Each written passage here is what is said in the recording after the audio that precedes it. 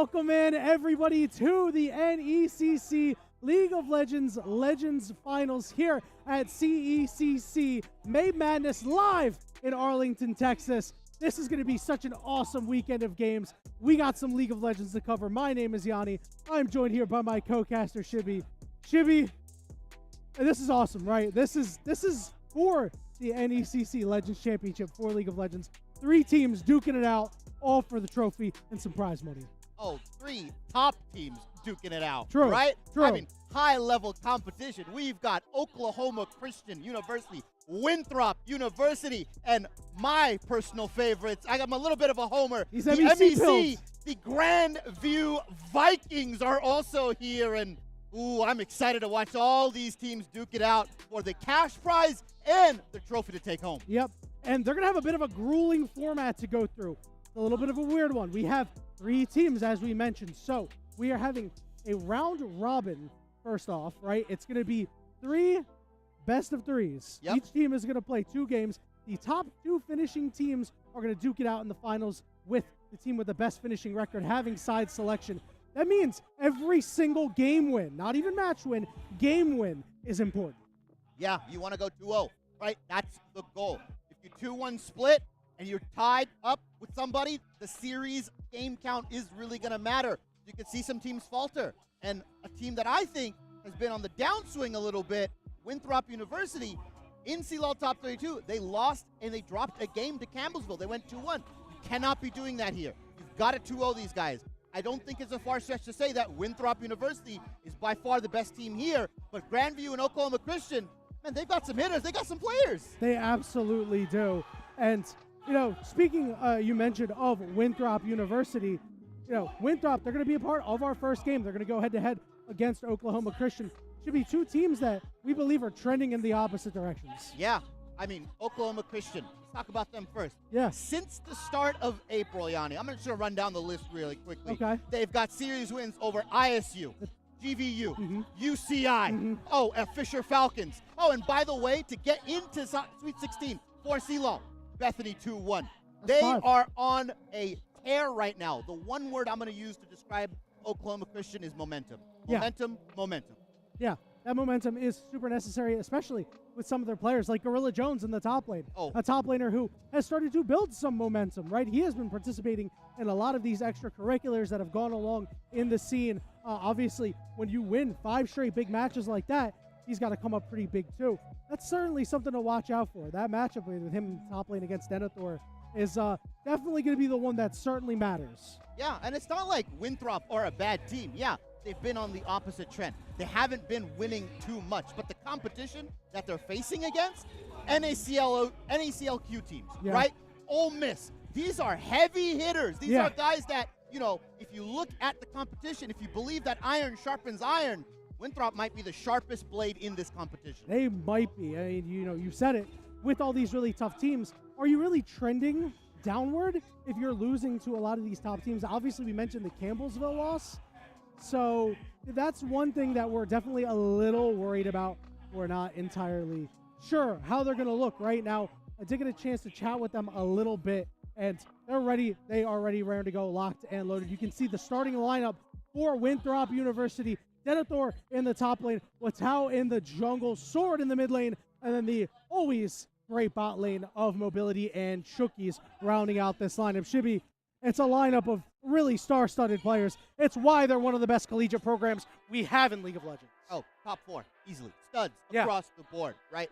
Denethor, Watau, Sword, Mobility, Chookies, all these names, they ring pressure. Yes. The spiritual pressure, the pressure they put onto their laners, the pressure they put onto the map, right? These guys, in my opinion, are the best team in collegiate that play the side lanes, that play the pressure around their solo laners, around Denethor, around Sword. These guys overload side lanes and go for 3v1, 4v1, man advantages across the board, and I'm really excited to watch them play. I think Winthrop is such a treat to watch, the way they draft, the way they play. I love everything about it. Yeah, they are super good. And you mentioned those solo laners, but we have Oklahoma Christian to cover here, right? Don't forget about these guys in the top lane. It's Gorilla Jones, Trinket in the jungle, Emps in the mid lane, and the bot lane of Ajosu and Paralysis and Shibby. We were talking about it amongst ourselves. We really believe that the combination of Trinket and Emps is the engine that runs this team, and the car itself might be Gorilla Jones.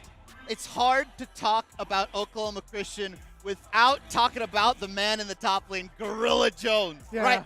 5-game wins, right? 5 series wins. The dude's got a big chest. He's been popping off on Twitter. He's been popping off in-game. And realistically, Oklahoma Christian supports his playstyle. Yeah. The first 15 minutes, it's the Gorilla Jones show, right? Realistically, Emps and Trinket are roaming up top. They're diving your top lane. A Josu and Paralysis, they're going to be stuck on some of these more late-game carry focuses, right? Zeri, Aphelios, Jinx. These kind of guys, they're going to do their job later into the game. It is the Gorilla Jones show. And whether he turns into King Kong or Diddy Kong, that's the big question. It is. It really is. And, we didn't mention this bot lane of a Josu and Paralysis. If Gorilla Jones is the car and Emps and Trinket are the engine, then the tires have to be a Josu and Paralysis, right? They have to be ready to go. So that is certainly something to watch out for. I mean, this bot lane is really, really stacked. We didn't talk about them a whole lot. They do have a tough task, though. Against Mobility and Chookies, this is a very, very difficult bot lane to go against. It's a bot lane that even stacks up to the bot lane of, Shogo and Rhino and Ole Miss. Like, those guys are the best in Collegiate. So the Josu and Paralysis certainly have their work cut out for them. But because you give a Josu so much scaling, right? It's okay. It's okay. They can survive. They might, right? Mobility and Chookies love to play these aggressive lanes. Right. Lucian Milio, Lucian Nami, Callista Rel, Callista Nautilus. It's really hard to take these scaling lanes like the Zeri, like the Jinx, and not expect to go down 30, 40, sometimes 50 CS. These guys, the amount of pressure they put down in that bottom lane, it's suffocating. Like, unfortunately, you cannot give them the leeway to play these aggressive bottom lanes. So maybe Oklahoma Christian's gonna ban them out. They also have to worry about Denethor in the top lane, who plays a number of carries. The guy mechanically, one of the best top laners in CLOL. Maybe the best. Maybe the best. He's up there. Gorilla Jones has his work cut out for him, because you know, and I know, how he likes to play. Oh yeah, Gorilla Jones, a gas pedal to the floor is the way of his play style. We talked about how this top lane is going to be so combustible with these two carries. But they also need to make sure the bot lane doesn't get out of control, right? Like Oklahoma Christian, it's really weird how these teams actually match up with each other in terms of what we expect in the bot lanes and what we expect in the jungles too. We talked about they're the engine, but we didn't really get into the engine specs. Yeah, and I think the thing about Wakao and Sword is they love to play these bread and butter combos. Yeah. This is what I call them, right? The Ahri Viego, the Ahri Vi, the Talia Xin, the Wukong Azir, the A-Sol plus Wukong. They've got all of these combos ready to go, and the thing for Emps and Trinket is, are they going to be able to bust out some of their more unique combos? The Brand Irelia, the Ivern Irelia, the Brand Jace, all these kind of wacky compositions. Are Winthrop's mid-jungle duo prepared for that? Do they not even care? They're like, well, we're just better players on paper, and we're on better champions. Let's just do what we do and do what we do best. And Oklahoma Christian, tough task ahead of them. They've got to be able to play the map or at least match the pressure that Winthrop puts on to Summoner's Rift, because once they get going, it's a locomotive engine, right? Winthrop don't stop. They keep pushing their advantages, and before you know it, your Nexus is gone in 27 minutes. Yeah, and that's why they go with all these meta picks in the mid lane that you would expect to see at the highest levels of play. They play mid-jungle compositions that are seen in LEC and LCS, even in China and Korea, right? And on the other side, we talked about how the creativity of Oklahoma Christian, it's really Trinket that enables Emps. He's been playing a lot of enablers, a lot of facilitators, and I am interested to see how contested a champion like Sejuani is going to be, with Sejuani receiving recent buffs and being a great facilitator. And that's also something that Watau plays, right? So is this going to be a contested pick or not? Yeah, I think 14.9, we are on that patch right now. Got a lot of interesting changes, right? Sundered Sky got nerfed. Like you mentioned, the Sejuani buffs. Malzahar got some changes, although I doubt we'll see any Malzahar players here. I think some of the stuff that Winthrop likes to do may have gotten nerfed here and there, but realistically, if you're a team that can play the map the way they can, they're just going to excel and pick something else, right? Yep. Aurelion Sol for Sword. This guy is a monster. And oh, by the way, he doesn't just play those long scaling, movement-based picks. He's also got a Nico. He's also got a Syndra. He's also got all these other mages that he can play that if he's not, pumping out the damage, he's starting the fights for his team. Yep. And we will see what these teams are going to put together as we have made it into the draft here between Winthrop University and Oklahoma Christian. Game 1 of this best of 3 in this round robin. And already the first ban going to be Rumble. We heard rumblings that Gorilla Jones wasn't going to be able to get his best champion today. Respect given where it's earned. I think Gorilla Jones has made his name on that pick, and they're also going to take out the Talia here, but interesting from Oklahoma Christian, banning out the Azir. They want to try to get maybe some mid lane advantages, right? They understand how good of a player Sword is, and so they're going to maybe take out some of these picks that can abuse some of the melee carries that Oklahoma Christian like to play in that mid lane. Emps and Tricken, like you said, they love to buddy up. They love to abuse the 2v2 in the sense of they're going to make your enemy mid laner's life a living hell. Yeah, and you can already see they're also going after that Kalista, right? These are good bans. These are bans that you were prepared for, or both sides were definitely prepared for. So seeing that go by the wayside is very important to note. Yeah, I don't think you can give Mobility and Chookies an aggressive, down your throat, like bot lane, right? Like they're going to keep the pedal to the metal. They're going to push you under your turret. You're going to be down 2 plates. You're going to be down 30 CS. You can't give that to them, right? No. You know the way Oklahoma Christian like to play. And the thing with them is they have a very practiced and refined play style. It's not a bad thing, right? Like, it's fine that if you know how they're going to play, but can you stop it is the question. That's what I'm asking for Winthrop. Oklahoma Christian, late game carries, carry top laner, initiator or facilitator mid-jungle. That's a fine way to understand the game and play it. But can you stop it, Winthrop? Can you actually, maybe play some blockage on that? Probably not, right? It's really, really difficult when you have a team like Oklahoma Christian who have just practiced.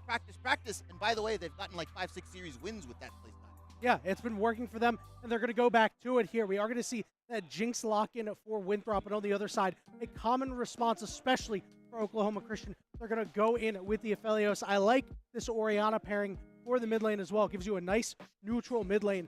It does mean that Nico was open if they wanted it, but a lot of people have been picking Ryze in the mid lane into Orianna. Ryze, it takes them a while to actually go down. Once you get your first back in, you get much tankier. All of a sudden, you're not bullying out this lane, and you get to clear quite a bit. Yeah, the burst damage that's supposed to come out with the Orianna. Once Roa hits in, once the Archangels kicks in, it's impossible to heal this guy. And also, just feeds into the way that Winthrop wants to play. Ryze ultimate, the teleportation, you can be in the blink of an eye on a side lane in a matter of seconds. And now, what it was a 1v1 for Gorilla Jones is a 3v1 or a 4v1, right? And the way that Winthrop and Sword have been using the Ryze ultimate to bait out objectives, to bait out team fights, it's been sublime. And I think Sword's been the real proficient one on this Ryze, at least in collegiate. He's the one that's looked the best on the champion. Yeah, he's the one who has played the champion the most as well. You're going to see Jarvan get rounded out for this Oklahoma Christian composition. The ball delivery system has been put together, and now you just got to put the pieces around it. Interesting to note, the top laners have not been selected yet for either side, and we will see Oklahoma Christian will have the opportunity for counter pick. Listen, very important roles available, support and top lane if they want to give it to them. You're seeing some of the bans come through. Rel for support, Nara for the top lane. Want to make sure Denethor does not get his hands on that. Yeah, and for Oklahoma Christian, they're looking for supplementary engage, right? They might want to throw potentially an Alistar in here, a Nautilus, ball delivery system. It's overnight, right? It's Jarvan. It's EQ, wham, bam, thank you, ma'am, and Jinx is either going to have to flash or she's going to have to eat all that damage here. So Winthrop are going to look to ban out some of those combos here. So if you're looking at Oklahoma Christian, what can you round out this composition with? With the Aphelios, you typically want to pair it up with an Enchanter support, but then your Jarvan's going in alone, doesn't have a dive buddy, so they're either going to supplement that in the top lane with the potential Renekton, or they're going to slot it into support with a subpar pick like the Alistar, potentially the Leona that's still on the map, but instead they're going to go for the safety, the Thresh locked in for Oklahoma Christian, just saying, you know what? If a Josu's out of position, you've got to get out of jail free card with the Lantern. Yeah, Thresh is back, and I couldn't be more excited about it. This is one of my favorite champions to play, and one of the long-standing best combinations with the Aphelios. I love the response from Winthrop. They go and they pick up the Tahm Kench to give the safety to the Jinx, give safety to really anybody, because there's champions that Thresh dealt with pretty well traditionally. Renekton going to get locked in for Denethor. So counter pick here for Oklahoma Christian. And a bit of a subversion here. We expected them to go with something a little Gorilla Jones oriented, but it's going to be the Ornn to give the team the follow-up engage. This is a team fight composition, Shibby. The 5v5 front to back as I've ever seen it, right? And I kind of winced a little bit at the pick, but this is not Gorilla Jones. This is not the guy I know. It makes sense. Right? I mean, the Darius got banned out, the Rumble, the Gnar. What does he default to? Is he going to lock the Olaf into ranked in? That's ballsy, right? That's maybe a game 2. And it doesn't work that well with the rest of the team. Exactly, right? The ball delivery system a little bit disjointed here. So having that Ornn, especially on to the immobile carry that is mobility, the Jinx, he doesn't have a get out of jail free card. If you get caught with the Ornn horn, you're dead to rights.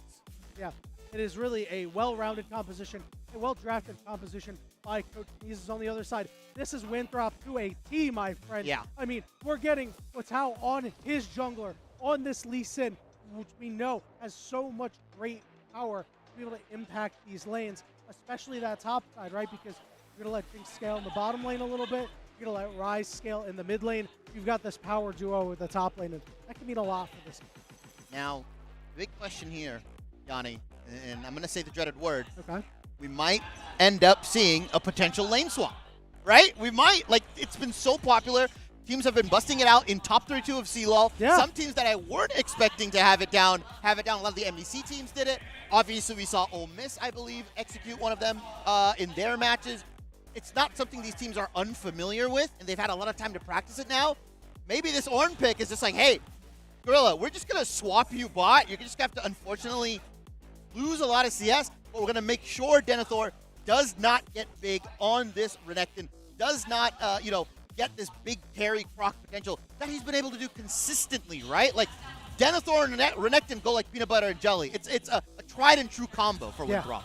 Yeah, and you make a lot of sense when it comes to that Ornn selection, right? We were like, man, it's not a Gorilla Jones champion. Well, it fits well into the team comp. It can do well into the lane swap, as you mentioned. You know, Cassante is typically the champion of choice, but he's not as good with the rest of this team composition. So I really like that. They're looking for the value in the late game. It doesn't necessarily mean there's going to be a lane swap, but it is definitely on Oklahoma Christian's radar. So there's a lot of long-standing impact for this early game, right? As the teams path through the jungle, obviously we haven't gotten into the game quite yet. What are you kind of expecting just looking at the champions, knowing the playstyles of both these teams, and how Oklahoma Christian responded, more importantly, in the draft? I mean, realistically, for Oklahoma Christian, they want to get to level 13, 14. They want to get into that 20-plus minute mark. They've got the Horn. They've got the Aphelios. They want to make sure that they're at their item breakpoint, right? 3-item Aphelios. Ornaments start coming in. The Orianna will always be relevant with the Jarvan, right? Yeah. If they can get the flag and drag, ball delivery system, not onto the Ryze, but to the Jinx of Winthrop, mobility specifically, they lose out one of their big carries. Realistically, Winthrop's got a double late game damage team composition. It's Ryze, it's Jinx, that's it. Unfortunately, the Renekton is going to slice and dice in. He's going to pop the Dominus. He's most likely going to die in a couple hits if Ajosu's on his item breakpoints, if he's there on pace with the gold. So for Oklahoma Christian, they just have to make sure to take out the reset individual Jinx prior to Winthrop, kind of resetting onto the fights here. Ryze going down first, not that big of a deal for Winthrop University. Mobility needs to be the one that shows up, needs to be safe. And once one member of Oklahoma Christian goes down, the fight should be over. All right, Shibby, the fight should indeed be over. We have made it here onto Summoner's Rift for Game 1 of this best of 3. Our first round robin match. Winthrop on the blue side, Oklahoma Christian on the red side. And you can already see they're setting up for something interesting here, Shibby. We mentioned it before, and it looks like Winthrop are the ones potentially scouting out the lane swap, right? They may not really want it. The Renekton into Ornn, completely fine for Denethor here. Honestly, Jinx, Tahm Kench works well into the Aphelios and Thresh here, so maybe they're just waiting. But it looks like Oklahoma Christian are saying, you know what? It's a gentleman's agreement. I thought we were playing standard. Where's your bot lane? Well, they just ping him out. They just saw him, so they're going to know that something is up here, Shibby. And one thing to note is that Jinx pushes much faster than Aphelios when it comes to the potential lane swap that it looks like we're going to. It looks like they backed, so it looks like we might not see that come out this time around. Just at least, sifting things out here. So this does mean it's going to be more of a standard early game. Yeah, it's going to be standard 5v5 League of Legends. I'm surprised Winthrop didn't potentially go for a deep invade, get some wards down, potentially scout out the lane swap. But I think they feel like they're fine, right? They got into that top try, they got into the top bushes, they're able to scout it out. Standard lanes across the board here as we are panning over mid lane. Emps and Sword, we'll be watching them later on, post level 6. Where does Sword go? How is he going to use his Realm Warp? The hook does land from Paralysis, but that's not going to do a whole lot as Chucky's on this Tahm Kench, making him pay. That's a confidence hook right there, Shibby. You got to know when you're hitting your hooks early on. It's always the first one of the game that you want to land it, right? It makes it feel a lot better. So that's something to watch out for, though. Is, that we mentioned, Tom Kench is really the only get out of jail free card for the answer to the Thresh. But there is plenty of engage on the rest of the team, so Chookies is going to be a little taxed here. The positioning for Winthrop is going to be very important, especially for Jinx and for Rise as we get later on to this game. Champion's not typically known for being fleet of foot. Yeah, and looking at both Winthrop and Oklahoma Christian, their jungler specifically mirrored or matched clear, right? Going top to bottom lane here. I'm surprised that Emps or Trinket actually isn't going to try to get stuff done early, right? He doesn't really have the laners, right? This Jarvan doesn't really fit well into the early game. He's got to wait for Emps to hit level 6. He's got to maybe wait for Paralysis to get in. And Wakau's already going to go! Oh, Wakau's going for it. He did hit a minion with this Q. Oh! And it's Emps picking up first blood with a little help from his turret. Oh, a little too aggressive. And now Trinket. This could be trouble. Trinket not going to be able to land the knockup as Watau waiting patiently to be able to hop away. But that is really great stuff here from the Oklahoma Christian mid laner. Sword, no summoners, and near the top side, Denethor is very low. Gorilla Jones trying to make it happen, but Denethor is too good, slicing and dicing. Oh, so slippery. Denethor with a sliver of HP baits Gorilla Jones in, and you thought that maybe he would be able to get that final brittle pock after the Q, but instead, Denethor turns it around, and you would think that after that kill, Gorilla Jones might stop playing so aggressively. Yanni, I think we know him best. He's going to keep going for those kills. He's going to keep going for those 1v1s, and he may just end up winning them out. It was a little too close for comfort if I'm on Denethor's side. Yeah, but now the problem is you've got two long swords compared to the cloth armors. You can see Paralysis trying to prevent Chookies from being able to hold this wave, but you just don't have that ability as Thresh early on in the game. Another revisit here in the mid lane is going to deal some damage to Emps, but not able to make anything happen. So that's a little rough here for the Winthrop early game. What did Emps do? Did he all chat to Sword and Wakau? Like, he's gotten 2 ganks in the span of 2 minutes. Wakau hasn't gotten anywhere. He wasn't there to help Denethor, didn't really need to. He's just been focusing down this Orianna.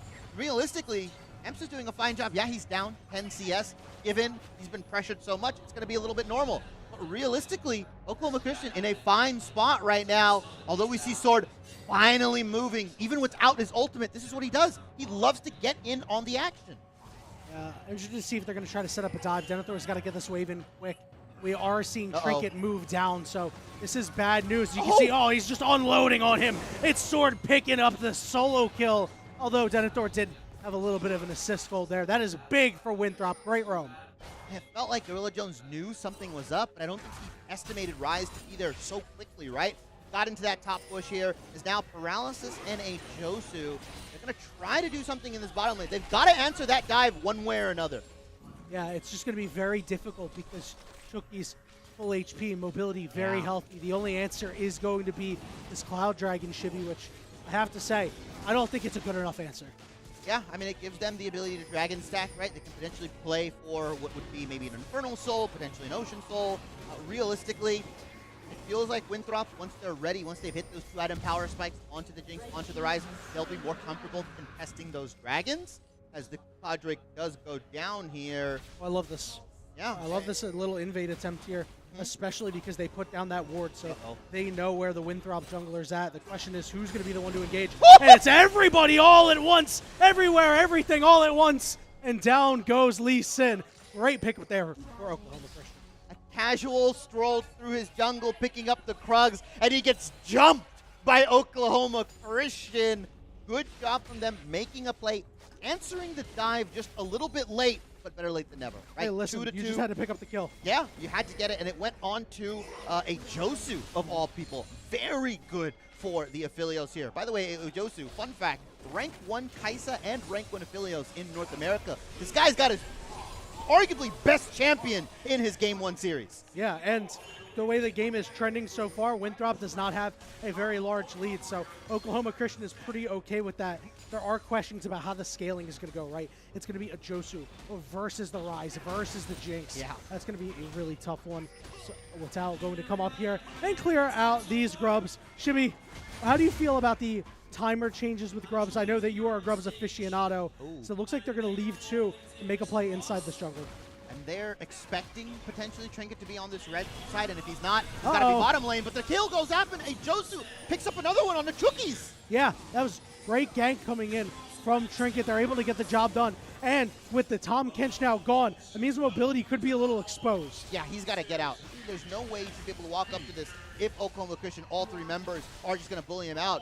Emps and Sword trading a little bit, but this Rise getting the better of it. Emps is in so much trouble. The root goes down. Well timed, waiting for that one. Sword getting kill number 2. Third time's the charm. This is the third time Wakau's been in the mid lane. He finally picks up the kill. I like how he waited for the root before he threw his Q out, the Sonic Resonance, getting that execute damage out. And both of these teams just trading blow for blow right now. Yeah, it's looking like a heavyweight slugfest, you know, couple of gut punches coming in from a Josu. And now Sword's going over the top on him. It's going to be a scaling war. But we know that solo laners typically hit those points faster than AD carries, so that is something that Oklahoma Christian has to be acutely aware of as the game progresses. Yeah, and Wakau finally going to revisit these grubs. He's potentially going to take 3. With the new changes that come in, you only need 4 for the Void Mites to start spawning. So getting 3-0 on the first rotation is very good.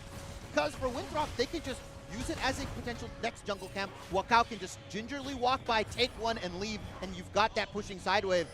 Void grubs are going to go down here, and for Winthrop specifically, mobility, he didn't have cleanse this game, and he's caught in the cage, and he's not doing just fine. He's very low. Flash forward, the Lance can't quite kill him. The Namasian standard leaves him with enough blood in his big toe, but he limps away. Full summoners blown, mobility, no flash, no ghost, but he gets out with his life. A big wave might be denied here, but what we were talking about earlier is that Winthrop, I feel like Grubs is so favored for them. Absolutely. Because the way they play the side waves, because the way they can put pressure onto the map. Look at Gorilla Jones. He's 2 plates down to Denethor right now. Any more, and this Croc could be a big, big problem. Yeah, and guess what? There could be more in the near future, but Gorilla Jones, he's a little low on mana. I thought he was going to drop the Call of the Forge God down, but Denethor gives a thumbs up and be like, all right, man, I'm out. You got me here. You win this fight. But yeah, you mentioned those grubs. How that's going to impact mobility and Sword, too. Yeah, especially with this pushing power on the Jinx here. One bad team fight, one messed up rotation in your mid lane tier 2. Your mid lane tier 1 could go down here. We've got Dragon coming up in a minute. Hex Tech Dragon potentially for either of these teams. Feels like Oklahoma Christian definitely want to play around it. They want to get the Dragon stacking going, and they've got a potential bevy of options for the Dragon Soul. You've got Mountain, Infernal, Ocean, all very, very good. Even the Chemtech potential for Oklahoma Christian. So if I'm them, I'm going to put Prio onto this. I've hit my level 6, level 7s on my mid laner, on my jungler. The ball delivery system needs to get going, and it needs to get onto Winthrop as soon as possible. Yeah, you want these fights early because Winthrop still in the process of scaling. It's Lee Sin, it's Renekton that are your strongest members, and Sword and mobility on Rise and Jinx not going to be as strong coming in. Ems does have that teleport available. He's going to go back, get a full mana bar. Sword as well, they're going to do the same thing. And Winthrop getting a lot of this early control, this early warding down. Yeah. But, of course, Scuttle still for Oklahoma Christian here. We talked about momentum for both of these teams, right? Imagine how good it is for the game 1 for Oklahoma Christian if they can win this first big team fight. As Paralysis. The Lantern is there, but let's see how many are lurking in Tribrush. They walk away. Denethor, no, it's not Denethor who's caught. It's Trinket who's caught. He gets served up on a silver platter. He's trying to find a way out of here. Hook coming down onto Denethor. One more auto, but it's the Rocket. Clay Thompson from downtown. And now Paralysis is slowed, but Lee Sin goes right over the wall and follows him up. It's 2 kills, 3-man shockwave, but it's defensive and nothing that Oklahoma Christian can do to respond. And Winthrop University send everybody down there. Denethor was able to walk after his back, and then he TP's top lane. He's going to duke it out with Gorilla Jones. He said, I got the kill onto your bottom lane. Now I'm going to force you out. And Oklahoma Christian don't get that Dragon stacking going. And Denethor still has ulti. Denethor, he's getting the stun down, and he just takes him out, man. It's not even close. Drake secured for Winthrop, but Denethor now between a rock and a hard place because Trinket is up here, and so is Emps. Sword trying to get close to be able to help his boy out, and they got plenty of damage. They take him out too, and now it's a Josu, but Denethor over the wall. Emps is going to follow him, and the shutdown goes to a Josu, exactly who he wanted on. Big hook coming through. Sword flashes over the wall, but it's right in front of Emps. Moonlight Vigil will miss, but a Josu is going to chase him down. Another shutdown. He's 4-0. Bobby Big checks in the bottom lane. A Josu cashing out right now, and that's the saving grace. Despite everything that happened, despite the proactiveness of Winthrop, Yanni, you take a peek at the gold. Less than 1,000 separates these two, and a lot of that gold, a lot of that weight is on a Josu's shoulder here, and he's the one guy I want all that money on, all the carry potential, because this guy, in clutch situations, has performed consistently on these late game carries. Good trade of plates up in the top lane. Plates are even for both sides here, Shibby, despite the 3 grubs for Winthrop. It didn't really do a whole lot for them in terms of plates. Obviously, you still have a little bit of time, and those grubs are getting pinged. So I do wonder if Oklahoma Christian is going to decide to rip another fight. I believe that Josu didn't go back yet. No, he hasn't picked up the Kraken. He's not on his Bobby item Big break. Pockets. Yeah, he's just holding it right now. It's weighing him down. Takes a little bit longer for him to recall, but realistically, I don't think Oklahoma Christian can deny the 4 grubs. I think it's just not possible. Their main AD carry is not in a position to fight. Oriana's not really here. Are they really going to go for this? Well, they don't care. They want to drive away Lee Sin at the very least. They've got full control up here. Mobility and Chookies could be lagging behind, but they're going to stay in the mid lane, and they will just get the trade of grubs here. So that is pretty surprising, Shibby, I must say. I think that Winthrop really, I think they should have went for it, man. You know, this team is so good with grubs. Great equalization here from Oklahoma Christian. It's going to help stop the bleeding of those turrets, right? They'll be a little bit sturdier. Yeah, but the call in the trade was to get Denethor a ton more gold, right? They stuck him down in that bottom lane. Gorilla Jones was walking and trending towards those grubs. Yeah, this is going to go down. Denethor's going to pick up another big paycheck for himself. 575 gold in his pockets. I mean, realistically... That's more than I got paid per week at my first job. And realistically, what's going to be the answer for this Renekton? He's already got the Black Cleaver. He's going to be trending towards potentially a Stair Axe or even a Death Dance. There's so much happening. Emps, I don't think you can actually fight this. Your mana's low. They're going to look for a dive. Yeah, Emps has to know this one's coming through. He shockwaves the wave. No mana. I really like that play, but I'm not sure if it's going to matter because Sword can tank this up for quite some time, and the kick means you're out of turret range. Sword 3, 2, and 3 right now.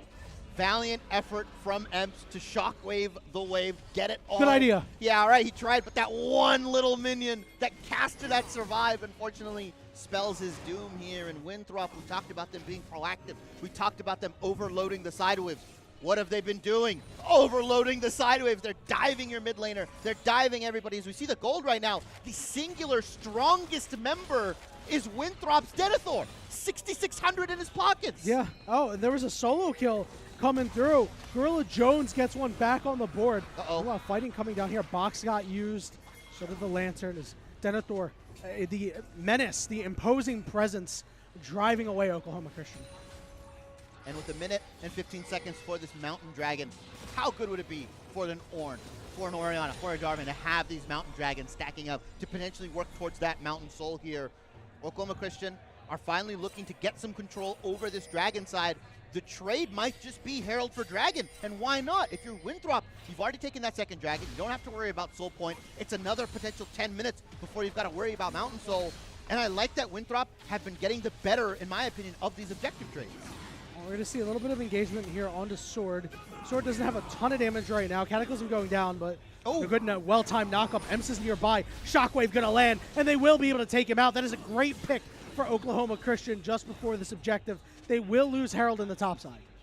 They will lose Herald, but they're going to get control of that Dragon side area. Mobility's going to pick up a turret for himself, and even though Sword went down, we talked about the objective trading. A turret, a Herald, that's a net benefit for Winthrop. That's gold into their pockets. Yeah, you give up the Dragon, you relinquish control over there, but they might just push this down 3 men, and with Jinx, with Lee Sin, they might just get tier 2 for themselves. Yeah, that would be a big problem for Oklahoma Christian to give Mobility all this gold. One thing to note, first item Thornmail coming through for this Ornn. Mobility here, Chucky's over the wall, but here comes Trinket, ball's on him, no shockwave available. Chucky's going to be the target, but can't do a whole lot. Mobility just using the rockets to drive them away. Yeah, and Oklahoma Christian has to respond. They have to play reactively. Winthrop threatened the tier 2, so they got that kill onto Sword, and they can't even get the Dragon. Winthrop can now reset and potentially fight you 5v5 for what was supposed to be a free Dragon for Oklahoma Christian. They've got to answer this top wave. Yeah, and this Dragon hasn't been done yet. That's so surprising because of that, right? This was really great pressure exuded by Winthrop, as you mentioned. Because now they get to recall. They get to be the one to do it. Because look, Denethor getting that bot lane shove in, immediately making a beeline toward it. Yeah, and I think the big thing right now is that Wakao needs to hit that evolved smite, because you look at Trinket, he's got the 1200 ready. Wakao only has the 900 smite available, so he's got to clear one camp potentially. Instead, they might just end up playing for the fight and then clearing the dragon later. Oklahoma Christian down about 1,000 gold, but that's the most that separated these two teams. One bad team fight from Winthrop, one botched engage, or one catch from the Orianna Jarvan, and the gold, the momentum can swing in any team's favor. Yeah, and Oklahoma Christian wants to fight because of Josu's on 1.5 items. Yep. He's got red white guns too, but he's the one who has to clear the mid wave because Emps is up top. So he's starting to burn through that reserve. It looks like they're just not interested. They send Trinket up to the top side. This is a dragon they don't want to fight. I must say, I'm quite surprised, Shibby. They will take a turret in the top side for him. Yeah, and they're going to try to do what Winthrop did to them. Overload the top side, potentially get a tier 2 for themselves. A lot of damage already put. Mobility is going to play for that mid wave here. And you look at where Oklahoma Christian are right now, right? Hey, Josu's back. He's hit those 2 items, but bot lane tier 2. Going into the pockets of Sword, the Rise, I'll take that any day of the week. Oh, absolutely. And twice on Sundays. He is also cashing checks. Oh. See if he can drive this out. Does he have his license? Ooh. Sword, come on. You parallel parked into a wall. I mean, I guess that's why it's you know, they're called bumpers for a reason. There's a double kill up in the top lane. Denethor just 2v1s. 5, 1, and 3 Sundered Sky, Black Cleaver, and he's also got the ultimate available. 2 big individuals for Oklahoma Christian going down, and that's just going to leave the map wide open. I don't care if you're a Josu on 2 items. You can't stop 3 people. This game is beginning to spill out of control. They need an answer. Mobility flashing to the side, down to half HP, but they can't get any further because Josu got rooted. So Call the Forge God yields a flash from Mobility. That's not good enough. And Oklahoma Christian bleeding a ton of gold onto the map at 19 minutes. They're down 3,000 gold, and Winthrop have just been playing them like a fiddle. I don't think there's any better way to say it. They've been dragging them top, dragging them bottom. Oh, we've got a double kill here. We're going to push your mid lane. Oklahoma Christian just have not been able to stabilize and answer any of the side lane pressure. No, they haven't used their team comp fight super well, right? When did we see a Shockwave plus a Cataclysm plus a Call the Forge God, right? You're not seeing it, the Orianna, the Jarvan, and this Orange sync up and do something, especially when you're 80 carry strong. Look, he's on 2 items now. This is, you know, this is a really good spot. You just need to make sure you have the right guns. Look, there's out the Chookies, but it doesn't do it. It's not anything right now. Yeah, they're going to look to pressure mid lane here, but realistically, Winthrop are in such a comfortable position right now. They're more than willing to take on these fights once they get their resets off. Rise has hit 2 items. The Roa's almost fully stacked. Like you said, Mobility is on the Kraken Infinity Edge. This is the play for Oklahoma Christian. If they have to make something, they've got to do it now. Trinket is ready to go. Teleport coming in from Denethor on a big flank here. The Rise ultimate coming through too. They've gotten behind them all of a sudden. Josu is caught out. He's kicked to the side, and he goes down. Paralysis, Shockwave misses. Emps frontlining, trying to keep Mobility away, but you can't keep him away for too long. And Gorilla Jones is left on an island just like top lane. Double kill for Mobility. The best laid plans of mice and men here as they trap him, Shibby. What a pincer maneuver. You had the Realm Warp onto the left side. You had Denethor TPing on the right side. And Oklahoma Christian, they had nowhere to run. They had nowhere to go. They went into the vice grip. That is Winthrop University.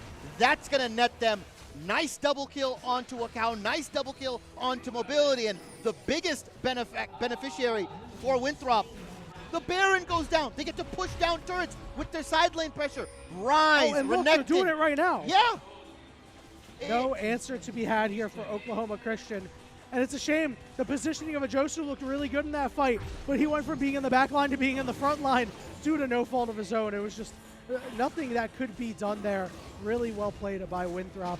And now they are firmly in the driver's seat. Oklahoma Christian, Shibby, I don't know what the path is for them to get back into it. The big thing is that Winthrop just hasn't given them a fair 5v5.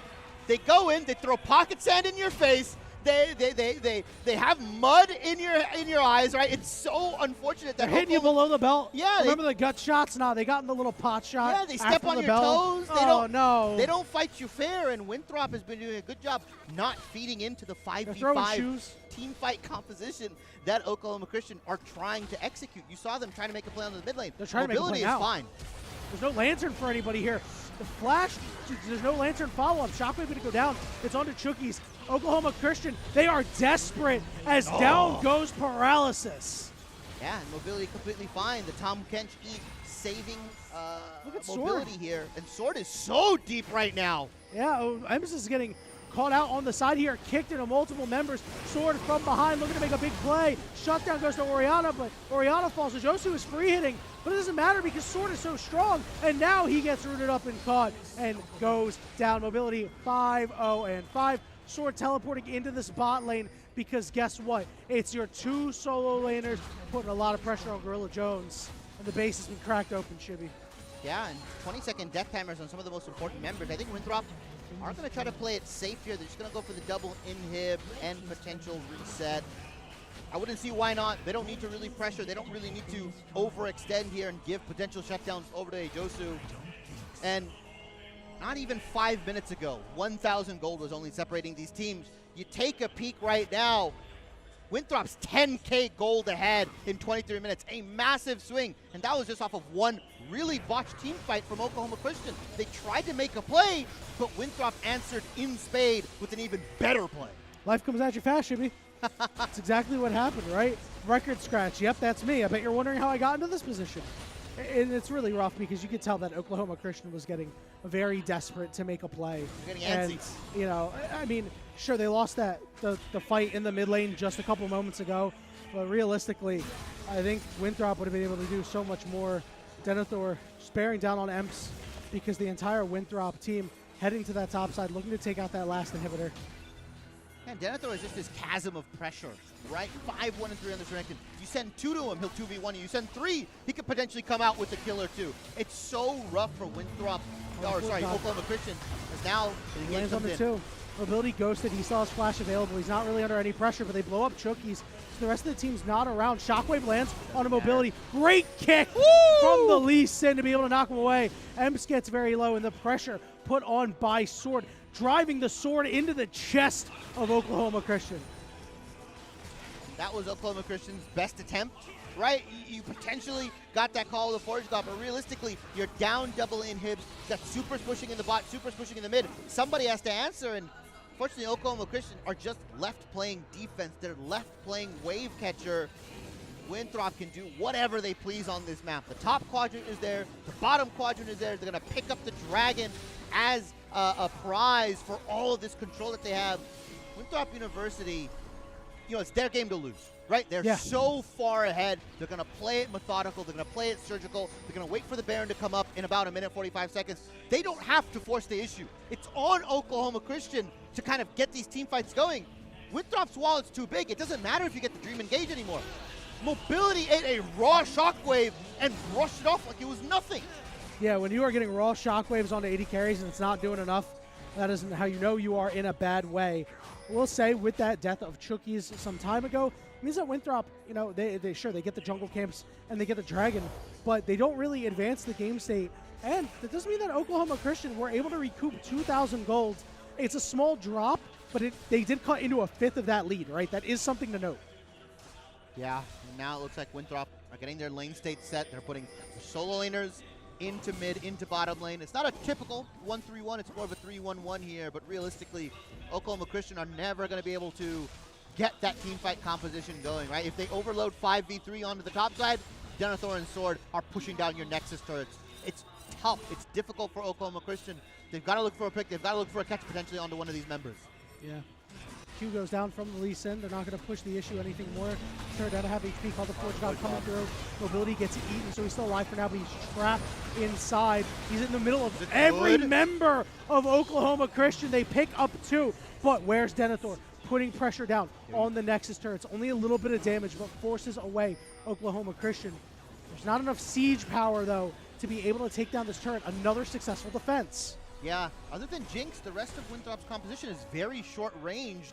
Because right now, potential, light in the tunnel for Oklahoma Christian, right? A solid team fight, a solid catch-out from them. Winthrop University, though, Baron coming up in about 5 seconds. You have to believe that if Oklahoma Christian don't contest this, if they're not able to get their hands on it, if they're not able to stall it out, Winthrop, with the way they play sideways, with the way they're pushing down these turrets, this Baron surely spells doom for Oklahoma Christian. Yeah, they need to do something to stop it. They've got some momentum on their side, right? Again, the gold lead, they're cutting into it, right? And all of a sudden, you know, they sharpen their knife a little bit. It's starting to go through a little easier now. They need a little bit more sharpening. But with this team fight composition, if they're able to pull it off, you know, it would be I hesitate to say a miracle, because it is certainly something we've seen before, but it would be a Herculean effort, and I'm excited to see if Oklahoma Christian is able to get it done. Teleport to the mid lane here. Ornaments coming in. Joshu's on 3 items. Orn, though, he's trying to big body. He's trying to be the front line. He's upgrading one more item. This has to be the fight for them, and Wakao and the rest of Winthrop have complete control, right? Pinks littered across the board in this Baron River, and they're just going to start it up. Why not? It's a fight. It's a free Baron. They definitely have the wallet to win.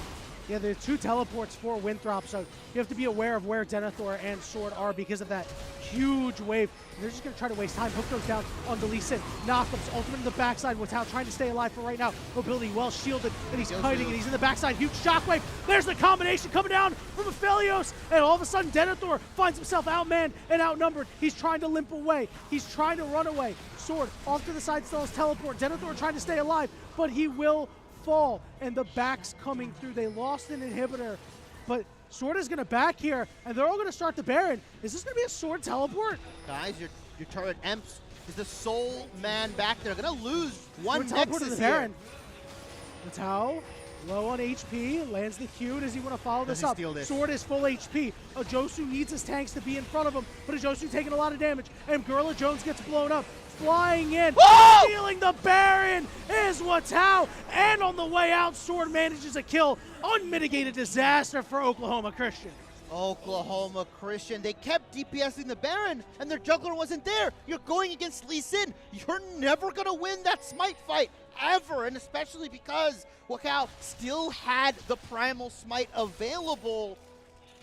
Baron goes over into the hands of Winthrop. Realistically, it's just a big denial on Oklahoma Christian's side. But they live to fight another day. They get some massive gold into their pockets. You look at Josu, 11, 2, and 3 right now. 4 items on this Aphelios. It's safe to say that he's come online, right? Late game Aphelios, 200 years, is active in this game. And you saw it in that last fight, the Shockwave combination with the Moonlight Vigil. He's got 459 AD right now. That is something to certainly watch out for.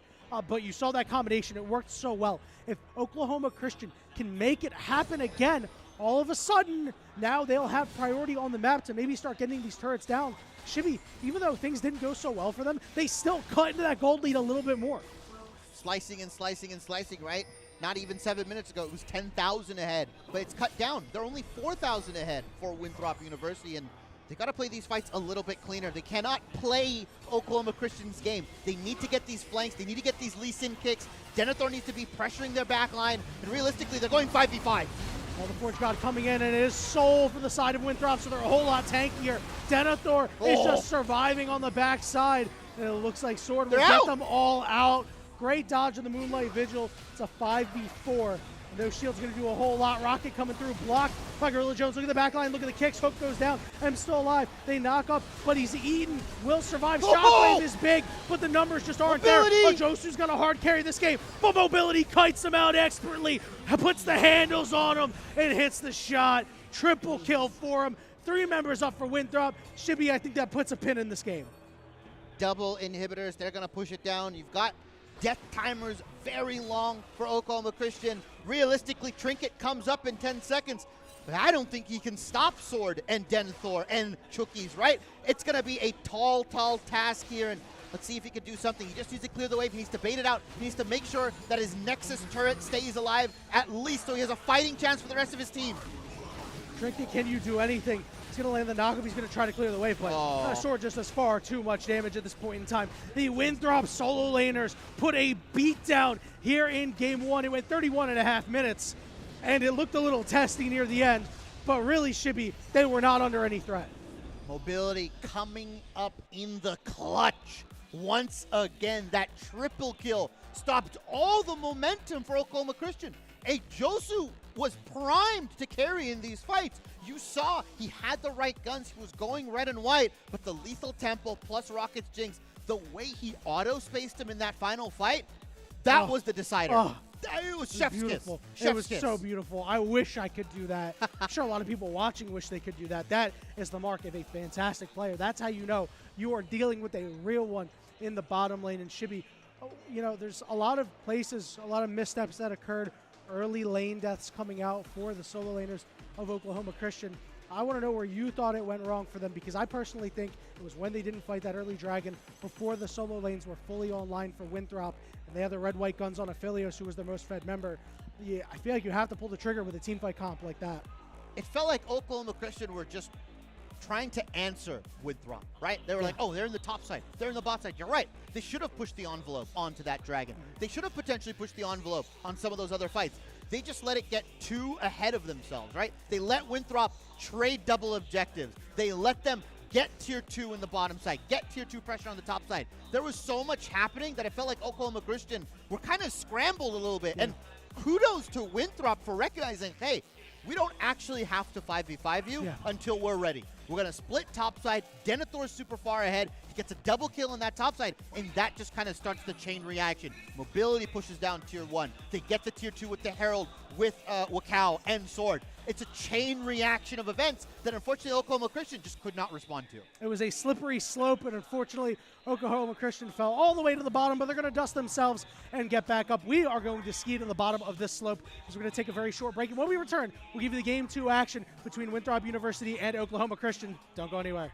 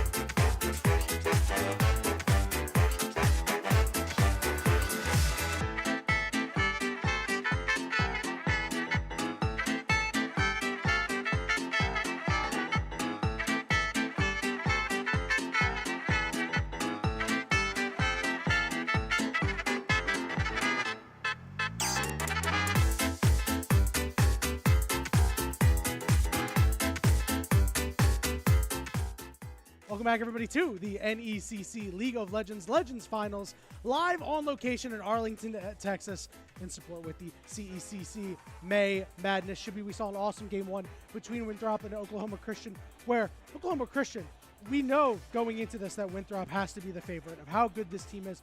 Oklahoma Christian, young upstart program. They were trading blows back and forth, certainly gave them a run for their money.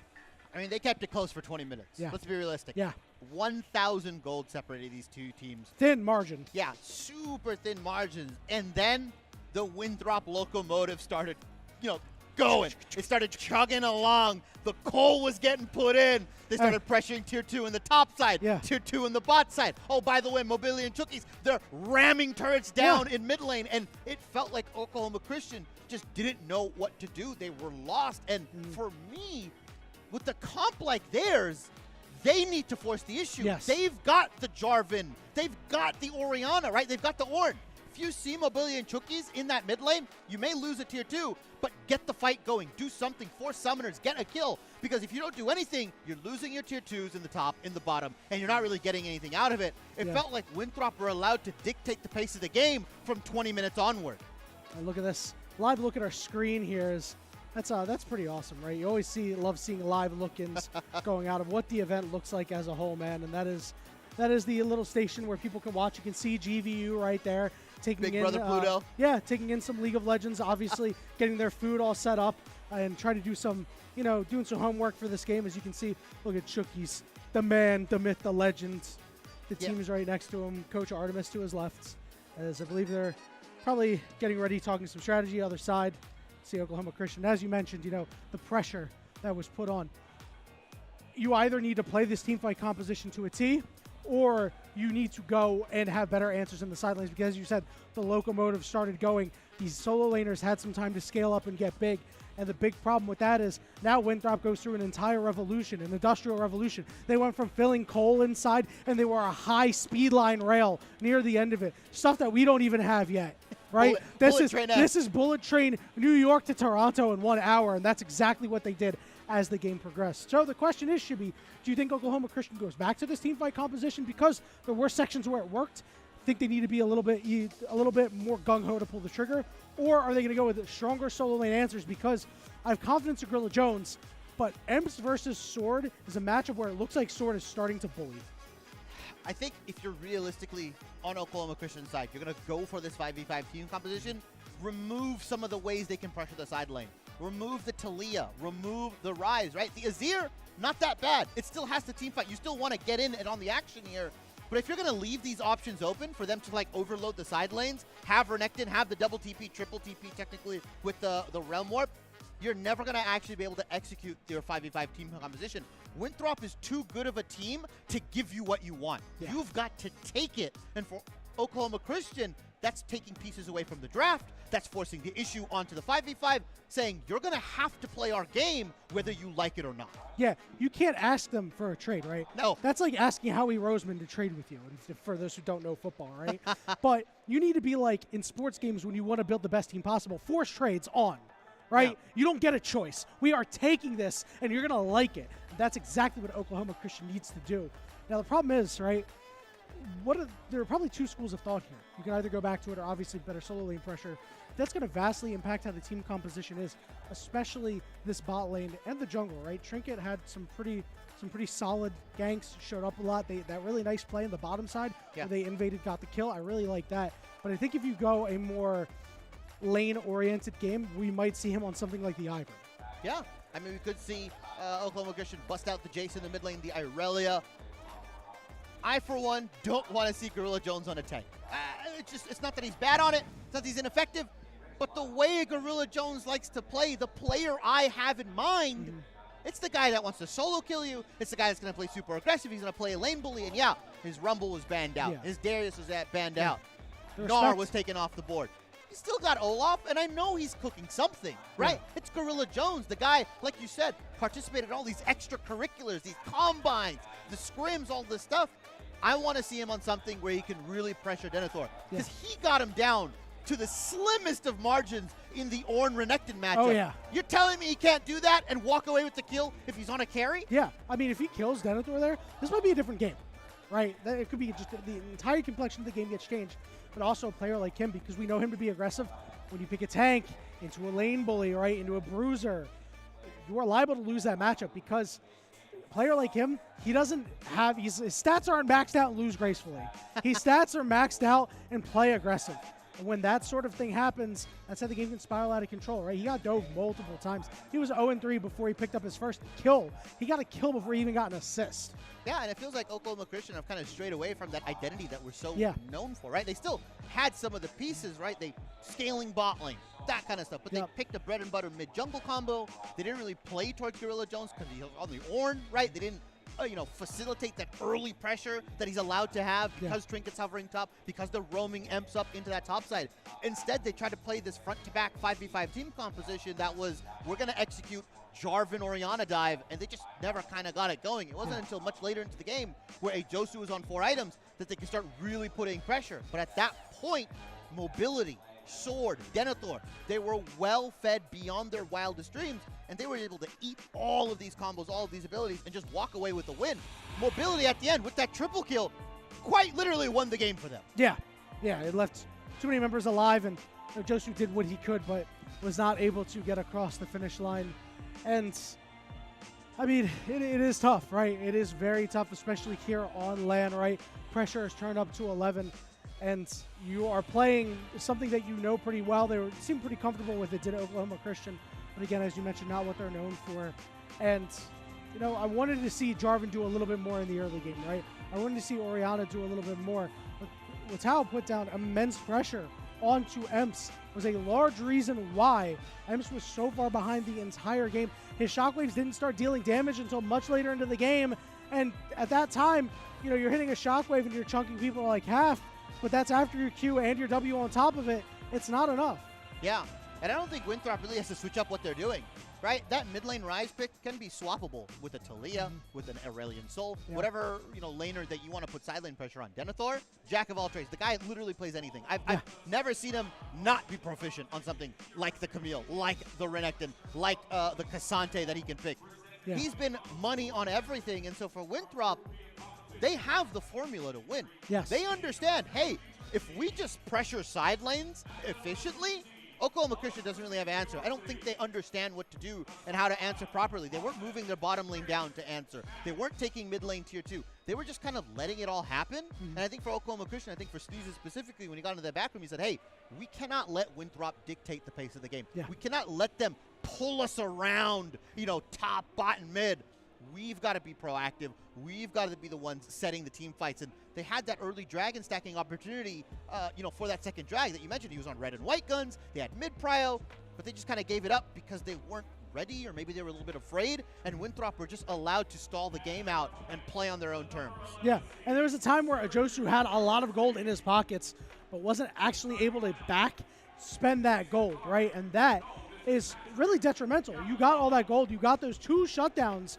You need to be able to convert on that. So I do think the bans are going to give us a big tell of what we're going to expect out of Oklahoma Christian here with this composition.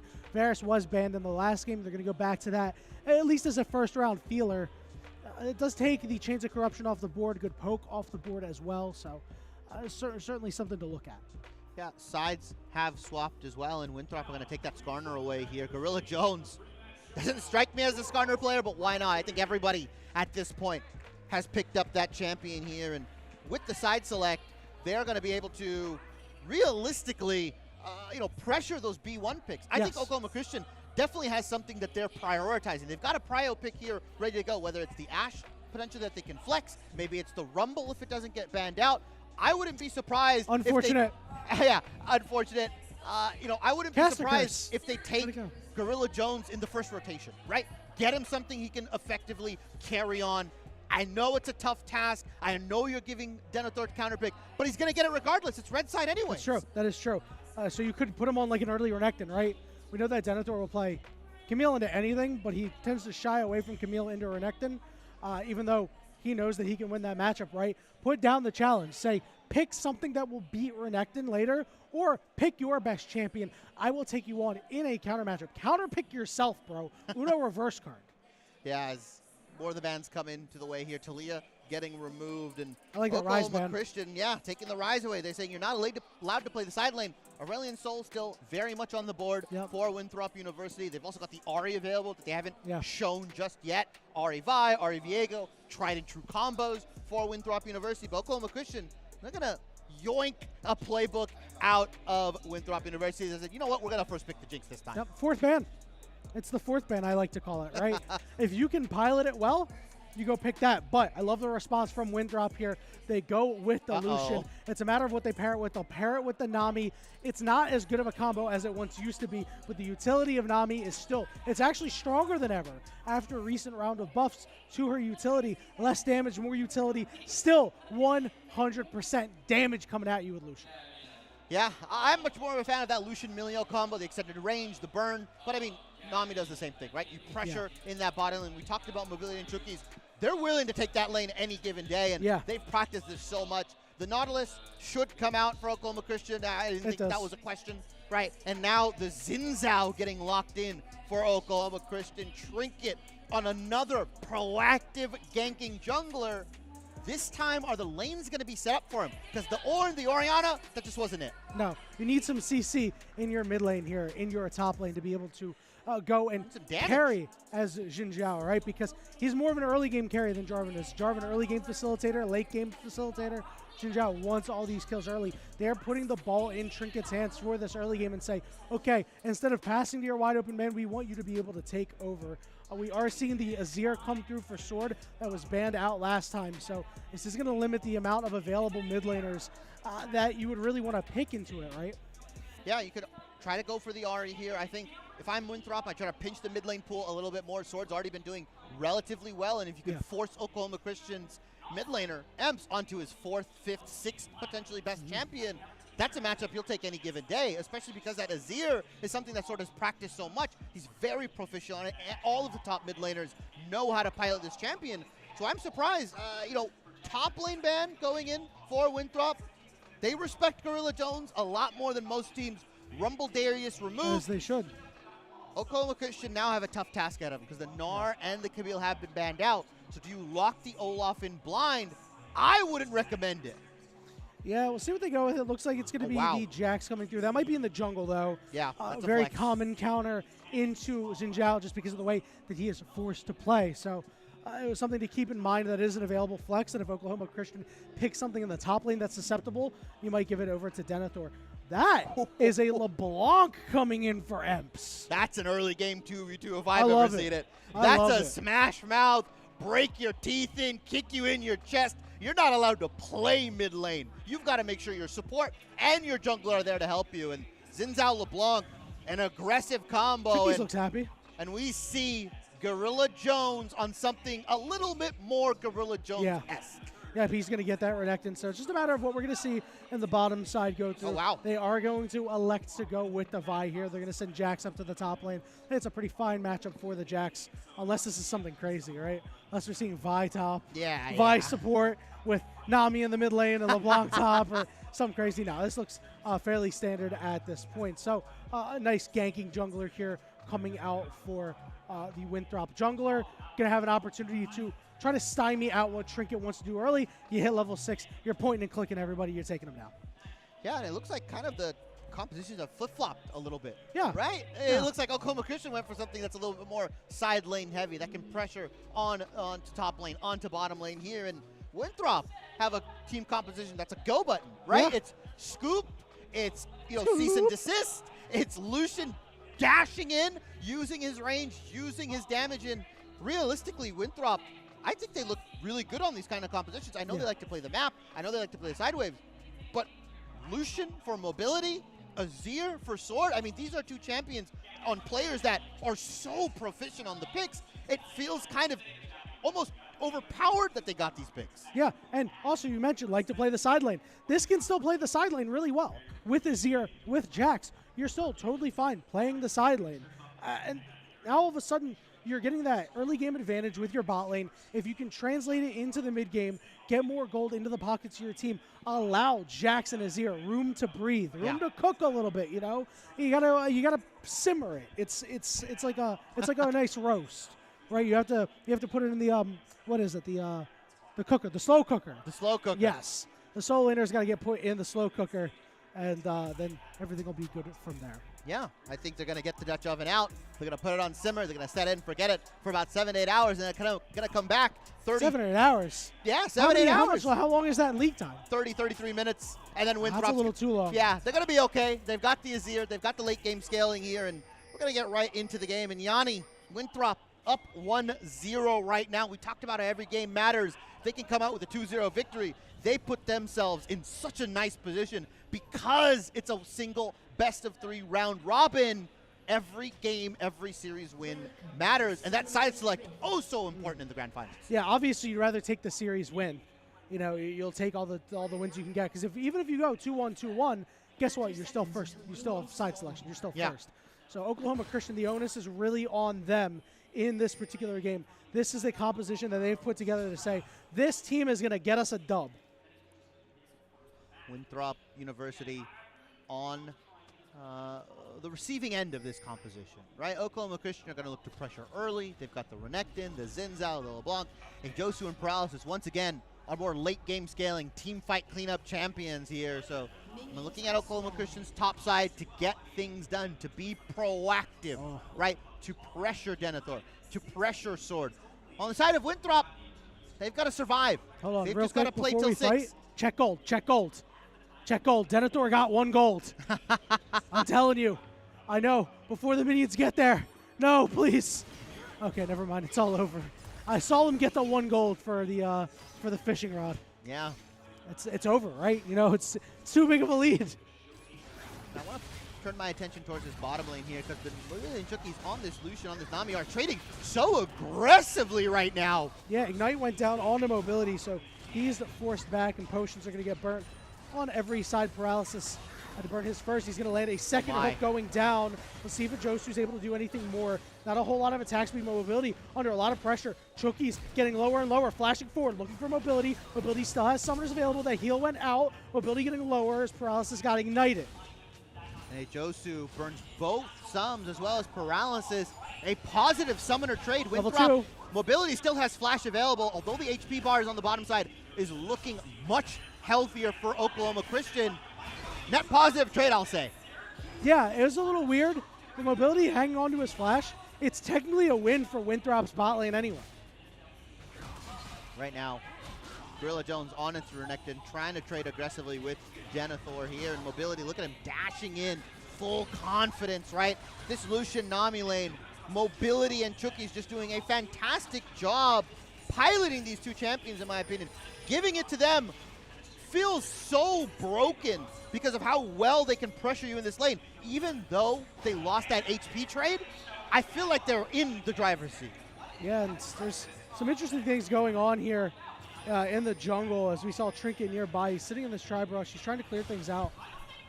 Winthrop knows they have an idea that he's around. Meanwhile, on the top side, Denethor taking some autos, control the lane, going over to Gorilla Jones as Trinket now in a little bit of trouble. So the 1v1 is coming through. And Watau is very healthy. Trinket just trying to go back in and bottom lane. First blood was taken by mobility as he took out Paralysis. Flash forced out. Watau could be in some trouble. Sword sliding in. And it's a 1-for-1 trade for right now. Emps has a level up right now, though, if he wants to wait for these cooldowns. Mobility and Chookie's getting themselves a kill. That first blood in that bottom side. Mobility definitely burned the flash. Overall, Winthrop doing pretty good here. I don't know if Emps is actually going to be able to pressure here. Sword has the red buff on the Azir. Should be able to heal fine and has some decent trading power. Winthrop University doing a damn good job cutting off Oklahoma's Christian's bot lane to help with that skirmish. Yeah, and you know, this bot lane was able to cook, right, as we see Denethor and Gorilla Jones going back and forth once again. I have a feeling this fight will end with a conclusion, but Denethor looks like he was just waiting for his cooldowns. Leap strike in, counter strike down. Oh. A good slice and dice away. Yeah, maybe I thought Gorilla Jones was going to slice out and dice back in, but pretty much all of his cooldowns were used there, so you have to rifle away autos, and I don't think you want to get into an auto war with the Jax here. Denethor with an interesting summoner spell choice, or rune choice here as well. The Grasp for a more tankier version of Jax, not going for like lethal tempo or press the attack here. Bring a lot of respect for Gorilla Jones. Winthrop, though, have been allowed to stabilize. They're allowed to kind of reset back onto these lanes, and Mobility and Chookies, that's a lane to watch right now with the Lucian, with the Nami, putting pressure onto a Josu and Paralysis. Yeah, they've got a fairly big lead right now. That CS lead of 7 right now is fake because there's minions in the tower. As Sword is going to dash back in. Paralysis with a perfect roam, and they're ganging up on Sword, and he's run out of space. It's Emps with the kill. And a nice double chain coming out from Emps. As long as the roam comes in for Oklahoma Christian, they're allowed to make the first move. They've been shoving Mobility and Chookies in, and they've been giving up CS so they could just be on the map, be somewhere else, and help out some of their laners here. That's a big kill onto Emps. You want that onto the LeBlanc so she can get ahead of the tank curve and really put pressure onto these short-range AD carries that is the Lucian. Yep, exactly what Oklahoma Christian wanted in this game. Emps up in CS, up in a little bit of gold too. So a champion that maybe he's able to make something happen on, much bigger roaming potential as well, which is something that we didn't really see a whole lot of in game 1 out of Oklahoma Christian, and something that will need a big impact made here in game 2. Dragon going over to Winthrop here. Trinket positioned in the top side to go after these rubs with the priority of Renekton as well.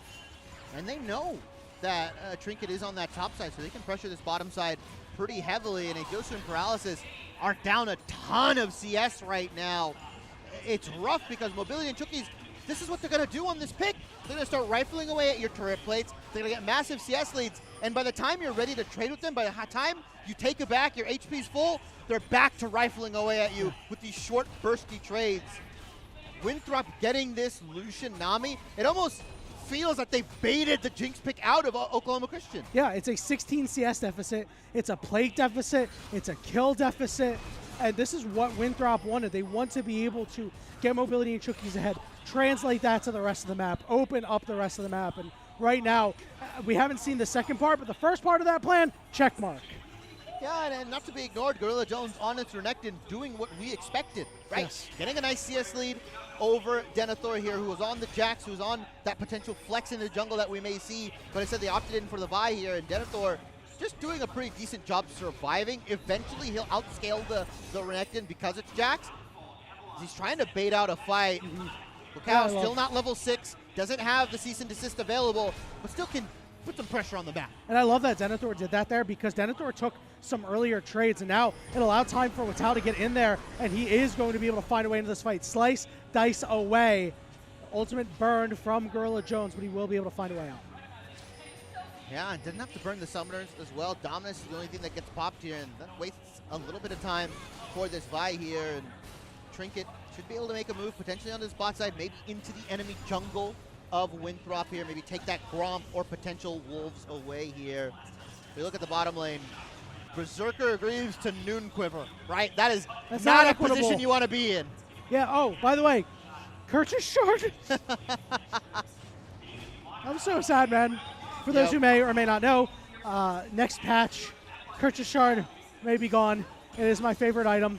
It really isn't, but because Shibby's like, how do you know what that item is? It has become my favorite item. As the culling is going to be put down on the bottom lane. Not going to do a whole lot other than force this wave in. We do see Trinket in the area to maybe make something happen.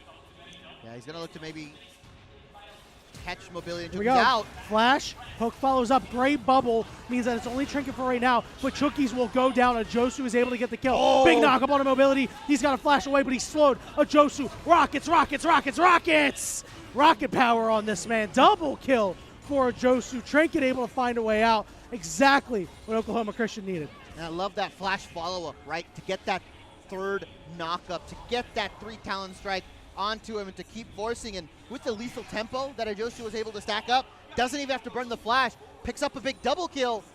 And this is looking very familiar to game 1, where Mobility was picking up a lot of early kills, right? He was getting the double here, the triple here. But Josu now on the Jinx, doing fine, picking up these kills. We've seen him in this position before. Can he actually carry when the shoe's on the other foot? You know what? He's in a fine position to be able to do so. They got a plate out of that as well. So it's only the CS difference. And kills up on you. I mean, take a look at the gold. It's Oklahoma Christian up 1K, right? Now the question is, are they able to do what Winthrop did in game 1? Can they translate this over? You got a level lead up in the top side. Sword has been largely contained so far. So it's really going to be how they play these side lanes. And while Winthrop has the champion advantage and they play side lanes a lot more, Oklahoma Christian side laners can certainly scrap. Oh yeah, 1,000%. Oklahoma Christian up 1,000 gold on an early game focused top side, right? The LeBlanc, the Zinzao, the Renekton. It's how are they going to translate that power into the early dragon stacking, right? We had our issues with them not pressuring objectives, not being able to fight, and not willing to pull the trigger. With this composition, once again, you've got to force the issue. You've got Zinzao, you've got LeBlanc, you've got Renekton here. You've got to be able to slice and dice and get the stuns off, get onto mobility, potentially get onto sword, and nip these fights in the bud before Winthrop's allowed to reposition. 30 seconds until that dragon, so we'll see Yep. if that fight you're talking about breaks out. Not a Cloud Drake, as you know, that's a fake Cloud Drake, as one Yeah. already went over to Winthrop. When we get an opportunity, we will let you know. So 15 seconds to it, I assume we'll see it soon. I think Oklahoma Christian, they can use the wallets to their advantage early on here. We're going to see what's how getting bursted really hard by Emps. Yeah, and that's just Lost Chapter, right? That's Lost Chapter and a little bit of AP. And they're going to end up playing for the 6 grubs here. 5 and 6, regardless, give you the 2 Void Mites on your autos, allows you to push these down. And, you know, we talked about Void Mites and grubs being Winthrop favored, but with the composition that Oklahoma Christian have, the Jinx, the Renekton, now they're able to really push the envelope. Given they get into a side lane, given they win a pretty big fight, they're going to rifle away at your tier 2s before you know it. Yeah, and we saw that Winthrop didn't have all of the grubs. They had the split, but they were able to make it work because of their fighting prowess, right? Now Oklahoma Christian, they have a second avenue. It's not just the fighting prowess, it's the rocket. Just goes by the wayside. Good positioning from Winthrop. So that's a Chemtrick Drake for them. So they have 2 dragons, and the Hex Tech Soul will be the soul. Oh, wow. As Sword looking to take the soul of Emps. And they will be able to find the Slippery LeBlanc. Denethor getting very low. Force the Dominus out of Gorilla Jones. He's going to hop right in. Slice, dice, but he still gets stunned. And Denethor forced to flash away. But Flash in the back pocket here for Gorilla Jones if he wants it. But the 6 grubs will just do work on the turret. Yeah, and this matchup is super rough for Jax in that laning phase, right? It's just, he played it as well as he could and still got stunned, still took a ton damage. The Q, the Cold, the Meat coming out from Renekton goes through the counter-strike, and you saw Gorilla Jones slicing and dicing out so he doesn't get stunned and returning it in favor. Oklahoma Christian doing a good job controlling this early game, and although that scoop came out from Winthrop, a consolation prize realistically, as Oklahoma Christian at the near 13-minute mark are 2,000 gold ahead. And this LeBlanc, this Renekton, don't look like they're gonna, leave and ease up on this pedal, and they're gonna keep their foot floored to the gas. It was a 30 CS lead. First turret for Gorilla Jones. I hope he took a screenshot so he can post that to Twitter later because this man is doing the most right now. Now that he's got his Black Cleaver, now that he's unlocked from that lane, they're going to move him down to the bot side into mobility. That is something to be concerned about. Yeah, and you see some of the first items starting to get finished out for Oklahoma Christian here. Emps has the Malignance, Kraken Slayer online for a Josu, Sundered Sky, Black Cleaver. Across the board, Oklahoma Christian just have a fundamental item advantage, and Winthrop, I don't think they can really fight and force an issue unless they got a massive numbers advantage. Although Gorilla Jones, Dominus available, this might be a double kill potentially. 4 members going in for Gorilla Jones right now on this bot side. It's a good move for Gorilla Jones to clear out that wave, but he has to know this is coming, right? But look at the top side. Denethor goes down, and the members are up there. If they can get that wave in, but who's around? Jinx is in the mid lane. You're not going to be able to push that down as much. Let's see what's going to happen here. Gorilla Jones is going to pop the Dominus, try to get away. Nami wave coming out. He gets knocked up. He uses his Q to stay alive. He flashes away. Sword will be able to close out on him. He bought as much time as he could, but it's only a Josu in the mid lane right now, and there's still a lot of plates to go through. And in the top side, this turret is still going to take some time to go down. It's 2 plates in the mid lane, a teleport force in the top side, but the bottom turret still stands for Oklahoma Christian.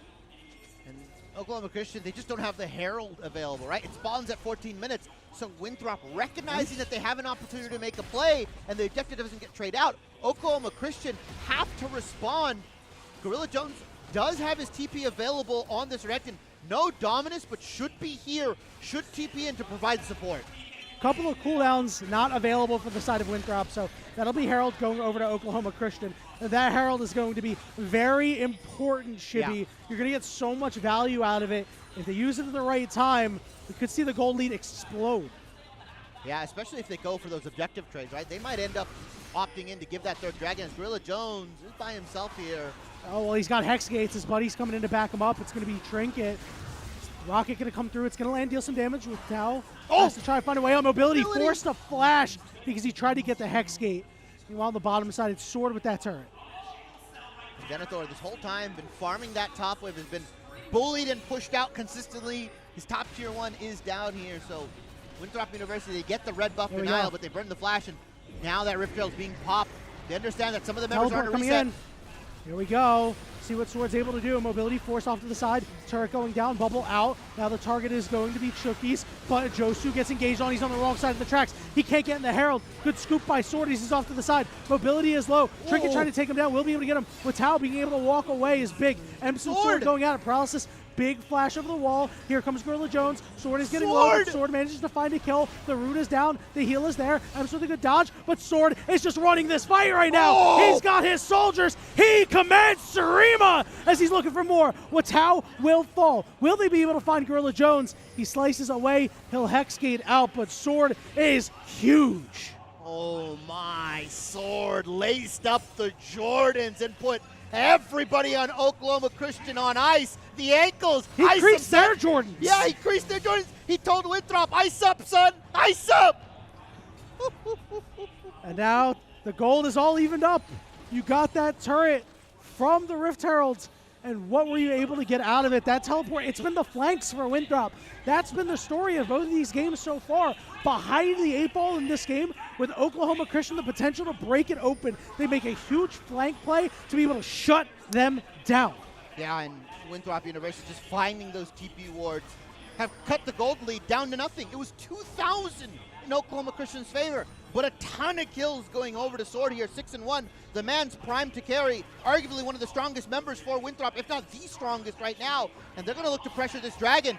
They want a tango. They want a 5v5. Now, keep in mind, Sword still isn't that strong yet.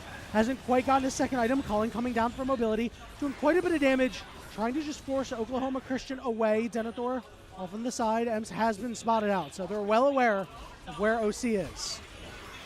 Ems trying to go in there, do a little bit of damage. Not really under too much threat of getting caught when he goes into Storts. A lot of key summoner spells down for both of these guys, right? Mobility doesn't have the flash available, neither does Sword. At least with Ems, he can dash in, dash out, right, with the LeBlanc. Josu has to play really safe because they've just been able to catch him out consistently. As Oklahoma Christian finally concede control, they say, you know what? You want the Dragon, you can have it. We'll pressure down mid lane. They're going to go for the tier 2 here. Let's see if they can actually pick it up and maybe use the Jinx passive to start a fight. But that means there's going to be another flank coming in. Look at Denethor off on the side, forcing Emps away. Watch Sword. He's got that Emperor's Divide available. Let's see if they want to continue the chase. Winthrop feels their conditions are good here. Watau over the wall. Does have the Assault and Battery. Cease and Desist ready to go. Here comes the Nami wave coming through. Not so many, but he goes down immediately. Sword biding his time, just waiting. Chookies force the flash over the wall. Denethor can't get in there. It's a 1-0 for Oklahoma Christian.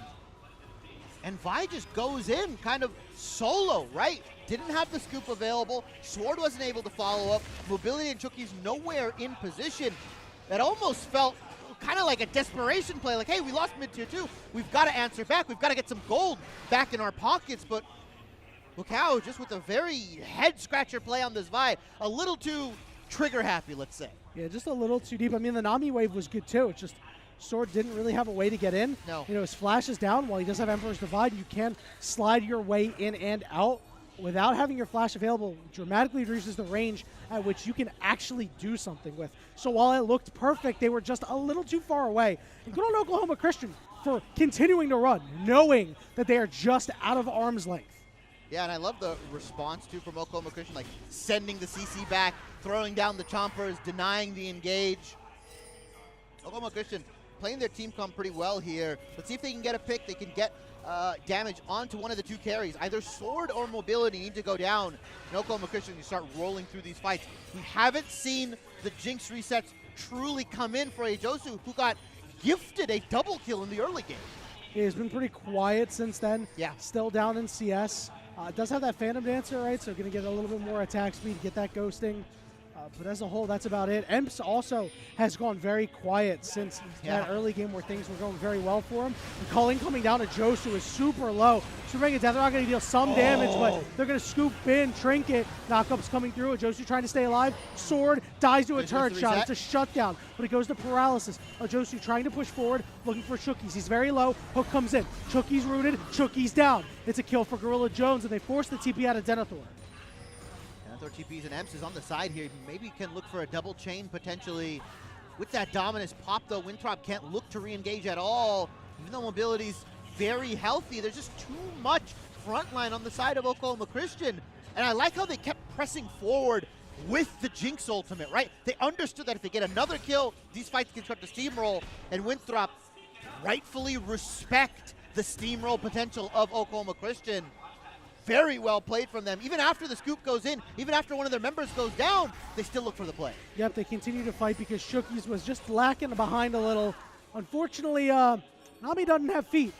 So she kind of is a little slow on land for sure. For sure. And was unfortunately lagging behind. Did fall. So Winthrop back on the map here. Still, they've had control of the Baron Pit for some time. They've been able to defend their vision. Their vision is on Oklahoma Christian's side of the map, and they still haven't been able to clear out that ward yet. Yeah, and clock is kind of ticking here because Denethor will eventually just become this menace in the side lane. Jax, and Azir. I would think they outscale the Jinx here, right? Yes. You've got the Jinx for sure, but Azir and Jax will just eventually start running over these team fights. And I think Oklahoma Christian, this is a do-or-die dragon for them, right? It's Hextech Soul on the menu for Winthrop. And if Winthrop pick this up, they can start steamrolling some of these team fights. They can start really getting some of these picks going because of the slow, because of how impactful the Hextech Soul is. And Oklahoma Christian, they cannot concede control of this dragon like they did the previous one. They have to give mid-lane pressure. They've got to put wards down. They've got to do something. A super aggressive double teleport coming in. That was really well timed by Oklahoma Christian, but Winthrop had an idea that might have been coming, and they didn't stick around. Look at that burst damage coming out from Emps onto Denethor. That is huge. He's on 2 items right now. Shadow Flame, when you get low, starts to crit. There's magic damage. It's going to be big. Josu, though, getting chunked out once again is massive. There's no healing on the side of Oklahoma Christian, right? Josu's a little low on mana, too. Yeah, and that Azir turret in that mid lane, it's kind of tough to pressure it if you're on the side of Oklahoma Christian. And realistically, you gave 3 dragons away. You have to be able to part with this tier 1.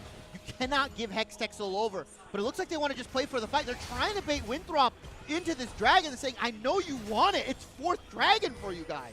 Yeah, they have to do something. Denethor is back into full HP. Chookie's getting chunked. Uh-oh. A little bit of trouble here. Denethor able to hop away as Winthrop just trying to play at arm's length once again. The rocket does miss just past us here on stage as the turret does fall. Denethor looking to lead the charge, waiting out the dominus here from Gorilla Jones. Paralysis caught, hooks to the wall, but he's also limping away. Josu is low on mana. Winthrop winning the war of attrition. Where's the Josu? Denethor on the side of Josu, caught out, left alone with Denethor, and Denethor eats those up for breakfast. Caught out his Trinket. Sword just making sure that Gorilla Jones has nowhere else to go. He falls next. Emps ignited, and on the wrong side of the tracks, Mobility says, you know what? We got the rest of your team. You can live to tell the tale. And a Josu just on the wrong side of the map, right? He was over the cliff. The rest of his team was trending towards that dragon, and he was on the riverside. He was on that bush, and Denethor with the flash follow-up. And Josu was already pretty low. He was half health after getting chunked out earlier with the rapid fire cannon, with the static shiv. And Winthrop, I said that Oklahoma Christian were playing for the fight, but realistically, Winthrop turned that on its head, and they pick up the fight win, and they pick up the dragon for themselves, giving themselves Hextech Soul, and that's rough. Because once Mobility starts dashing in with the extended range, he's going to chunk you out. Yeah, and while it only looks like a 600 gold lead, that's fake 600 gold. Yeah. That's Soul, which does not get quantified in gold. We'll see if Paralysis can make a play. Hook goes down. They hit a priority target. Mobility gets caught with his pants down. He's trying to deal damage and survive. How is he alive? He forces the flash out of Gorilla Jones. Big shutdown, but Emps is low, and it looks like it's time to rip the Baron. Emps does not have teleport. He cannot join this fight. He is maybe able to get a burst kill out. Sword with flash, his ultimate almost up. They just need vision. Denethor rooting around, finds Emps. forces him away. Paralysis, hook goes down onto a Tau. With the wave coming out, does so much damage. Sword commanding his forces, knocking them away, picking them up and putting them down. It's another triple kill. He's 12-2. He's the sword, he's the shield, he's the whole damn team. The captain, the leader, the general for Winthrop.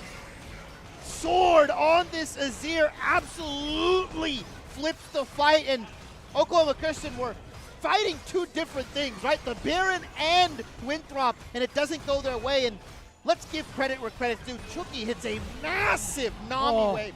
3-4-man knockup, sets up the soldiers, sets up the play for a sword to knock them down here. And Winthrop, with this Azir, we saw why it was bad in game 1. He was let through in game 2, and I doubt he's going to get this the rest of the day.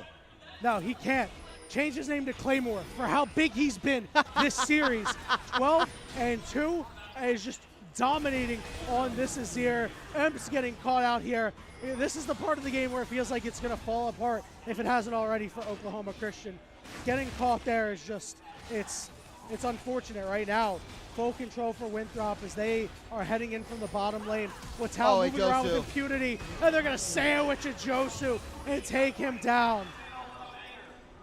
And with Baron on their shoulders here, they're going to look to pressure these waves. They're going to look to pressure some of these tier 2 and potential tier 3 to crack it open right now. 26 minutes into the game, the gold has completely flipped 4,000 in Winthrop's favor. And Oklahoma Christian had solid control up until the 22-minute mark, right? Then they take that really bad dragon fight around the 4th dragon. Josu gets caught out.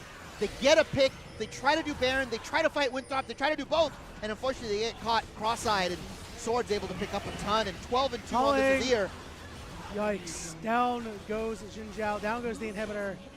Down goes the base of Oklahoma Christian. Yeah, they're going to look to end this game. Denethor is still on the inhibitor, but now he's going to move with the rest of the team. It's a 5v4. I don't know if there's a whole much that can be done here. Sword flying through and making it happen once again. Just absolutely crushing the spirits of Oklahoma Christian as the Eagles' wings get clipped. And Winthrop proved that they are the dominant Eagles in the food chain. They 2-0 the series. They won the bird fight. The dogfight in the air, and Winthrop University just looking absolutely insane here as we get some replays right now. That early fight that we talked about where Mobility and Chucky's were able to cut out the Oklahoma Christian bot lane, right? It was so well played. And this was the first of many kills for Sword that allowed him to snowball into that monster that he is. And then here, this is where we thought Emps was actually going to be able to take over this game, right? They get the kill on the Sword. Now he's up CS, he's up kills at this point. This bottom lane fight too, like this is where they really put the screws to Winthrop. And this is where it looked like Oklahoma Christian was going to be able to pull away, right? As a team, not just as a solo lane unit, but Emps, his effectiveness waned as the game went on. Take a look at this replay. I mean, Sword is just completely safe on the one side, flashed away. And, you know, Chucky's Nami waves. Listen, we're right next to a water park outside, but the best waves has been in the esports arena. And Sword just puts the moves on him, right? Straps it up. Oklahoma Christian has to ice up their ankles. Tattered, ruined ACLs, MCLs, completely blown out here. And that was the first of many big scoops as we see Sword in that mid lane get another one. And these Nami waves, like you said, very, very solid. And this was for Oklahoma Christian one of those situations where because Josu was resetting, they're able to really push the envelope, and they forced a lot of bad TPs out of Denethor, right? Just to get him into those situations. And I think this was one of those big turning points. They tried to do Baron, they tried to fight Winthrop, and both they failed at. And Oklahoma Christian just lost all the momentum here as the game-ending push happened. And Winthrop just did a fine job. And you saw that Baron fight. The Baron fight was, you know, we lauded Sword for his Shurima shuffle in that fight for that Emperor's Divide. But one thing that you saw in the replay, you might have seen Denethor immediately hopping onto a Josu from the bush, shutting him down. A Josu getting early kills and was not able to take off. He was grounded. Denethor may not have the flashiest game, but he did all the right things. Yeah, and I think the thing for Oklahoma Christian is that it felt like Josu was disjointed from his team, right? He was never really with his front line that he had, right? With the Renekton, with the Xin Zhao, it was always felt like he was a little bit off-kiltered, and the moment they saw a Josu on the side, the moment they saw that, hey, this guy's not with his team, he's not playing backline, the Vi comes in, the Jax comes in, and the lockdown comes in, and a Josu just goes down completely here. I hope you guys can still hear us. I know the video go down just a little bit. Yeah, not quite sure, but I have to ask Shibby, you got a player of the game? I mean, it's got to be Sword, right? I mean, it's got to be Sword, right? It's got to be Sword. Good. And game 1 and game 2 performed above expectations. Was able to pressure the side wave and was able to do God's work on the Azir, absolutely carrying that mid game. Yeah, he just absolutely did so much work, and give him all the credit in the world. If he's going to play like this, he's going to be insane. Like, Winthrop is going to level up so much more, right? Because out of everybody, we did have a couple of questions, right? Who it was going to be that was going to dominate on this team, right? Because it's such an even team, and we have people like Denethor, who we give a lot of credit for. People like Mobility, who we give a lot of credit to. But if Sword is going to be the one to step up and he's going to say, I'm the big threat today, this team no longer goes from being a top 4 team in CLL. They might be going to the best team, and they might be winning today, taking home the trophy and taking home that prize money, Shibby. So that is really the rundown on Winthrop after you watch that first match and how good this team actually is. We're going to take a break for right now. We do have more games going on throughout the day. Check our schedule after we hit up our break. We'll be back soon. Don't go anywhere. Go get food. You know what? Go get food, go get drinks, go hydrate. You can do some things because we will have an interview very soon.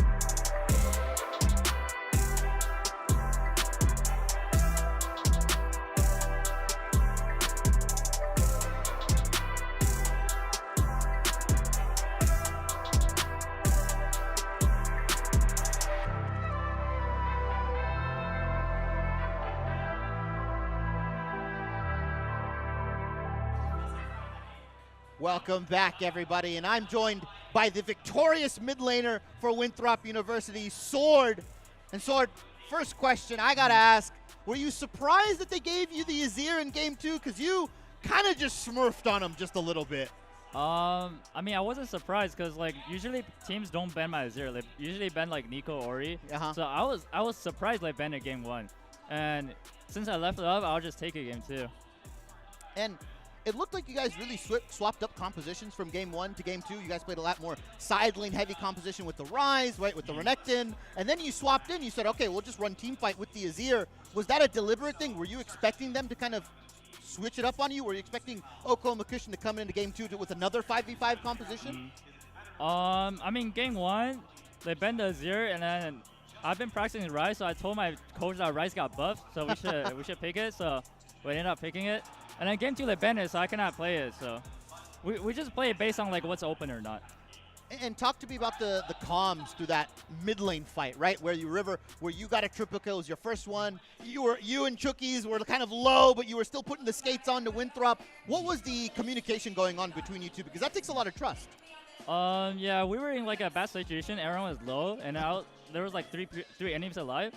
But I mean, I was just trying to do my best to damage them, and I was just like communicating with Chookies, what's his Nami CD, and then we managed to win the fight. Final question here. Obviously, not too many teams in this bracket. It's you, GVU, and Oklahoma Christian. Do you guys feel like you're the best team here? I think so, yeah. We have been facing like the NECC collegiate teams like a lot, so I think we're better than the other teams here. Perfect. And final question for you. Shout outs to anybody, specifically your teammates, family watching, anybody? Yeah. Shout out to my teammates and coach and my family and girlfriend for watching and supporting me. Well, shout outs to everybody supporting Sword. Yeah. You go rest up. You've got another game coming up here. I really appreciate your time. Thank you so much. Yeah. Thank you so much.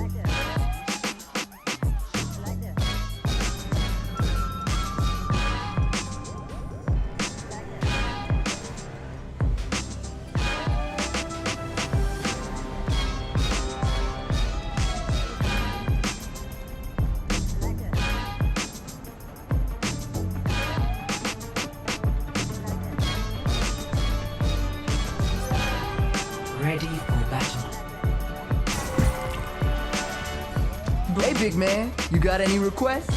A little silence would be nice. Hey, 你好， get it over with.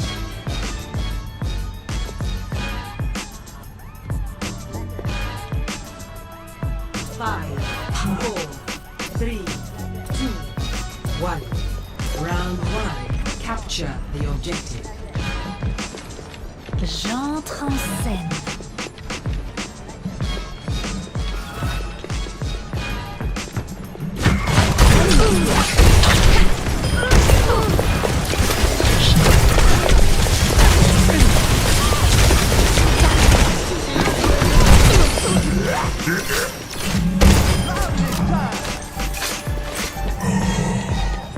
The objective is now active.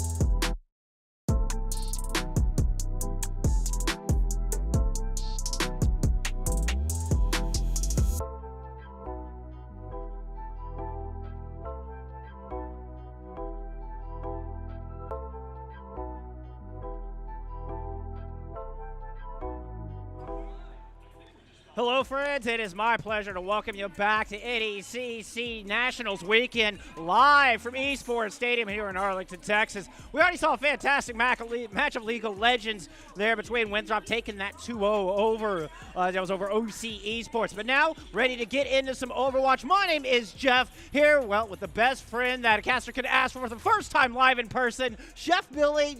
Dude, what a weekend we have before us. We're just getting started. It is absolutely true, and I cannot wait to see how this is going to go down today. But I tell you what, yeah, we're finally here together. We have met so many of the players already. People are shouting our names out. It's like, hey, I'm here to see you. No, I'm here to see you. It's like the Spider-Man meme, everybody pointing at everybody, and I'm totally here for that. So, Fisher, ISU. The world versus the American-born team.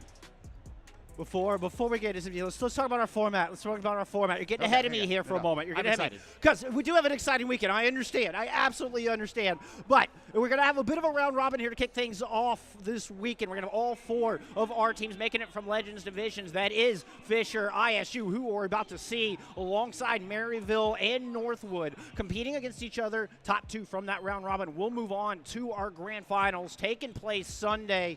And yeah, all right, first things first, we're going to take a look at one of those matches. Let's go. It's Fisher versus ISU to start things off. Yeah, I mean, it's basically everybody has a member that competed in the Overwatch World Cup this past summer. I mean, we're talking, we've got Australia, we've got Great Britain, we've got Turkey, we've got Saudi Arabia. And then, you know, looking over at this Fisher Esports squad with, you know, their 95,000 teams that they field, they've got the All-American team, all homegrown talent going up against some of the best that came from the Contenders world.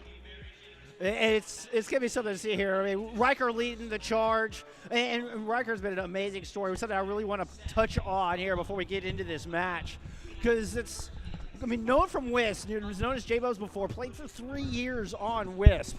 They're getting some audio issues figured out. Don't worry about them. Then recently moves into Collegiate, joins up with Fisher back in September, changes their name over to Riker, and we saw a new evolution in their take play, and I think really escalated themselves, I mean, not just in Collegiate Overwatch, but with Overwatch in the Western world as a whole. And then so, especially with the interesting meta place that we're in right now, I think it's going to serve Fisher well with Riker leading the charge. But yes, let's take a look of that international squad from ISU. Yeah, I mean, looking at Lethal. I mean, Lethal has been in the scene for so long, and you know, we think about hit scan DPS. They can also flex over to like a Reaper. You know, we've seen that happen a lot. Yeah, representing Team Turkey during the EMEA qualifiers online that CB and our friends over there got to put on. Then Will, coming from Wales, also representing Team Great Britain during the Overwatch World Cup. Maimon is going to be such a impactful player right now. Also is kind of a Swiss Army knife here for this ISU squad. For sure. Then Kuffa, my mate. Absolutely love the guy. One of the best personalities, one of the best characters here in the Overwatch world. So, I mean. And one of the hardest working players in the Overwatch scene, period, full stop. I mean, when we played in simultaneous Contenders division, you know, back in the day, and excelling in both. And that experience will certainly come in handy right now. And I love these player cams. We are all live. All of our teams are in the building here with Billy and myself. And the energy is just so different when you've got the teams sitting next to each other, getting sly looks to each other across the way. I mean, I was kind of peeking back here. I'm taking a look down the row here at all the players getting ready. And I mean, Neb, you know, we talked about this is a sending off for a lot of these Fisher Esports squad members. I mean, Neb is walking next week, so we're going to see how this is going to go as we get lined up. We do have some maps going in. We're going to start on Control. We did have some map bans coming through, and I believe it was Fisher banning out Samoa, and then ISU banned out Antarctica. So we are going to head to Ilios first. And I think that leans into maybe J-Bubs, a.k.a. Riker, going into that Winston meta. I mean, there's a little bit of silly to be had here. We don't often see Ilios picked. I mean, we tend to see more traditional picks of, you know, Lijiang Tower being one of the most common. But even something like Oasis or Busan, it's not as much silliness involved. Ilios, between Lighthouse and Well, this could go into all kinds of funny places. I mean, that's where the meta's going to sit. I mean, we just had a big patch come through, and we've got to touch on this before we can kick off on this series, because Orisa, who's kind of been the mainstay for some months now, basically since February, just got her knees chopped out from underneath her. So I'm curious to see what our teams do to answer that. There's also been talk of a new Season 10 mid-season patch. So we know they're not going to be future-proofing. This is going to be what works for today. What's the best option for this team for this weekend? And that could put our squads at very different ends of their strategy.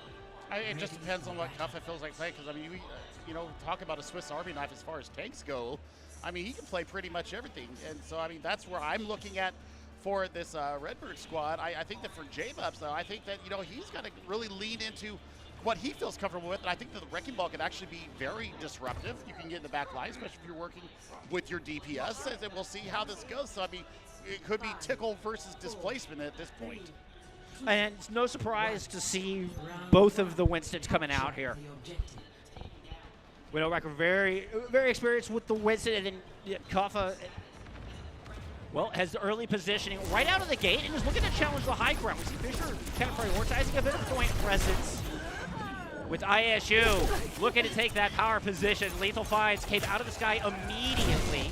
Riker had to fall back and try to protect the team. Couple is still in deep here in this first fight. ISU with a player advantage, that being in the DPS role. Kuffa continues to just sit here while the rest of the team picks up first control. I think it's all about taking control of high ground here on the first point. Now he can play this. There's the first capture going over. So, I mean, Lethal owning the sky is a huge win for them coming right out. Already 65% towards their duplicate. But we'll look at Skyle and Neb. It's going to be between those two to see who gets the first nano initiation. Skyle's leading the way right now. Lands a big Bionade to help with that. And that helps get Lukewarm out of there. These kept the supports distracted. Graves is able to find revenge though. No tracers on the battlefield from either of our squads, which makes it more difficult for Fisher to close this gap. Yeah, I mean, it's about looking at Illinois State. I mean, will it get back fast enough? It's Lethal that's going to be leading the charge out here with their duplicate coming out. Obviously, looking at taking Riker's duplicate. There's Nano out. Yep, Skyle got it first, and it's out onto Kuffa. Holding high ground, combined with Lethal's enough to take Riker down. More towards the bridge. Bio was in. I think that Bio got blocked. Graves is going to pop the rally. Keep Fisher going in this fight. Try to buy some time for Riker to get back in here. Only over 50% built up for ISU so far. Fisher have time to regroup. And they get the kill into Lethal to start this off. That's great. I mean, he's still holding on to the ultimate there, but I mean, now Kuffa's going to pop that primal out there and see what he can get done. That's the one mistake Fisher couldn't afford to give up, and that's trading Cave right back. ISU taking that 4v4 as the primal rage from Kuffa fades. Lethal still has this Echo duplicate in the pocket, can get very aggressive on the back of it. Of course, that pulse bomb from Maimone. Both DPS options in Illinois State are comfortable sitting on the outside. Maimone finds them with theirs, and a beautiful sweep moves inside the bubble to put Riker down for a little nap. Pops the primal rage. Lethal eventually hit that duplicate, but everybody's already been one off. I mean, maybe not the same value that you were probably looking for. And I mean, that was all set up from Kuffa. Kind of shield dancing right there in front of Neb, and Neb got juked out of his pants. And ended up losing that engagement and losing the chance to really put that nano on top of where they needed it to go. So now, I mean, you're looking at Skyle, almost has her nano up again for Kuffa. They need to be looking for that engagement. I didn't see Fisher get theirs off. Lethal gets the better, and it came again as the overtime begins to work away. Lethal does go down, and once again, we are Echo-less in this fight. Memo almost in good position. What a sleep! Lukewarm is down, was looking for the pulse. Graves falls, trying to come to their side, and a huge Bionade once again in from Skyle. Nano boost thrown on to Admiral. The Rain Boss is here to thwart Fisher's efforts to try to take this first sub-mat. That beautiful whip shot just tilted things even more in the favor of the Birds. Admiral will pick up yet another. Kane puts them down, but their job is done. First sub-map, 100-0. I tell you what, right now, we see Winton and Monkey happy. Very happy to see him doing that, what you see. I mean, the shield dancing is so important when you're going up against the honor right there. Being able to gauge, do they have sleep? Do they have anti? Then you're also looking at the peel. Graves was absolutely peeling out of their sky for Neb on that Ana, but it was just too much pressure. Will was absolutely haranguing them in the back line, and you have to take your focus off. And that's why, you know, Riker kept going down time and time again, didn't have the resources because Will was such a pestilence in the back line. I mean, what a support from ISU's own backline. Skiles, Bionades were getting so much value. That was absolutely absurd. Leading the Nano boost charge, we noticed how important that was. We saw them fall a bit early, not able to get their Nano up. Same compositions here coming out on Well. I'm actually shocked that we're not seeing a D.Va here, to be quite honest. I think a little bit more mobility, a little bit more damage mitigation would be a lot more fun here and a lot more sustainable. But you know what? We're going to go ahead and answer the honorable monkey mirror. But once again, it's going to be up to Lethal to get this first pick out the game. I mean, Winston Overwatch is happy Overwatch. The bubble gives you a lot of staying power as well. Can't forget about that. The Moat Force recall earlier, had theirs forced early, that is. But it's Admiral on the back line doing a good job of protecting, keeping Fisher at bay. I've noticed about Admiral. Admiral is not the most aggressive Lucio you'll ever see, but it's really good. Oh, no! Oh, no! This turned on a dime in a heartbeat. ISU do have control as this fight kind of starts to evolve. Lethal gets Cave again, as we saw a lot of that in the first one, but here comes the revenge from Riker. Yeah, I mean, that's just unfortunate that Grapes gets the boop off, and all I hear in my head is Goofy going off the side of the mountain. That's down into the well. And that was the silliness I was talking about here with Ilios. You know, I mean, that's just kind of the nature of this map. Well, I mean, looking at the two Kirikou right now, absolutely dead even towards their rush. The big problem right now is that Grapes is going to have a sound barrier first. They're going to be able to get aggressive on it, and they just passed what ISU has on the board. Quite a bit ahead of Admiral approaching this fight. Because one of the drawbacks of not being as aggressive on that Lucio for Admiral. Scout working to build up towards the best of Kitsune run for ISU to move in. It's going to be difficult from Lethal to actually be the start of the engagement as somebody piles into the corner. Sound barrier out from Fishers. They look to push back into ISU. They won't never quite find the spot they wanted, but Style does. There's the delivery, spot on, 5 stars from Amon.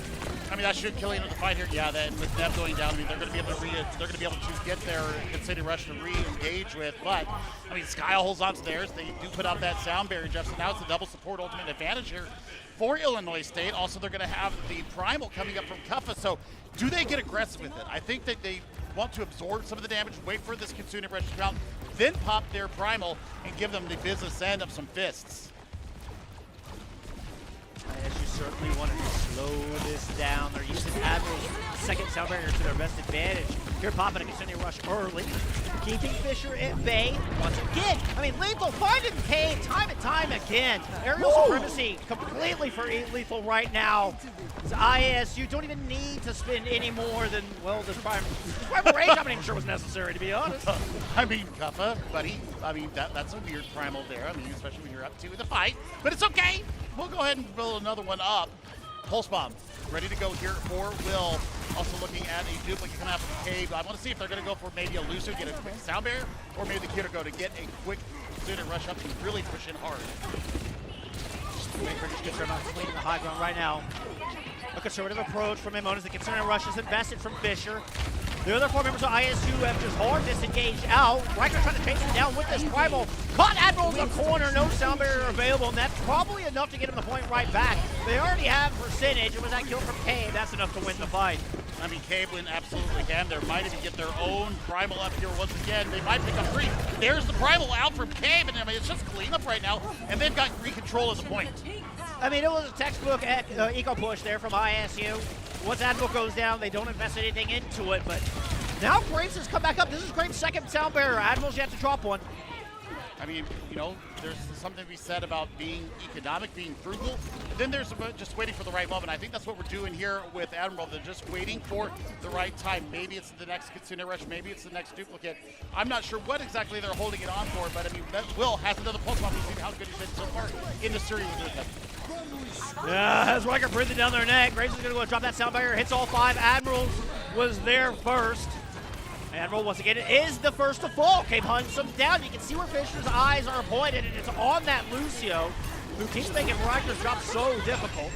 Lukewarm drops the pulse in, blocked by the bubble consider rushing from ISU as well. The Moan's pulse goes wide, but Kuffa and Skull have fallen, and ISU are fighting from behind once again. Overtime is going. 99 on the board for Fisher. Looks like we're headed to round 3, Billy. Absolutely, and I mean, we're looking at it just because the craziness and the avenues onto the point. I mean, when you're looking at Lighthouse, it's really claustrophobic. There's only so many ways that you can get on the point.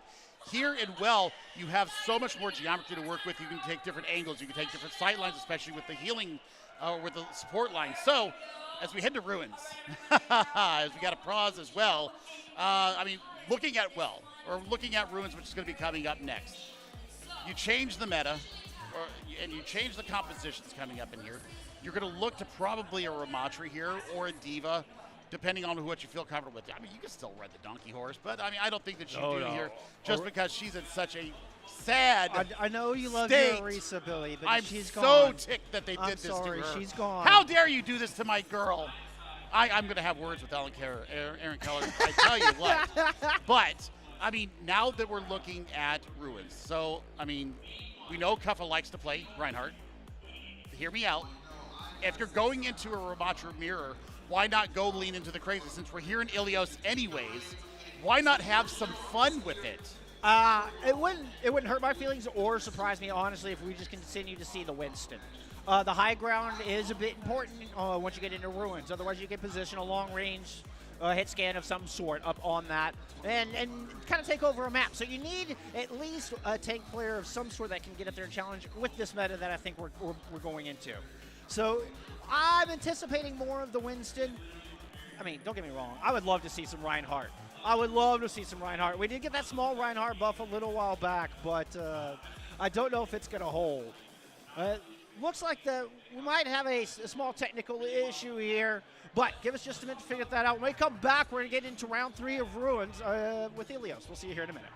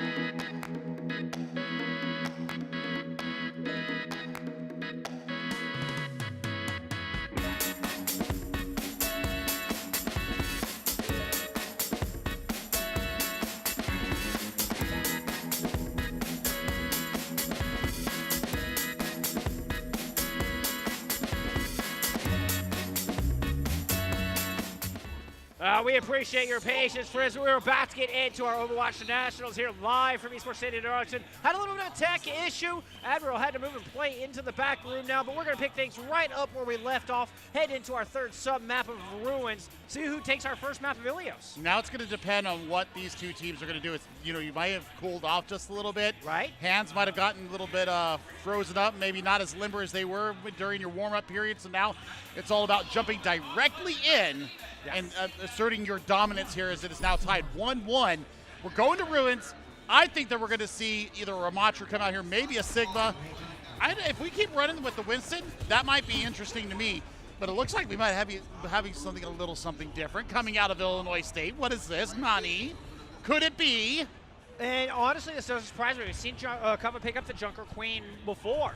I mean, excel at the Junker Queen when the Junker Queen was quite prominent, and even use it in spots where maybe it wasn't as tip-top of the meta.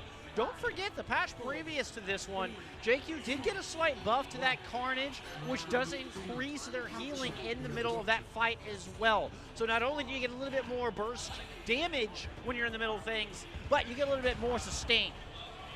Well, we're going to see if they go ahead and run out through that, and we are going to stay on the Junker Queen here. So remember, I mean, you're looking to pull somebody, you're looking to get somebody out of position, and we're going to see if that's actually going to be the case here. Looking at Riker taking position on the high ground, and then we've also got the Ash on the outside that's going to be able to control the lines of sight as we look down. And that could be an absolute X factor for this entire sub-map. If Lethal just gets in a position and can rain down shots, ISU will get complete map control over this objective. And you can see it's enabled them to move on to this point. ISU have players positioned down in the thick of the pit. Ramon's able to put shots down, but KB finds first blood. Went down first a lot in the previous fights, went off for a little bit of a pause. Kane seems to be nice and warmed up. Skills continue to go back and forth. Fisher still up 1 in a 4v3. Nobody in control yet, Billy. I mean, this is all about how you rotate around. Dublin finally going down. It's going to be the go side for Fisher to claim this point. It's also the fact that we're looking at Lukewarm that's gone back over to the Sojourn. So that's a big bit of, you know, tech there, being able to look at it, being able to see how are we going to be able to look at the sight lines. You're looking at, you know, the disruptive shot. It's going to be putting tickle damage onto Maimon. I mean, this is all about how can you maximize your sight line. And you know, like I said, here's the Ramatra. I was expecting this. Yeah, pulling out those big giant fists early. Woo! Admiral's getting over the top, makes it to the Mega just in the nick of time. Rest of the cavalry, rest of the Redbirds sitting there waiting to protect their Lucio. To strike back to move back on at this point. Simone leading that charge to get that pull into the back. Nice slide out of the way from Lukewarm. Able to dodge that one. Simone turns eyes back onto the Tracer. Came low here on the objective. Not a whole lot of place to go. Graves has the bomb in sound barrier. Keep Fisher fine, strong in this fight. Fortunately, Lethal fight, so the bomb is in. Couples in the thick of things as well. Gracie and Carnage flying wild. ISU get control. I mean, the fact that you only put out Bob and a pulse bomb, and Will's been generating these so quick, that's actually a pretty economic fight, and that you got the sound barrier out of Fisher. Now, this upcoming rampage from Kuffa, if you focus down Neb, this is going to be an easy fight win. You're going to get yourself at least to 40%. And ideally, ISU will only do it with one ultimate, be it that rampage or this Kitsune Rush for Siege Style invest in. Mamone able to chase Graves down. Fisher tried to disengage, but Mamone was hot on Graves' heels with that Fox supporting the speed. You love to see it. You love to see the aggression, and it's insistent. It's persistent. It is, dare I say, even more aggressive than what you need to be. This is going to be a problem for Kuffa, though, and they have to use a shout. Ravenous Vortex was breathing down Kuffa's neck on the left-hand side, forced him back. Kuffa moves back out, and then Carnage is blocking. Here comes the Rampage. No! Suzu to get rid of this purple. Graves and Razor are Riker in a little bit of trouble. Graves is able to duck and dodge until it fades. Oh, Admiral! Finds a pair, including them in the back. That is exactly what you wanted to see. What a nice late sound barrier, just to make sure that everybody's good and sturdy going through now. I mean, I'm looking for, you know, this annihilation. I mean, you don't have that sound barrier to protect against, so, you know, it's going to come to lethal. Can they, you know, mark these paths that Fisher's trying to move in on? Can they get enough pressure before he pops his fuse? or even force Riker to use it defensively.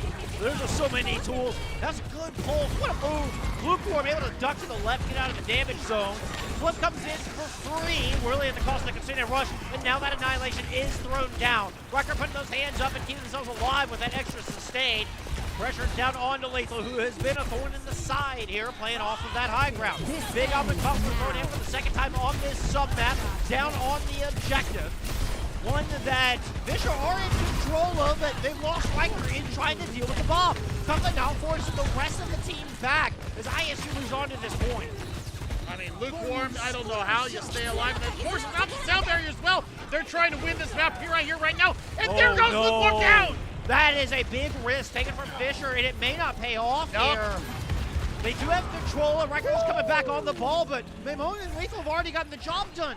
Now they're going to have a sound barrier advantage and that rampage. Yep, you're going to have both of them. Riker back on two. What we know them for is the ball. It's just going to be for a last-second engagement. Pulse Bomb and this rampage is going to be ready to go here. Oh, they've got eyes on Grape Streets, trying to loop around the left-hand side, make sure that touch comes in. We do indeed get the yellow bar, but it's threatening Fisher at all times. Roll through from Riker just to keep it going. Cave has fallen, and Fisher going to have to do it from a deficit. And they have no ults to work with. Prince goes down. That is the only thing even close, even close to an ultimate. No happen, no such doing. No hope for Fisher on this map. ISU will take Ilios. I mean, it was aggressive. It was persistent. Like I said, we were looking at how they were addressing these fights, and they were very proactive instead of being reactive. We saw Admiral there pushing into the spawn area of Fisher Esports. When they knew they had Rampage, they watched for Suzu to come out. That was a perfectly constructed, extended fight where they were looking beyond the fight right there and looking to see what they could gain after that. That's exactly why they win that there. And there it is. I mean, 2-1 in the sub-maps, about as close as you can go. And I tell you what, we're going to have some tank roulette. I have a feeling that these two tanks, it's going to be really Riker and what Cuffa decides they want to play out there, because of Ramacha versus Junker Queen. I will watch that all day long over a Winston v. Winston battle. Well, they're able to keep. Hi!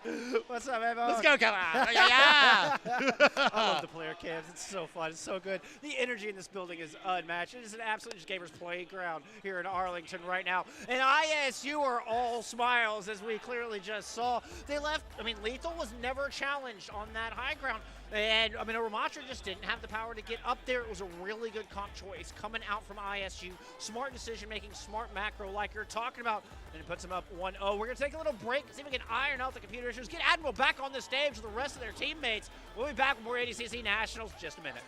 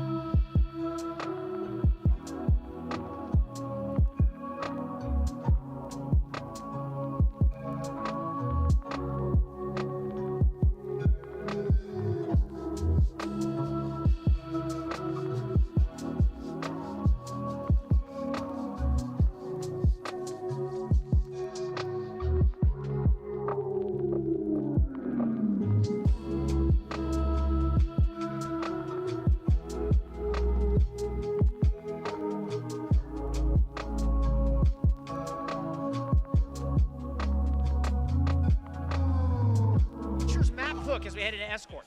Yeah, this is kind of interesting. We had a little bit of gamesmanship going on here. We did. And I think that, I mean, it's not bad.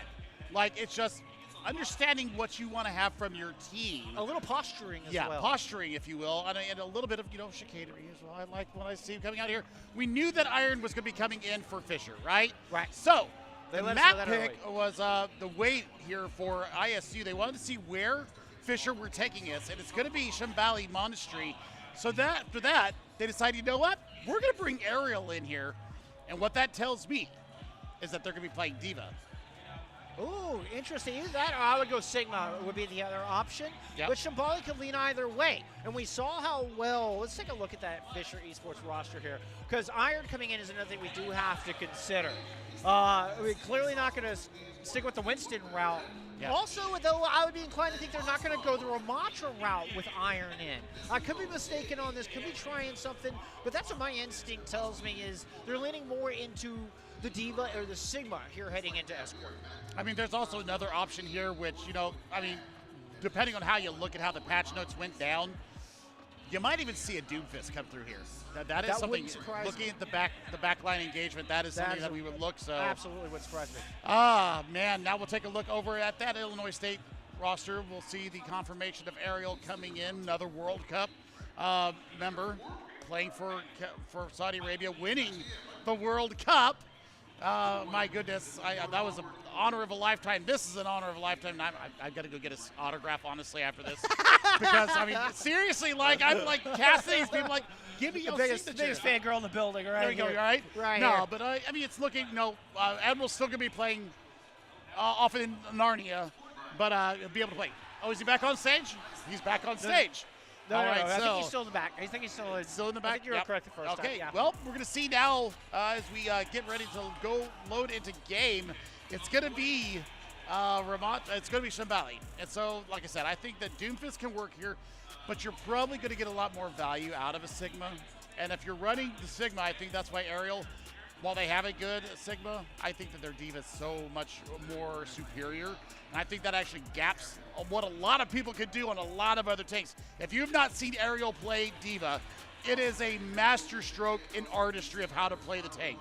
Well, I don't disagree there. I don't know that they're going to have that opportunity here.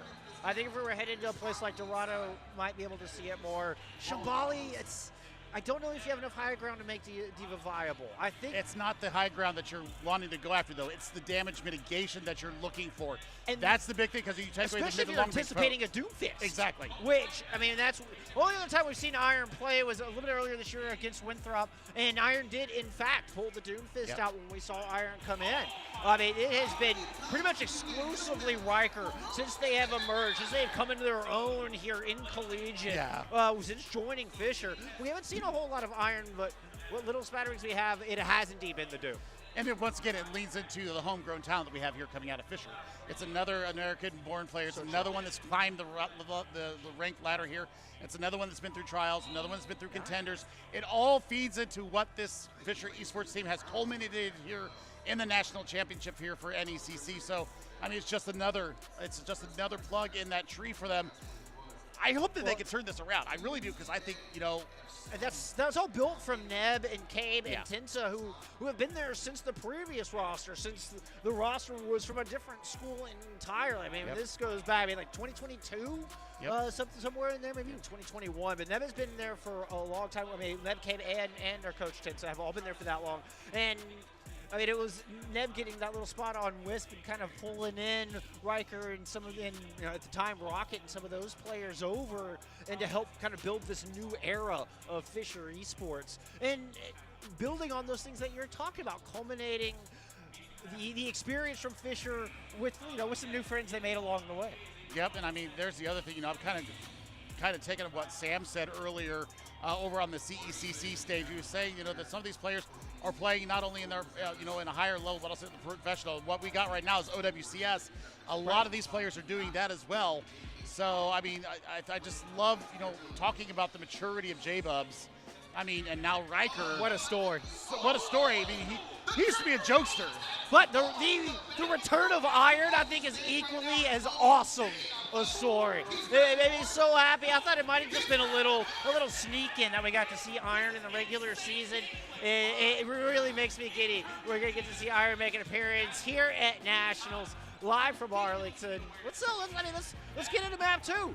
Which we've had all this. We're only one round in. We're only one map in. And we've already had a bit of the back and forth and the posturing and the mental games between our two squads. Right, and I think that the mental right now is what's going to be tested. I mean, you've got, you're basically sitting right next to your opponents here. Now, of course, they all are used to playing in the LAN environment. We are not used to LANs, Sure. But I think that this is going to be where we look at how it's going. Right? They banned Circuit too. Oh, no. Wait, that was, all right. I think there may just be a little smack talk in chat right now. I'm not exactly sure. I'll leave that between the players. You know I like smack talk. The Ramatra interests me. So I wonder, if this is just a for now plan, or what Fisher is cooking here on the defense. ISU's looking to match it. Well, I mean, the big thing right now is that you've got Will out on the maze. So you're looking to section off Iron. That's going to be a big problem because the force swift step in from Ned, and then just the focus fire alone should be enough to get them a lot of positive progress here. And look at the spin coming here from Lethal on the outside, pulling everybody's attention. Fisher want to hold on to this high ground, but ISU just came up here in force. Send all 5 of the evacuation squad here. Force Fisher back, and they're going to catch Iron out inside the small room. Could not get within LOS of the heels. Did not disengage with the rest of the team. Fisher's backpedaling now. And it's good engagement there coming in from Admiral, getting on speed on top of them. It's also good with the wall, denying any kind of an escape there for Iron. So, that's why we love the Ice Demon. That's what we do here. And we'll see now if they're going to answer it or not. It looks like Slimworm's still going to stick with this Sojourn. I don't hate it, but Lethal's had the better line of sight. And ISU, they're playing into a brawl now, and it just reminds me of Bane here. They're just saying, hey, we were born in the brawl.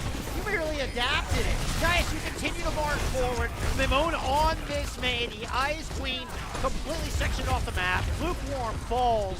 Irons, is out there kind of alone. Suzu has to be used to keep him alive. The wall is up. The heals are blocked. Didn't have a pulse bomb invested in, but Iron cannot get the sustain they need. Beautiful wall from Mimone. Now, it's a last-ditch effort on the Kitsune rush, but that street's just not big enough to evict ISU. Nah, you do get Skyled though, but Admiral will clean up on the back of that. Somebody's spawn will be fine. Everything's good here to go. And now, you're looking at what we're going to have coming up in this fight. You've got the sound barrier ready to go. And, Cave has decided they're going to go ahead and answer the Ice Demon duel here, bringing out their own May. But, you've got a 4-pack of ultimates ready to come in here for Illinois State. Almost 5 up against a singular sound barrier. And ISU have their pick of the litter on how they want to open up this fight. Could just go in with a sound barrier aggressive, get Grapes to match. Then what tools do you have left to win the fight? ISU are patiently approaching with all 5 in the pocket, but they lose style. They take too long to make a decision on how to engage, and now they're missing their bad piece. Lethal decides to pop an overclock in response. Finds nothing but the lamp. The immortality field, the only victim, as Fisher steps out, confident in their defense. Yeah, that doesn't quite reset the ult economy. There's still 4 here ready to go for the Redbirds. It's pretty dark. The fact that Grapes did not engage or did not have to use that sound barrier gives them all the sustain that they're going to need against this Blizzard. Swing back the other direction. Open a pick for ISU as they march up the stairwell. Ice block already forced out. Came behind the enemy lines. It's going to be the Annihilation in from Aerial to try to close out this fight in this second point here for the Redbirds. Blizzard on the back of that. Looks like it only caught 1, but that 1 is Iron. That's all you need here if you're ISU. Yeah, but I also guess they get the sound barrier and the amplification matrix out. So now you're going to be looking at the stuff in Aerial, letting them know that they thought that was quite funny. Indeed, I thought it was a hilarious little engagement there. And now they're going to have, they still have not had to use their sound barrier or their window. They've got so much space here and 4:25 on the clock. Once again, Lukewarm trying to deliver Fisher out of a difficult spot. Great Maywall on a cave. Somehow the heals are there, and Ariel stays on 2 feet. Unbelievable work. Still ISU are playing from a deficit. And just trying to avoid any more exit picks. No, Lukewarm's not letting you go anywhere. Both DPS fall into the Sojourner Lukewarm. I mean, Lukewarm is just having a fun time right now, even though they seem to be getting into the business end of everything going on. Lukewarm is the shining light here for Fisher Esports. They stopped the bleeding. Now as we're just under 4 minutes, now you're going to have this blizzard. It comes out early. I don't think anybody got caught in it. ISU was able to back away. Admiral didn't feel threatened enough to throw down the sound barrier. Ariel drives everybody out with that Nemesis form. It does fade, the hands aren't up, and now the sound barrier is in from Admiral as they look to push forward. Fisher is split into 2 pairs, 3 or 4 outside, and Lethal's got him in your sight. Both DPS fold. ISU are just looking at squishies as Lethal finds 2 more. I mean, that's how you turn a fight around. You just one ultimate going into that. Well, I guess sound barrier did come out from Admiral as well. But still, I mean, you build up, you've got your annihilation now as you round the corner here. And Lukewarm has been red hot with the Disruptor rifle, so we'll see if they're able to get something done with this overclock coming up. Lukewarm has been such an amazing addition to this squad. A little bit of an ult advantage here from Fisher as well, but they can't spin it all at once. Lukewarm trying to deliver just with the overclock. But Ariel's now in their face with but even the annihilation won't clap back enough from that. Blizzard invested from ISU as well. A disastrous turn from the Birds. I mean, would you want to face Lukewarm through an Ant Matrix with an overclock? No, sir. No, sir. No, that's like suicide. So, I mean, you know, you get the ultimates out from Fisher Esports. Maybe that's an economic fight there. Maimon going over to the Echo here. Yeah. So going to look and try to change the eye level of Fisher Esports. You're also going to be looking at, you know, damage going through this upcoming window from Skyle. Those sticky bombs taking down squishies in a hurry. Lukewarm now has to keep their eyes specifically on both Lethal and Maimon. Maimon can come over that top right-hand side from our current point of view if they so choose to. How do you pull this apart, ISU? You're down on ults. Speaking of the slight windows, amplification matrix thrown in. ISU tried to turn the corner, but there's a blizzard separating the back line from the front. Skyo cannot find safety, tries to run from the blizzard, and just at the welcome arms of Lukewarm. Another good hold from Fisher. I mean, that is a great economic fight for them. Just one ultimate out there to take this fight win. So now, you know, you've taken half of the time bank that we had here coming into point C, and Illinois State has, for all intents and purposes, been stalled out. Now they're waiting for ultimates to come up. You're looking for a considered rush. I mean, Skyle going over to the Cutico, looking to deny some of the status effects that are coming in from the May, from the Ramatra, and see what they can get done here with a, you know, Kitsune rush here. I mean, they've got 70 seconds to do it. I think they have enough time. Fisher using their images aggressively. Trying to stay into the DPS, so Malone duplicated the May. You're done. Lethal out of the back, finds Neb. That's the perfect position. That's the perfect player to take down. Oh, and Iron eats one to the dome. Lethal is on a tear, 3-piece. Here for the Turkish Warrior, and ISU have sight set on completing Shambali Monastery. Yeah, I mean, that's a fantastic fight there. They've got sound barrier as well, halfway towards their considered rush. I mean, Iron would be able to sustain here with an annihilation. It just depends on if the focus fire can come down and get him down fast enough. I mean, Lukewarm didn't even hit a shot. It's still enough to scare ISU off. 30 seconds left. The sound barrier now in play.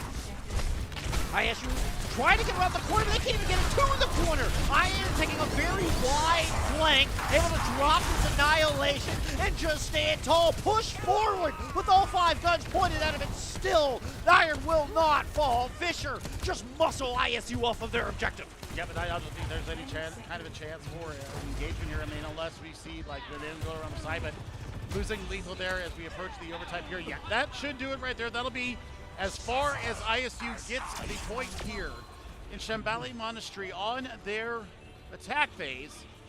And we saw some changes come through. We saw them start out with a May look. So are they going to go to something different here? Are they going to show a different look here to Fisher defensively? Because they did get a lot of value from the May on points A and B. It really did section off Iron quite a few times. It also prevented, you know, those heals from coming through and forced the swift step out from Neb. So I'm wondering now, you know, are they going to change it up? Are they going to bring maybe, I don't know, maybe they bring the Tracer back out here. Maybe they bring the Symmetra.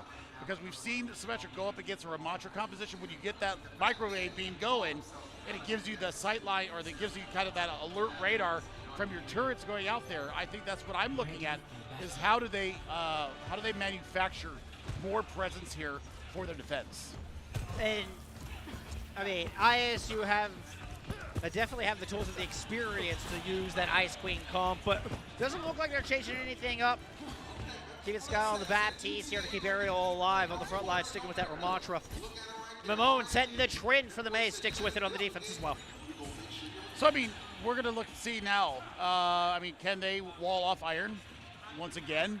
Do you force that Swift Step coming out from, well, it's not even going to have the Swift Step here. We got Neb out on the Baptiste, so, I mean, if they wall off the poor Ramatra, this is going to be, you know, pretty much permanent damage until they can get through the wall. But both tanks know it. You have to play so carefully around it.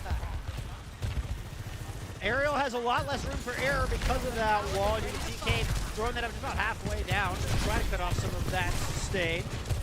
Lukewarm putting a few shots in. Do force the cryo freeze out of Leno. But the heals are there. Looks like Skyle and the rest of the ISU support have rotated around.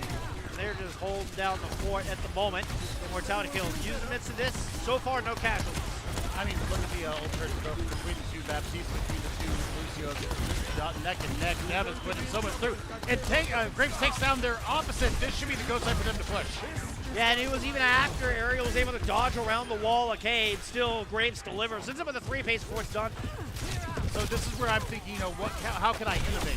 How can I change the conditions of this fight? Because they just got ran over. They tried to play the poke battle. They ended up losing the Maywall battle. And so now, you know, there's all this free heart push going on. Maymone is 80 to the Blizzard. So can you beat Grapes Sound Barrier? That's, I guess, what their real condition here is. Well, and I'm looking at the positioning as well. Oh, look at that. Ariel's getting super aggressive into a Maywall. Immediately regretting that decision. The arms are fading, and Ariel is backpedaling very quickly. They still can't find safety. That early mistake will get punished. As Lukewarm's overclock will find Skyle as well, ensuring Fisher Esports are just going to march right on 3.8. Well, Lukewarm still proving antithesis to their name. Definitely not Lukewarm with the overclocks today. I mean, that's pretty cheap for them to get point A. I mean, it's over 4 minutes and 30 seconds as they enter the interior of the caves here.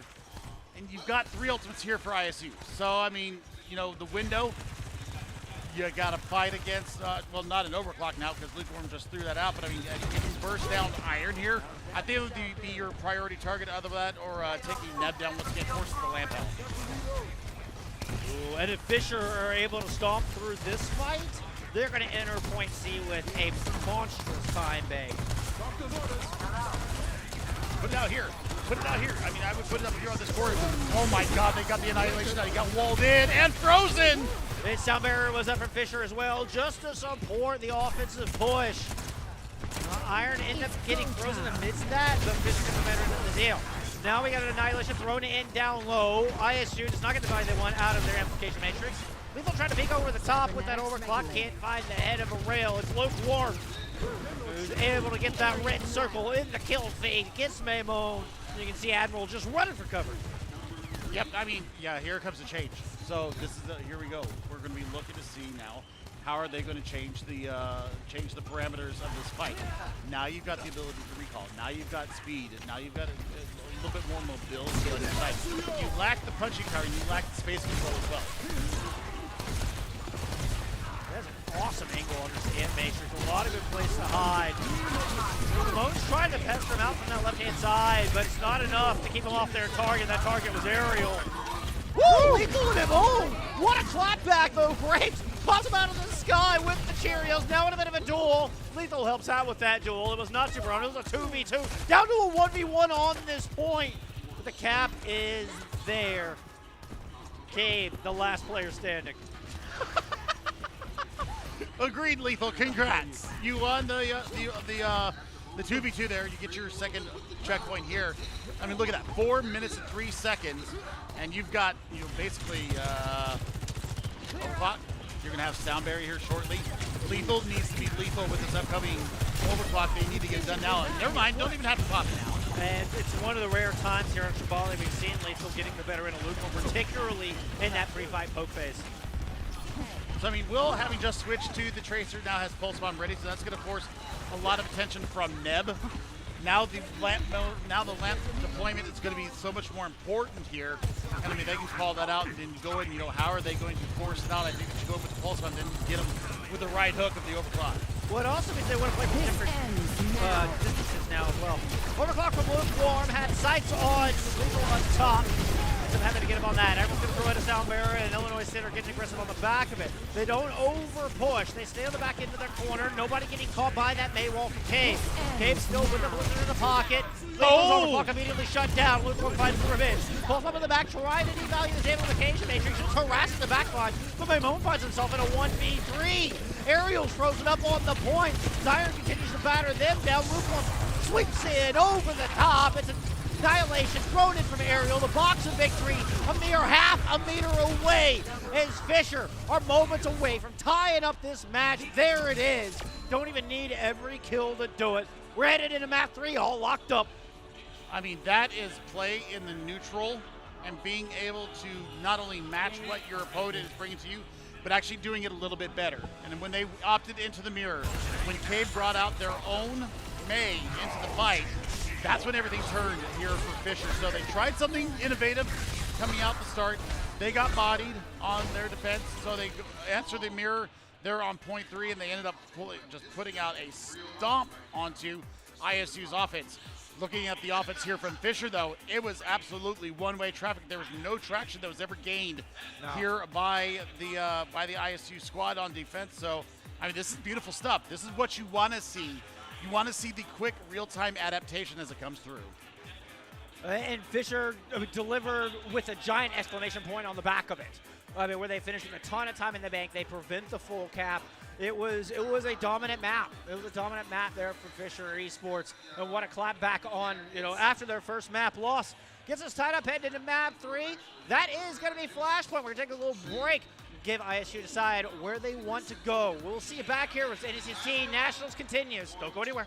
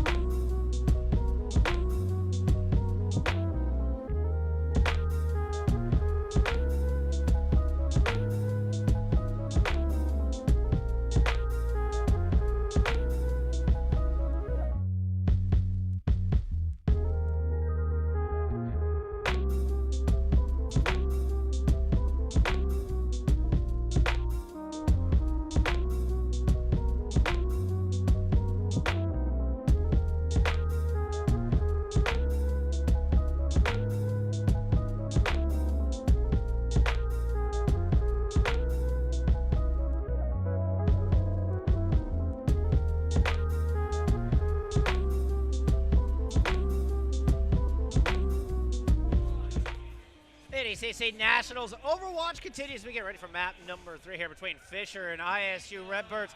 Jeff and Billy back at you. We're about to head into Flashpoint. Billy, what are your thoughts heading? We're tied up so far. What's your thoughts after map 2? I don't know. I'm happy. I think, well, I mean, I'm always happy, first of all. I'm getting so many hugs from a lot of the players, a lot of the staff that we have known for all these years. That's why I'm so glad to be here. But seeing Fisher being able to kind of dissect what ISU was trying to bring out there, and then, you know, beating them at their own game, that gets into the mental as well. So it's loser pick here. When we go to our Flashpoint map, the other ones, it's loser band, then winner band, then loser pick. But here, because there's only 2 maps, thank God they picked the good one.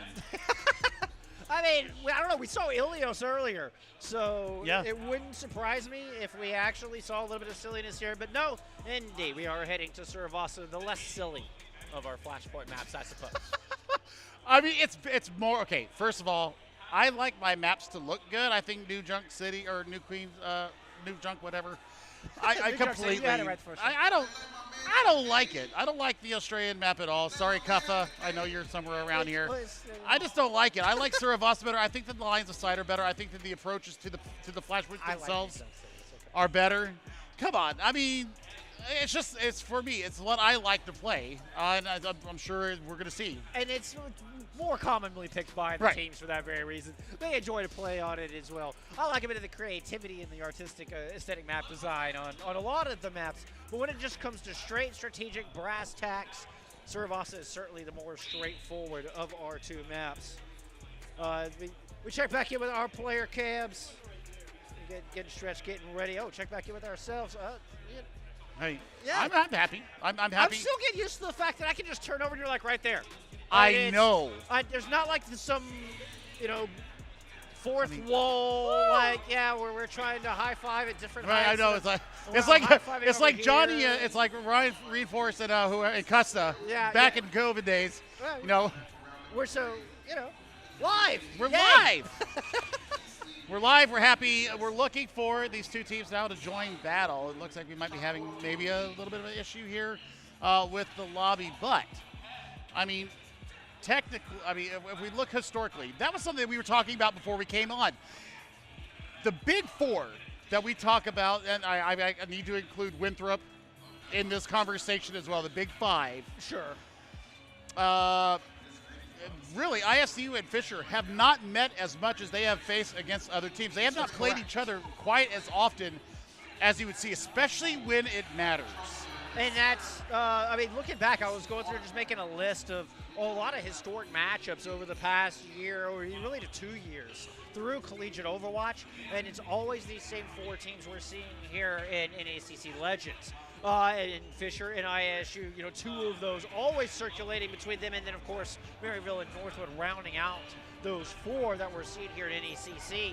And if you look back through the past 2 years, it's always those 4. And like you mentioned, somehow ISU and Fisher never quite seem to align in any of those matchups. So it's unique to see them get to face off here at LAN.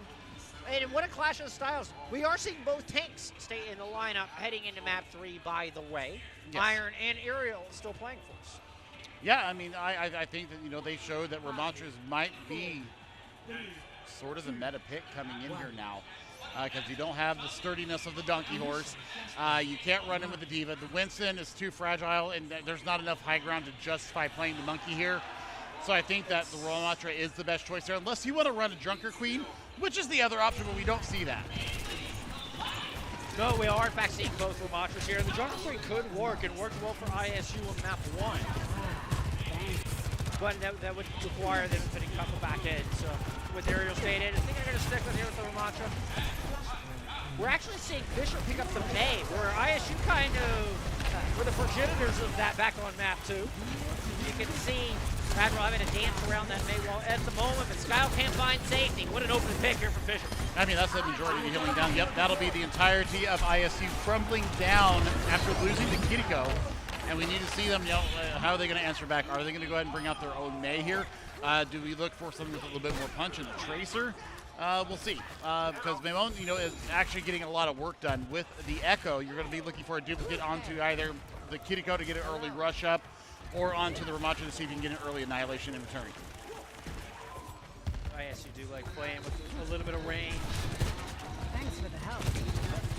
Stay out of caves. It's a lot on Lethal's shoulders, particularly here early in the fight. Trying to make their approach. And from the outside or from kind of that deep spot. Lethal is down low, kind of off by themselves. Has to slide back out. ISU not liking their initial approach. They're rotating down low, Billy. Still haven't found a way to crack this open. Yeah, I mean, you got to get online. You also got a window online. They're going to go ahead and let that go right away. Neb saying, I'm going to go ahead and shoot you down. We do have a duplicate out. That's an early wall. And goodbye, duplicate Echo. Oh, I thought K might even throw the Blizzard into that. Doesn't have to. No need. Oh, he's going to throw it in late as they're under a bit of pressure. Catches Aerial inside that Blizzard. That's enough for the first sub point. Well, I mean, that's, quick play and counterplay going into it. And, you get the Blizzard out, so, I mean, yay on that. But the fact that you did get the duplicate off and you were immediately burned down because of such an aggressive window coming out from Neb, I mean, yay for them. Now they've also got a sound barrier as we head to the second flashpoint. And it looks like it's going to be Garden. Neb with a little bit of the psychic damage there in chat. It was just a little bit. That was just a little extra 1d4. It wasn't much. I mean, why not? Skyle has a Kitsune Rush to try and contest the Garden's point here. Fisher already having set up camp on it. We'll see if they can force out this sound barrier. That might be the way to go. What a wall. That's a huge wall. This ends now. It's going to be an overclock on the back, but Skyle investors, the Kitsune Rush, just keep Aerial alive. Still, they have not recovered, not quite stabilized. It's the Aerial. Yep. It's going to be Annihilation used. That extra armor is exactly what Aerial needed to get back on top of the health pool and get that kill onto Lukewarm. Now moving up onto the Injected. A little bit of a boot back force Iron away from the corner. Now has an Annihilation of their own. Gonna wait till that Maywall comes up. Aerial with plenty of room to scoop back around it. Actually gonna use that Maywall for cover there. Momentarily, the flip comes through. ISU are in control as this fight gets into the latter half. Aerial starts to clean up. Woohoo! I mean, that's proactive use of Ultimate Style. We saw the Kitsune Rush come as soon as that wall, and they got the crack through Cave's wall. They immediately put the rush through, and they fall in the back of it. Now they're pursuing kills down. This is going to be a lot of free progress as they get these stagger kills, Jeff. Fisher ended up using their own sound barrier on that. Once again, we see Admiral being extremely patient with what is widely regarded as the most important ult of the game. And those 600 extra burst shielding is just so effective in taking a quick and fast blitzkrieg fight and overwhelming your opponent. What a stick! Speaking of a great way to open up a fight, Ramon special delivery to Lukewarm delivers a 5v4 here to ISU. They look to equalize. It's Surabasa. Aerial approaching Iron up close and personal. Decides to give up on that fight. I love the disengage. I love getting up there in their face and then disengaging and saying, haha, I'm going to sneak around the corner here and I'm going to take even more percentage here. 90% and counting. That's a huge vortex. I don't know if they're going to be able to get a touch. It slows Iron down enough. I mean, they are going to get a touch in. Made it more difficult for them to approach. Ant Matrix now down. ISU forced to find cover. The wall's a bit late. Aerial ends up on the right side. Ramon dashes into the point in the middle of all of Fisher. Well, the rest of the team is looking to hold him off. All ISU is just keep a toe on it and try to find this opening pick. They're able to get the eyes block out of cave, but here comes the Blizzard in. That will force everybody from ISU back. It also devalued the Kitsune Rush from Skyle. Maywall throwing out sound barrier, now investing from Fisher. The thing is, we're trying to throw him on out of the back. He's got to worry about Lethal up front. Overclock hit one, but not enough for a final blow. Aerial trying to close things out. Now with this Annihilation, see if they can finish what Lethal had started. Absolutely massive clapback coming from ISU there. They disengage from the Blizzard, and then they know that they have the sound barrier advantage. They go ahead and pop the barrier, and then Aerial finishes everything off with a beautiful Annihilation. They take their Garden's flashpoint. I love the dance with Mamone in there too, drawing just enough attention. And Mamone knows they can't outstay their welcome. As soon as eyes turn to Mamone, then Lethal and the rest of ISU push forward from the other direction. Beautifully done there from the Redbirds. Now we're tied up at Surabasa as we approach our third point. Now it's going to be up to Lukewarm. Do we see them happen? Once again, they have the overclock online. Can they find the rotation here? But no, Lethal picks out Grapes. That is a massive early pick. Admiral set it up. Lethal knocks it down, but the trade is there. Lukewarm finds both DPS as a matter of fact. Even chalks Aerial down to below half health. No armor, no heals, no safety. Yeah, Lukewarm absolutely turns that fight because that was an early first pick there from Lethal, and then we see bye-bye to the rest of ISU as Lukewarm absolutely turns a tear on them, and now they're going to start getting their percentage here on Temple, and you get Iron up to Annihilation. That is a massive ultimate that they're going to be running into. Admiral did use a sound barrier there on Garden, so now we're going to see, are they going to be able to push in? Are they going to be able to disengage fast enough from it? Can Skyle get the Fox up to be able to counteract it? ISU's taking a very long rotation here for that very reason. Try to give Skyle just a little bit extra time. It's actually Skyle calling for the PP here. Well, I mean, you know what? Maybe something's going on. Maybe they're having some frame issues. Maybe they're having some packet loss issues. We've had a couple of those going on today. Audio issues have been plaguing our teams a little bit as well. So no, it's the lights. It's the lights from the main stage that's blinding them right now. They can't see. Oh, one of our spotlights ended up in their face. Yeah. Oh, yeah, that'll do it. That'll do it. That'll do it. So I guess they're going to wait for that. Yeah, play with spotlight in your face challenge. Very hard. Very hard. I mean, we've got these blinding lights. I can't see past them, but I know that there's people out there. Right. And I know that they're like watching us as we're casting and like watching me kind of gyrate weirdly around here when I cast Overwatch because I do that. But you don't think about it until you have something that powerful, that bright in your face. Just what kind of impact it has on your vision. Because right now, I see you folks, it doesn't look like these lights are that bright on us, but I can't even see the camera that's 10 feet in front of us. Like, it creates such a wall on your vision. So, anyway. I understand it. I feel it. We'll see if they are able to get it around and see if they can go ahead and get themselves engaged into this next fight once the EDM party is done. Well, I mean, basically we're at ISU trying to build up a Kitsune rush to engage. They're about 90% there and taking their time approaching the point. I think if Fisher get aggressive, they might be able to interrupt their plan. We've seen Fisher get aggressive on these engagements a lot today. And they seem to be taking the more proactive engagements through these fights. I think Fisher is acting first the majority of the time, at least by my eye test. I love when a team is proactive, when they insist on the initiation on their terms. We've talked about this for a couple of years now, you and I. We talk about the most successful teams are those that initiate on their terms. They dictate the terms of the fight on their terms. And that's what we're seeing happen a lot of these times. It's almost like a counter push coming from ISU, whereas Fisher, they're just blunt in. Well, I mean, and to kind of continue with the boxing metaphor, being a counter puncher, you can set a tempo that way.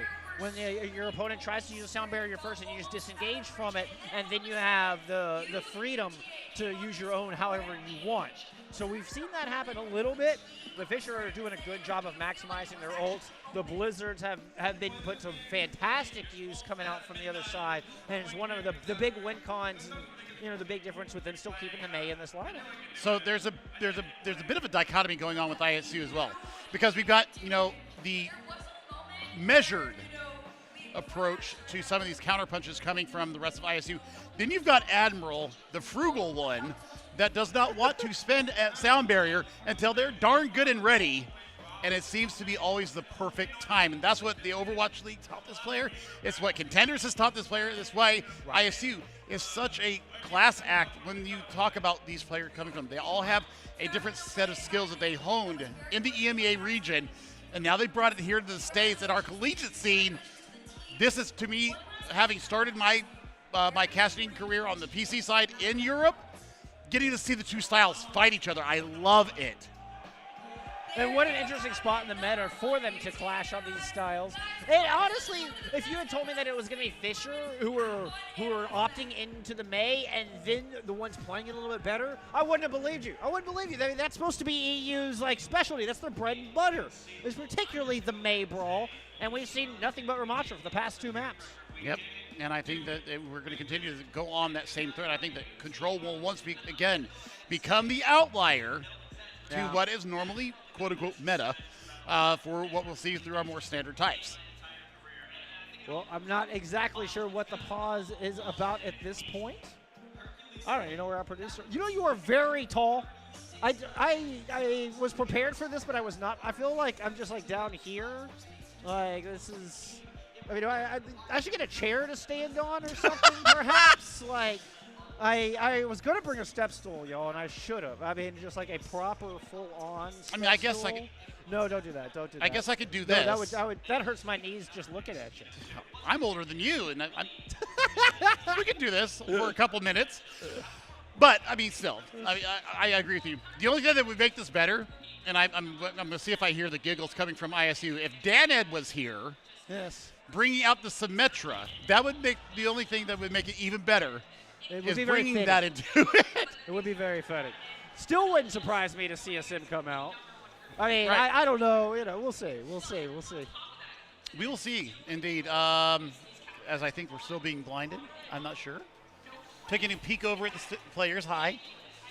All right. Hope you guys are having fun. I'm having fun, Blake, casting this. Oh, this is kid. This is the time of our life. This is our time of our life. But we're gonna keep you in suspense for just a little bit longer. It looks like it's gonna take us a couple minutes to resolve this. Bear with us. We're gonna go to a break. We'll see you back here for the continuation and the conclusion of Map 3. Don't go away.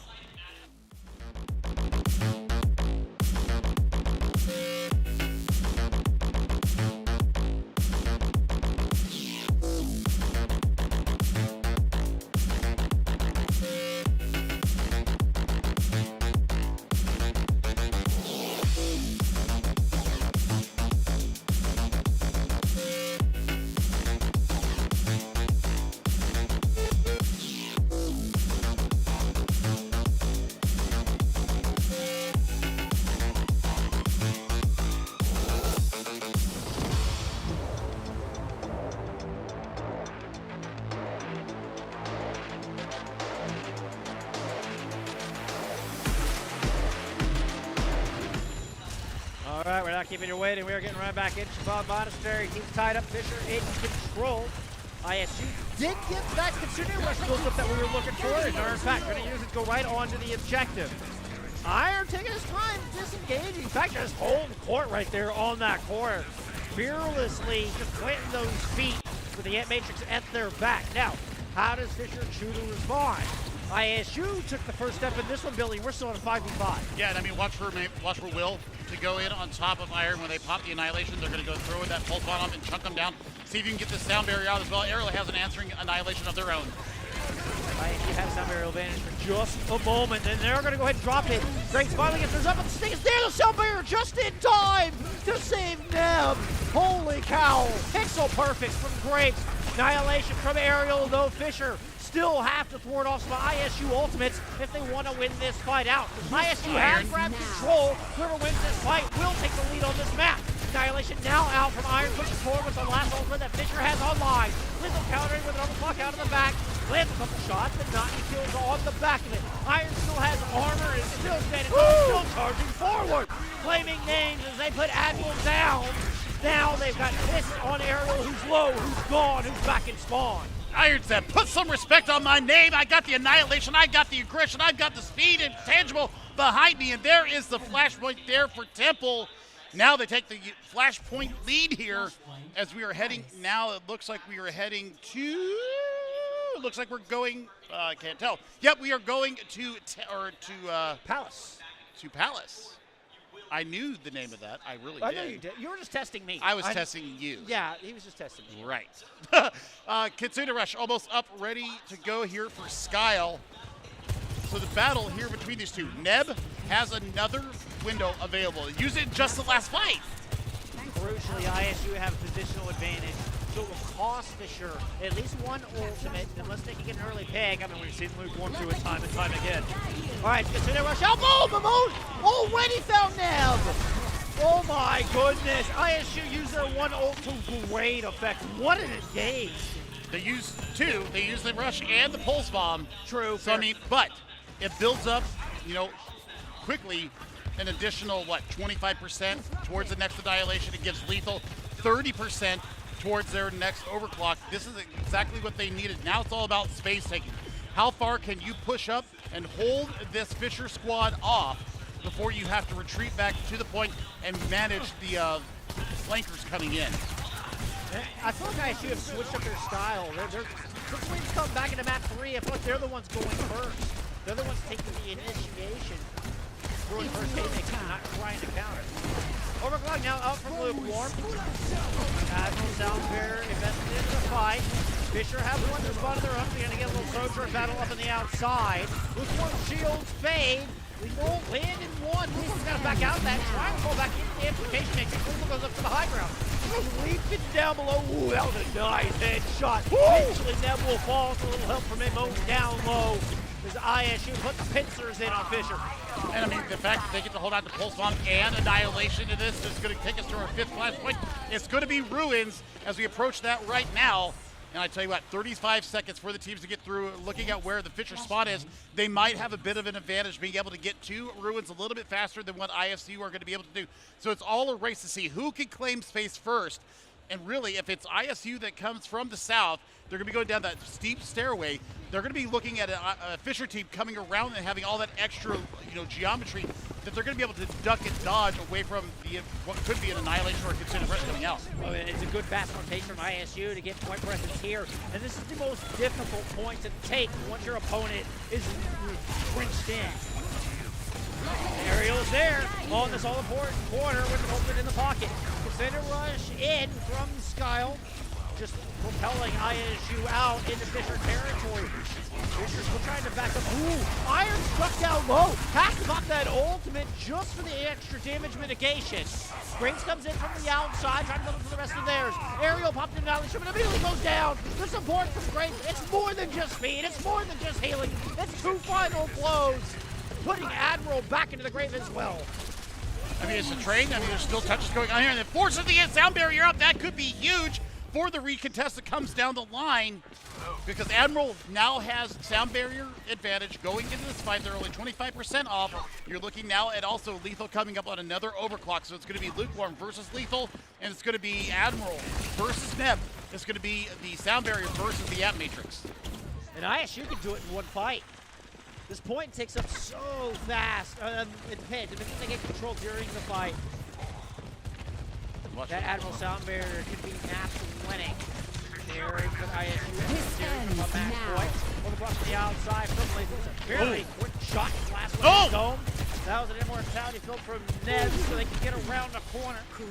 Fisher respecting the overclock. Fade falls back into cover. Lamone now the one on the hunt. I mean, I thought they would have gone when you heard when you saw that go down, the lamp go down. You'll ever see him go up on Moon. Takes Cape down in the duel. Yeah, and we saw Lethal find Ned behind their own amplification matrix. Still a +1 to ISU. Iron stuck in a corner. Aerial punching right through that shield. ISU, you take this point, but Fisher get another shot. I mean, looking at what they have on tap here, I mean, the Pulse Bomb coming up for Cabe. You have the overclock here available to Lukewarm. Has been absolutely lethal, pun intended there, all day long with the overclocks for Fisher. But it's a Pulse Bomb. Maimone has actually been very patient in this last usage of the Pulse Bomb, waiting for the perfect time, waiting for the cooldowns to come out. Oh, what a shot! That might have just delivered the map of all the kills. Lethal fights the single most important one. Oh, but they'll close to their own Pulse Bomb. No. This cannot be happening to your Redbirds.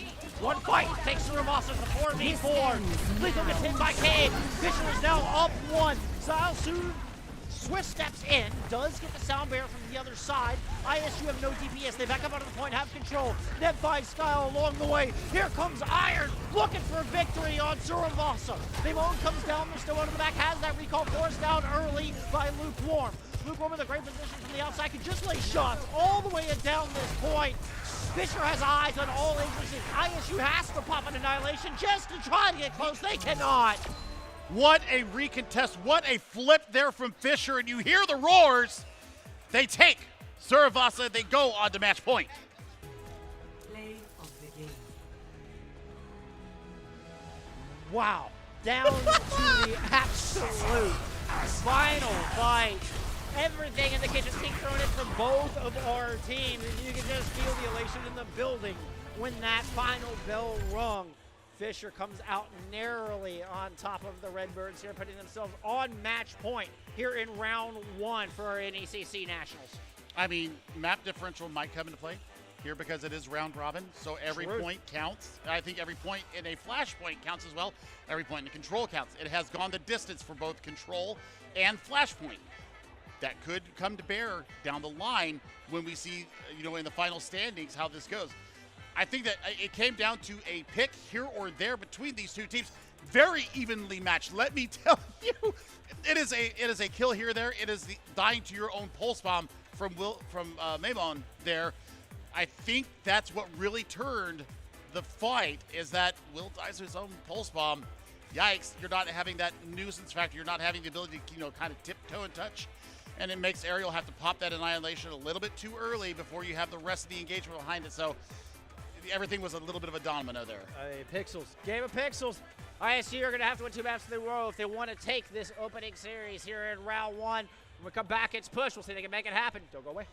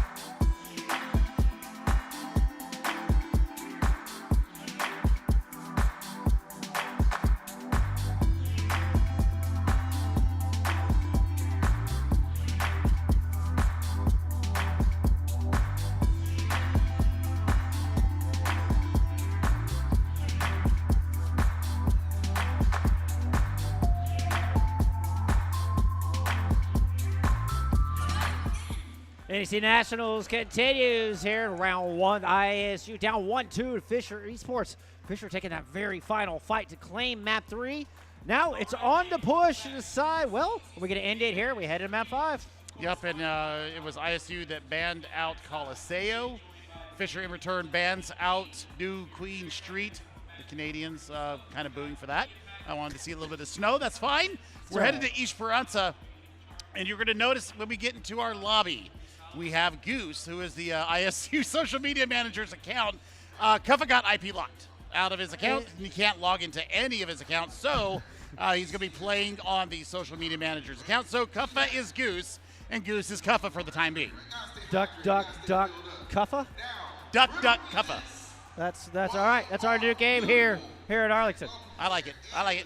Yeah, as you can see kind of how we got where we were. I mean, Ilios was super close. It took us our third sub-map to decide it, but ISU did come out on top. But it's been all Fisher ever since. I mean, Shibby wasn't particularly close. Now, Saravasa was extraordinarily close. But still, you can't help but feel that Fisher's got the momentum. Momentum is a funny thing, especially when you have a substitution come in.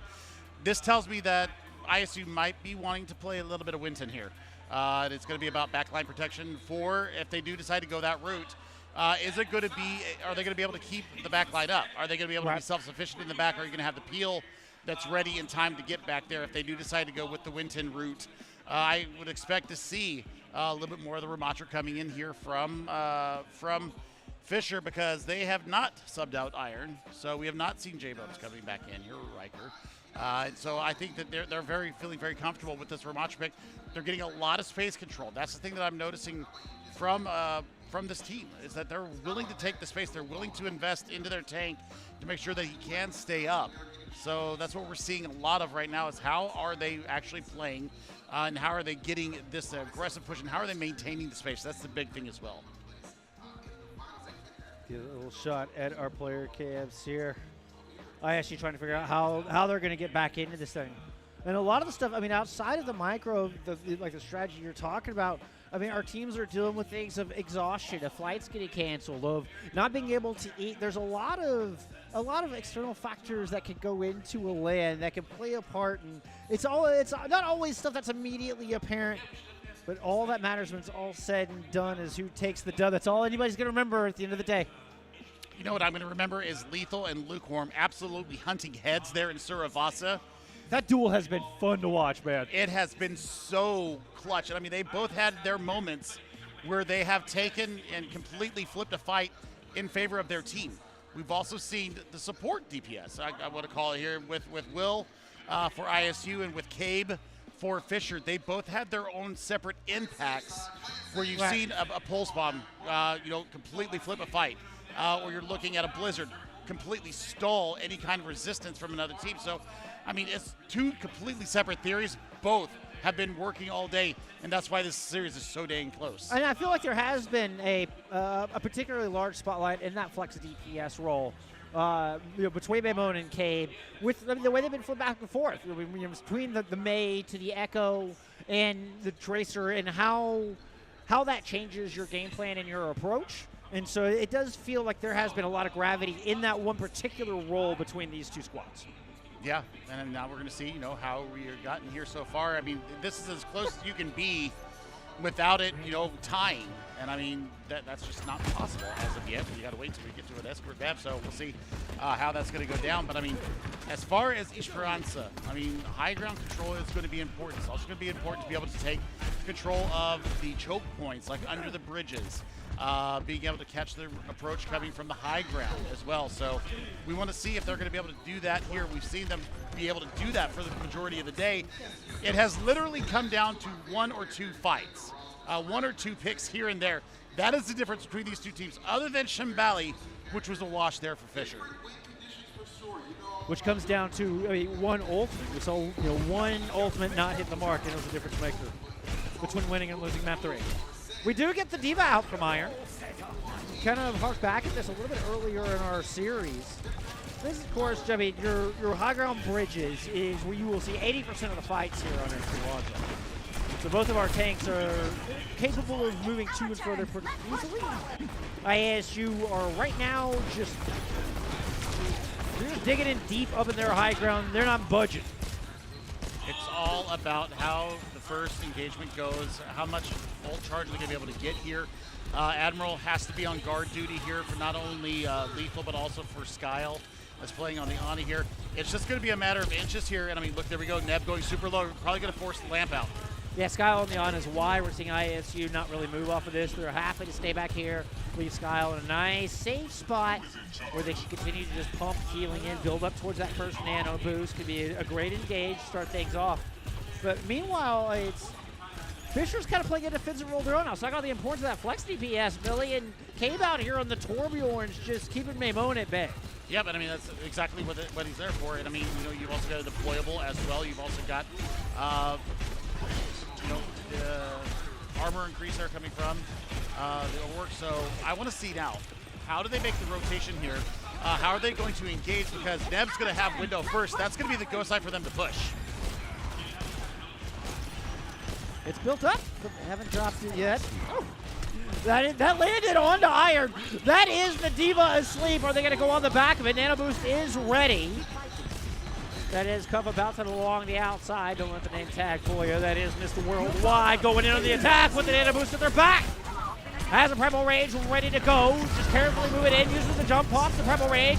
Dead Eye to worry about as well as that amplification matrix. Lukewarm hunting for the Winston, but Cuffa just beast out of there.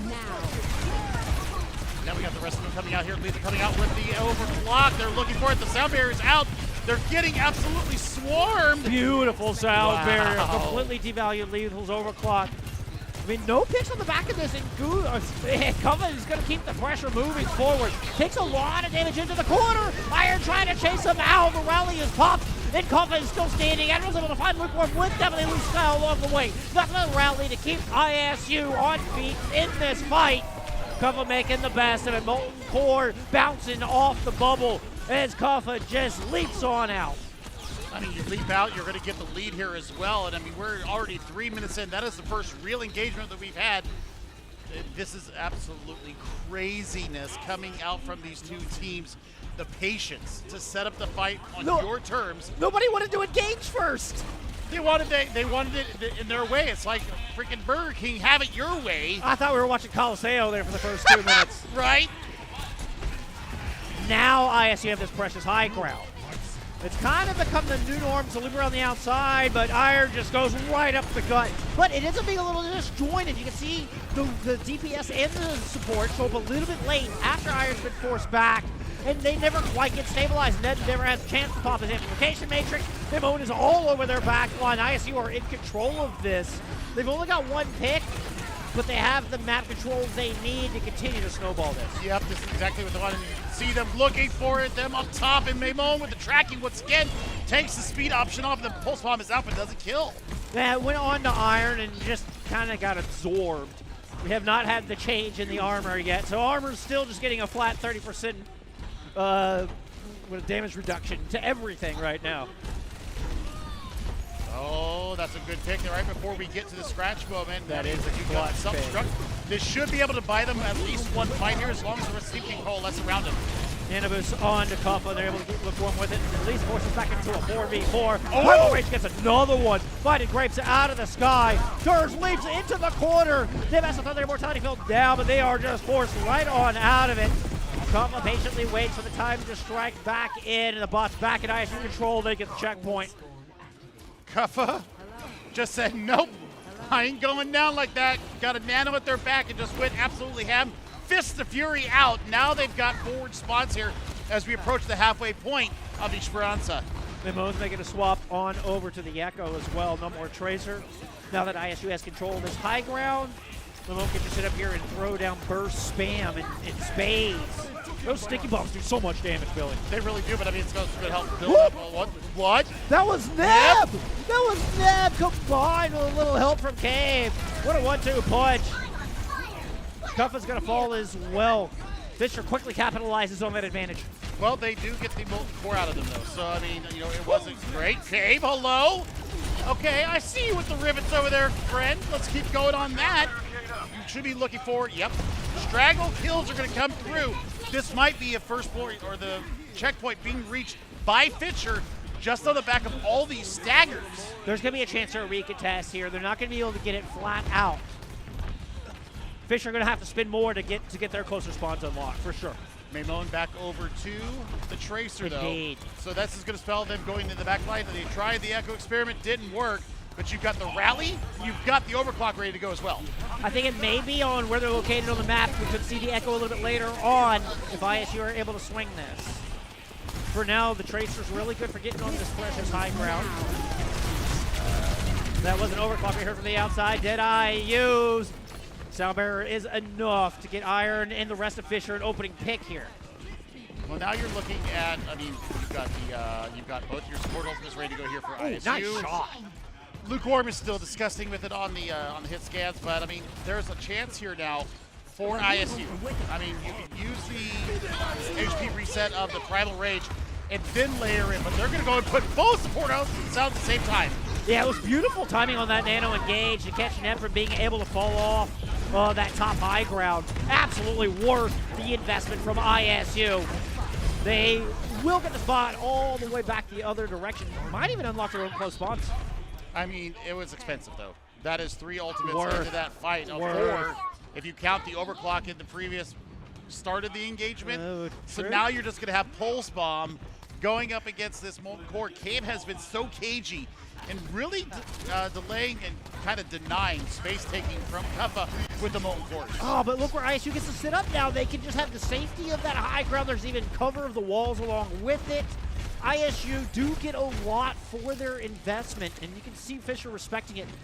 They're going to send both DPS up this outside. Iron, I expect to come join him. Oh, that got slipped out! Cave is gone! Yep, I think they snipped it out. That's what we need to see. Here's a little bit of hum coming through. Now Maymone is going to have a free pulse bomb once the mech comes through. And yeah, I mean, this is going to be free push here for them. They have about a 20% damage. Wow. Oh, I don't know how that didn't stick. Close spawns are here for ISU. They are free to just back away and get back in the tower position, be it cover or high ground. It looks like the ladder's getting towards the invitation matrix. A message here from Fisher. And they found somebody kind of caught alone in that opposite window. It was Kuffa, and they're able to leap out. Fisher just sending Iron up alone to try to dislodge ISU. And ISU have a nano boost. Then they're able to just drop right back down, find a pick, and then nope out to the high ground. I mean, now you're just building up for Primal Rage as we're sub 90 seconds out. He's going over the top here. He's going to try and force that Graves sound barrier out. It's out now. Fisher, I mean, I think they needed to get more with that. I mean, they at least get some block control, but they don't get any high ground control. Kuffa playing along the outside with the Primal Rage ready to go. Jumps out of the bubble, finds, came down low. Bionate is massive on the 2. Graves and Lukewarm just have to sit back and watch as Kuffa smashes the Torbjorn down. Fisher trying to emerge out this window to try not to give up too much of the street. You're looking at a rally to sustain them in the last 45 seconds here before we head into extra time. You've got Lukewarm available with this Deadeye. Needs to find the rotation. Oh, there's a stick! No, Deadeye coming out right now. Oh, the Deadeye's done. No Deadeye to be had. Neb's amplification matrix has got to do wonders here to swing this one back the other way. Otherwise, it's map 5 time. I mean, we're not going to hate map 5, are we, Jeff? This is what Absolutely we live for. And now you're looking for Lethal. Lethal could be the hammer into the coffin here with an overclock and a nano at that. You have both your support ultimate. Again, Skyle has been absolutely disgusting on this Ana. Oh, and I love the aggression coming out. ISU immediately move in. Lethal from the back line. Finds 2 before Fisher even knows Oh my God, what the ace. hit him. We're going to map 5. This is how we kick off some Overwatch. Yep, that is how you do it right there. Lethal being absolutely lethal in the backline, stalling any kind of resistance there as they try to coalesce and get the pot moving again. Nope. TS1 is going to be firmly into ISU's side. Oh my. And a map that started off with neither team wanting to take the first fight. And you get this aggressive move out of the corner to close it out. Woo! We are headed into our final tiebreaker map with Redbirds having a full head of steam. We're going to take a break. Let our teams decide where they want to go. One last map remains here in our opening round for NECC Nationals Overwatch. We'll see you back here in a few.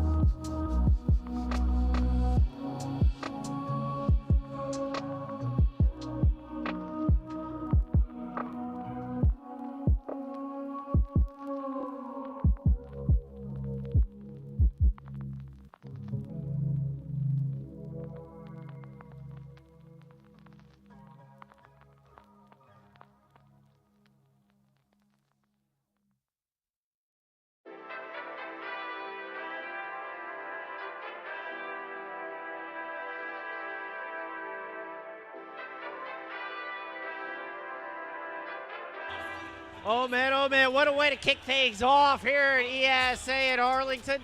NECC's first round in our Legends Division, heading to our 5th and final map. We're going all the way to map 5 right out of the gate. Oh boy.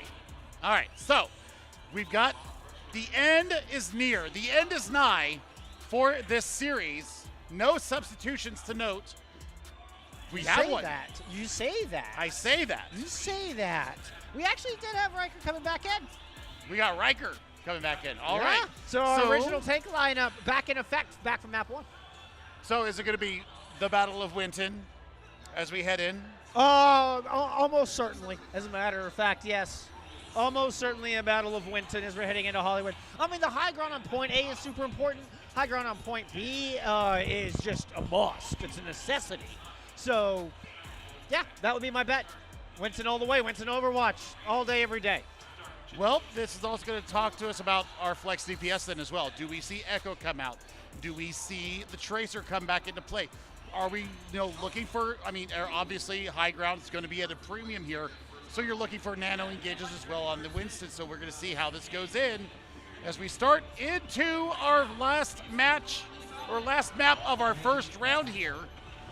And it's going to be ISU on the attack. They're going to set the pace here and see what they can get up against the staunch Fisher defense, which they finally cracked there, showed massive signs of maybe turning the tide of this series there in Esperanza. Riker showing us the Devo right out of the gate. I got papers to sign.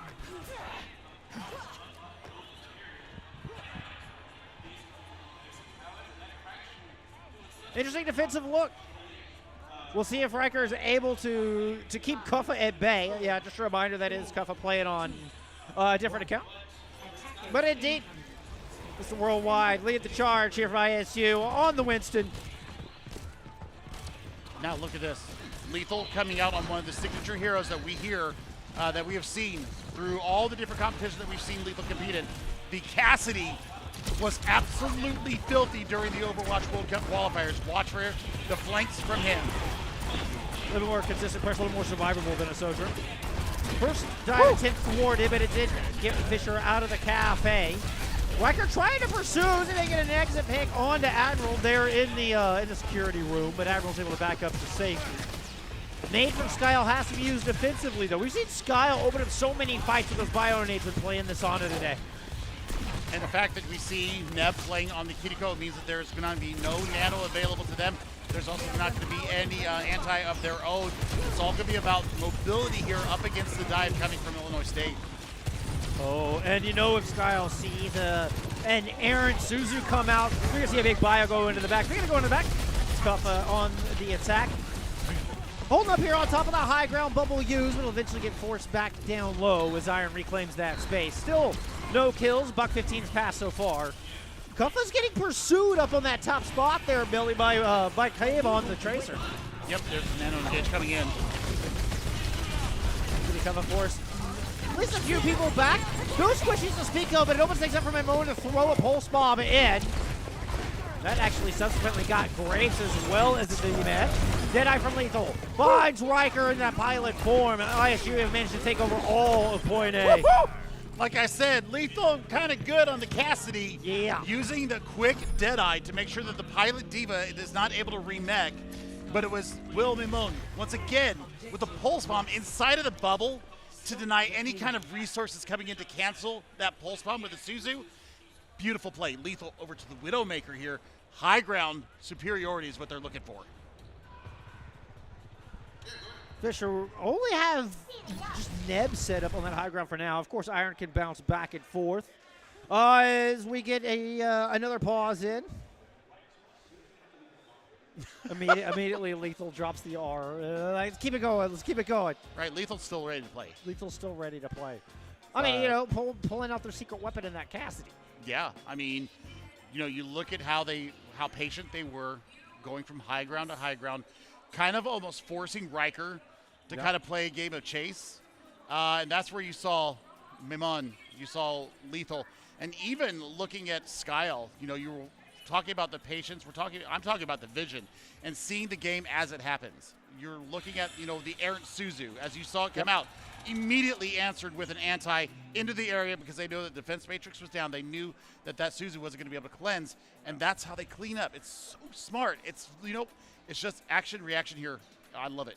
Well, and like using the nano boost, not just try to go at picks, but to make space for Lethal to get into Cafe so Lethal can have the room to work. It's using these ultimates in ways that we're not used to seeing. Is now Lethal, what a swap, what a kill. Yeah, you're also going to claim that high ground now because you see Cuppa go up there and dislodge it. I mean, no, the self-protection can come out from Riker, no remac ability. This is going to be so much free card push. What a gamble from ISU. What a bold play. Putting Lethal on this Widowmaker. Oh, and Lukewarm's now caught. That's going to be 2. Grapes has caught it as well. ISU have met every adversity here on Hollywood, have had an answer for all of it. The other thing here is now you're looking at a rally up against a sound barrier. I'm going to take that armor all day long going into this mobile composition. You're looking for now Riker. I mean, you've got the 6 man available plus the remech. So, I mean, that's got to be, trying to get Riker out of the mech. That's going to be your first order of business here. And Bullskunk ready to go for Mimone again. Robot's dropping in off the high ground. ISU trying to retrieve, but Admiral can't make a clean rotation. He gets caught. The rest of ISU is separated. Yeah, Lethal found out, not able to fight safety. I'm not sure how long you stick with the Widow here. Honestly, I mean, you're getting good picks, but I mean, Diva's now going to be on the hunt for you.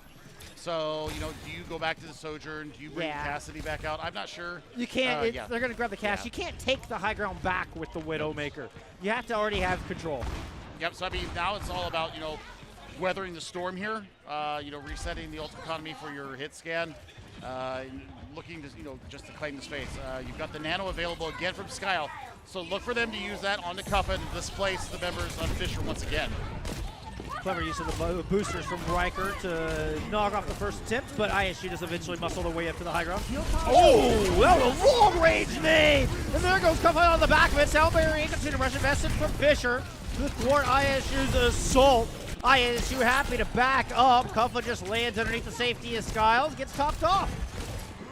So basically, it forces all those cooldowns out of Fisher. Now they're resetting their economy and And both support ults. Both support ults also come out, and a Pale Spawn as well. So now, Illinois State, with the ult surplus, should be able to push this in. And Admiral with the rally might be able to do what the Nano did on point A, and that's escort Lethal into an absolutely indomitable position here along the outside. Cars inching ever closer, self-destruct inside just to get Riker back in mech. 18-8 landed on Lukewarm, they're gone! Grapes is down low too! There they go, punch back into spawn, Net quickly follows as Cuppa unleashes the Primal Rage to great effect. Furious George says, get out my game! That is my payload. That'll be point 2. Taken here from Illinois State. Yep, and I mean, that is a nasty, nasty stagger as well. So now, can Illinois State get high ground here inside of the movie studio? I want to see if they're going to swap anything out. I'm surprised we haven't seen the Reaper come out from Lethal. We know how good the Lethal Reaper is. Well, I mean, it might change now that we're in point C, and this is a lot more of a straight, narrow corridor. It could be more difficult to get the Cassidy into a position, but Lethal's so darn good on the Cassidy as well. Speed of good, and the Bionade in! Graves lucky to get out alive. Right, you're not so lucky. Nope. And this is nice. You continuing to keep the pressure down. They've popped a rally in this as well, Billy. Yeah, and I mean, you got, the rally's out now. You've got Nano available, so when Cuppa gets into serious duress, you can just use that to just completely overwhelm the defenses here from Fisher Esports. 2 minutes on the clock. Smart positioning from Cuppa. Able to stay in LOS of Skyle. Keep getting shot, keep getting topped off. Get that nano boost as they're flying into the back. Riker's trying to keep Cuppa away, but nothing will. This Mimone who sneaks in underneath with the 2-piece. Lethal does fall. The back left Katsune Rush coming in from Neb. Still holds the longest shot from Mimone. Takes Riker out of the sky. And the car taking ever closer to a 3-point cap here for ISU. Look for Lethal. Lethal has the Deadeye going on right now. The Primal is out. That's going to displace everybody off the point. 1.28 meters. Just clean up for ISU as Cuppa's Primal Rage is enough. 1 minute 24 on the clock. The dive from ISU with just a change here or there from only one player, that's Lethal, showing us two different looks there, the Cassidy and the Widowmaker.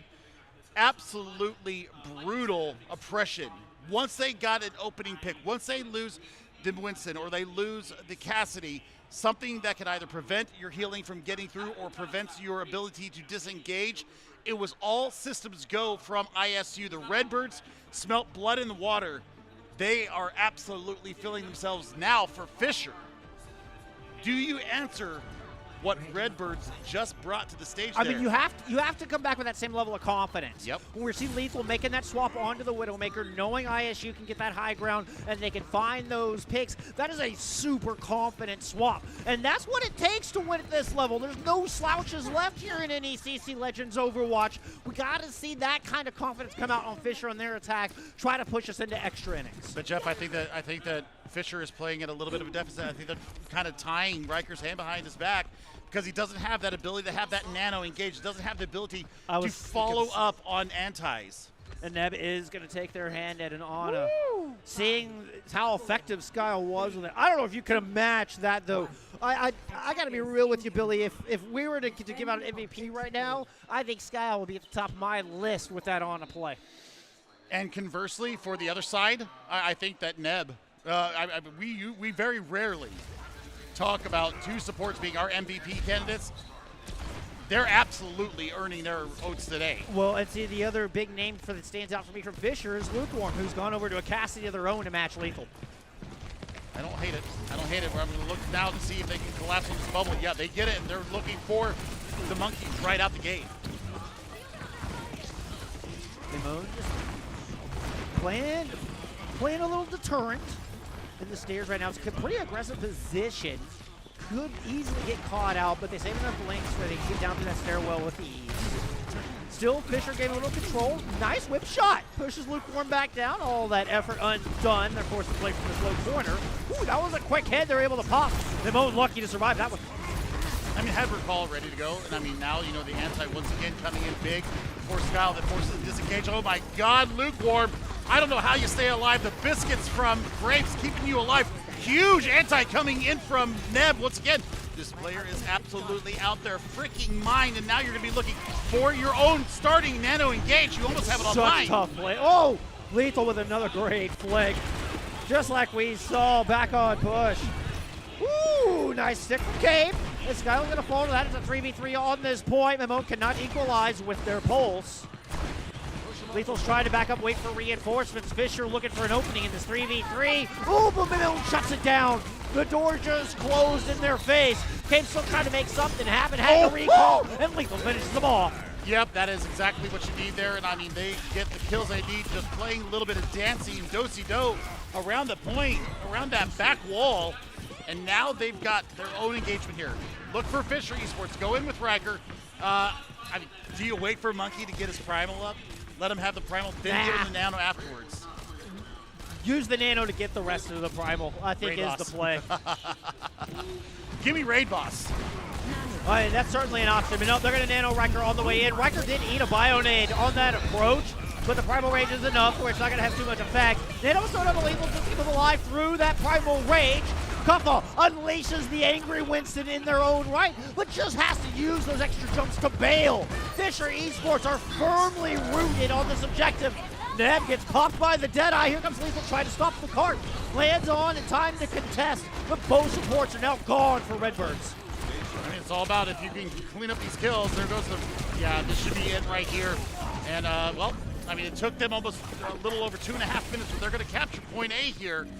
And, well, let's see what they got coming up here. But they've invested their entire war chest. Same thing with Illinois State. So it's a rush to get to high ground, and it's a rush to see how far you can push forward for Illinois State in their defense for Fisher. Can you make a good rotation? Catch them off guard. Maybe catch Skyle or Admiral in the back line. Yeah. I want to see if Cade can get back there and really start haranguing them, and then bring into the fight, bringing Lukewarm, who's, by the way, gone over to their Sojourn. This brings a different wrinkle to this attack.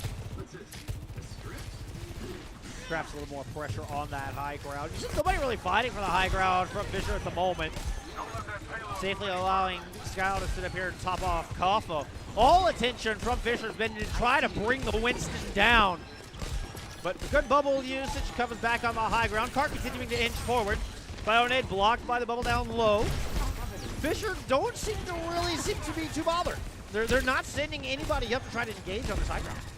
They're going to have Nano engagement right here. And well, Nev says, what you can do, I can do it earlier.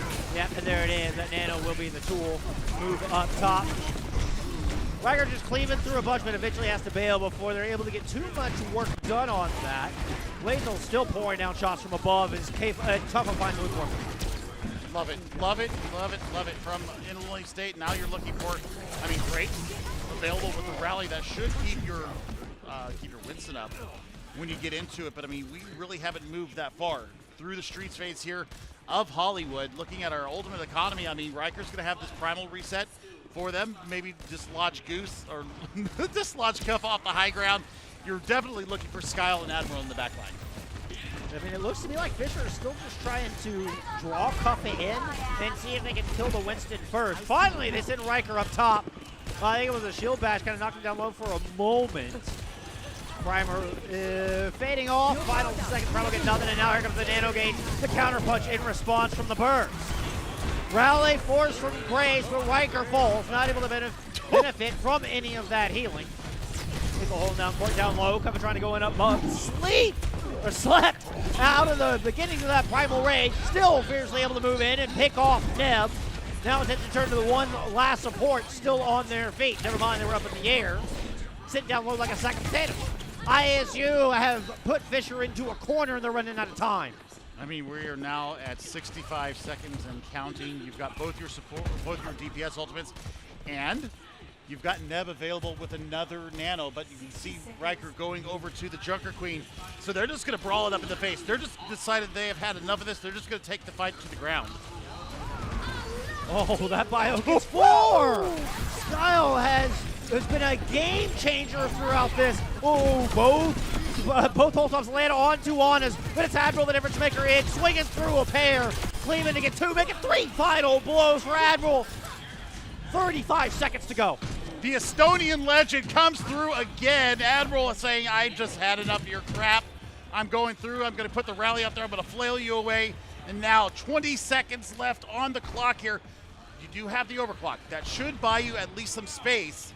And then we'll see what we got on the back of that. I think, you have to put this on to Junker Queen and get as much value out of this Nano as possible. They've gone over to the Diva. I mean, just still trying to throw anything at this high ground. It's going to be an overclock out of Lukewarm combined with a Nano, and does find lethal with that. It was a heavy investment for one pick, and there's still a lot more for Fisher to do. Here comes Kuffa in aggressive, but Mimona's purple and cannot follow, which means Skyle gets left vulnerable. Fisher finally put together a good fight win here for the first time in several minutes, really. I mean, the fact that Riker had to switch tanks twice just to find something that would stick, and I mean, I think you did that just for the mobility reasons, but the mitigation of all the damage coming in, I think that's the other reason why you go over to the Diva. So, I mean, we're in overtime. If they get knocked off at all, I mean, Kuffa with a Primal Rage ends this map, and we look at a 3-2 Redbird win. Those grapes that you saw in the bottom left-hand corner, holding the one ultimate for Fisher, the one hope to keep Fisher in this map 5. As the car inches approach, one last fight to determine this series.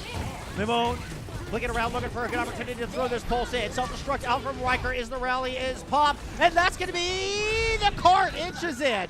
ISU just give that one up for free at the fear of a self-destruct. Yeah, you're right, Neb. That is a bit of a C9 kind of force. I mean, there was a self-destruct out there, my friend, but still, they got the full value on the back of it. And talking about value, I mean, we are now 71 seconds left to go. You got both DPS ultimates. You're going to have another rally here from Admiral. Fisher have to be perfect, and they're still going to be under the time bank of ISU, even if they get in.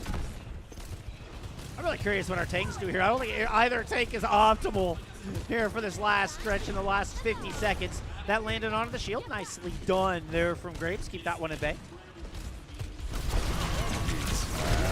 Deadeye out from Lethal. Took a little initial damage, and the bubble is up to keep him alive, so Fisher has no choice but to back away. The DM Riker head up most of that. Riker wanted up to the high ground. The boost didn't let him. Ooh, that was dangerous. You can see the pursuit coming in from ISU, Billy. That was a good nade. I mean, the nade was good. The pursuit was better. Didn't find any kills on the back of it, though. And I mean, that was a great amount of just hiding back. Bullskunk comes out once again. Cave gets absolutely dissolved there. Oh, my God. Luke might turn this around. Yeah, Cave and Lukewarm just dancing all around Illinois State. Had him spinning this way and that. And, well, now they're hoping they get a chance to draw this map. That's the best Fisher can hope for. Will was going to be here with the touch. They're contesting, looking for the switch slip to come in. And they still got to get through Compass Primal range as well. All while keeping a foot on this cart. No ultimate speak up here for Fisher. And they're going to have to do it without their brig. Now Mavona and Comfort go diving in. Attention turn on to Riker. They're going to demax the Diva. Caught in the corner. That's Ultimate 76 is not going to last long. ISU are down 1-2 in this series, and they brought it all the way back. What a map, number 5. What a series from these two. Everybody give them a round of applause. What a hell of a series from them. Digging deep, and we're talking about how just with the chaos that we are in with this patch, that it is going to be up to good decision making on the fly, leaning into the strengths of your team, and what smart macro play and smart back and forth. ISU ended up kind of winning the chess match there. They kind of out-thought Fisher a little bit. We saw, you know, some roster changes, some strategic moves there as far as moving your tanks around, and then with the way the maps were playing out, even the way our flex DPS were kind of supporting their teams. ISU ended up coming out on top there at the end, but man, it wasn't always that way. It was back and forth the entire series. I mean, this is what you get for Nationals. This is the best of the best. Yeah. And you see exactly why right here. And it comes down to just little micro decisions. It comes down to compositional differences. It also comes down to Kuffa deciding that he doesn't want to lose, and he has the support behind him. Skyle definitely gets the MVP for the day. Well, it looks like we're going to get an interview set up. We're going to talk with one of our friends from ISU, get some thoughts here on their first match at LAN here at Arlington. Give us a minute to get it set up. Don't go anywhere. We've still got a winner's interview left. We're not done. We're not done. Don't go away.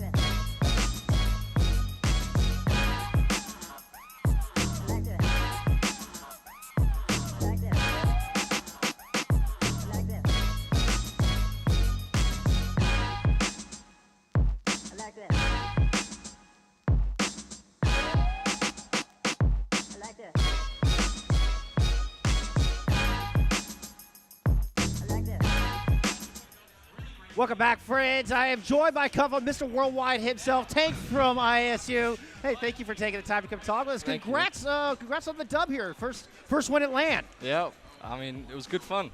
What's the biggest difference between playing LAN and playing online? I mean, just right off the top of the head, what's the biggest impact for making that change? I mean, when you're playing online, you're usually just in your bedroom, and like the stakes don't feel as high all the time. But when you're like in person, you get to come to these events, and you see the opposition right next to you. It's just good fun. Like it's always the stakes are much higher. Yeah. I was gonna say, it almost feels like the strategy goes a little bit level deeper too. Yeah. I noticed map picks taking a little longer. We had a lot of substitutions coming in. A bit of technical issues as well. Yeah. I mean, some of that can't be helped. But it always happens on LAN. It always happens at LAN. Yeah, there's got to be just that right amount of scuff, right? Yeah, Otherwise, it's not LAN. Yeah, but exactly. Going back to the subs, we did see you swapping out with Ariel through that. Talk to me about that. What was some of the thinking behind that? I mean, we didn't really expect to be losing the Ram mirror against Fisher. Like, I think we're a very strong Ram team, but today it just wasn't clicking, so we just decided to switch it up. And we got good practice on Monkey, and it's like one of my strongest, if not my best hero. So definitely, it's always good to have in the back pocket and pull out for situations like these. I gotta say, I was a little bit surprised with you expect with the strong EU squad to always dominate and brawl, right? Yeah, that's just kind of the classic Overwatch. What adjustments did you make there when it's like, wait, May's not working for us? They're actually kind of winning that. What more did you do? Was it just the tank swap up, or what else could you do to kind of wrestle control back? I mean, it was a complete comp swap as well. Like we played the Anna Brig with the Monkey. I think they didn't expect that probably, but I think they definitely got very confident in the Ram mirror when we were losing. So having us switch up and make them have to play against a different comp was like the way for us to keep going in the series. Throw a little spanner in the works. I admire their tenacity. You're just giving them a comfortable feeling of safety. Just let them get comfortable, then you turn it around on them. Huh? Yeah. Just get them a little excited, and then crush their dreams a little bit. Just primal all over the dreams. Yeah. Speaking of Winston, do you think Winston's going to stick around in the meta with all these changes coming up? Yeah, I mean those tank changes are like really good for Winston. I think the headshot changes are like very, very helpful for him, because that's like a big issue for getting headshot all the time on Monkey. You don't want to feed. I think the knockback reduction thing I don't really like, because that just makes it harder for like primals. But then again, you're not really priming a tank very often, so it's not the end of the world. But I think they're turbo buffing tank. So I think Winston has always been a good tank in Overwatch 2. So I think he's just going to be even stronger. So I'm looking forward to that patch. Anytime there's more Winston, I'm a happy camper, man. I'm a happy camper. Me too. Well, thank you so much for your insight. Congrats on a great dub to kick us off here in Arlington. Any final thoughts before I let you get out of here? Let's just say I want to win everything. So today was a bit of a rough start, but we got plenty more games to keep going throughout both NECC and CECC. So hopefully we'll be on that stage on Sunday with the crown. I can't wait to see what happens. Well, Thanks again, my friend. Well, that's going to do it for us here at Overwatch. But NECC is not done for the day. We got more up for Nationals. We're going to take a little bit of an extended break, but when we come back, we're going to check out some VALORANT. It's going to be Winthrop taking on Northwood when NECC Nationals continues.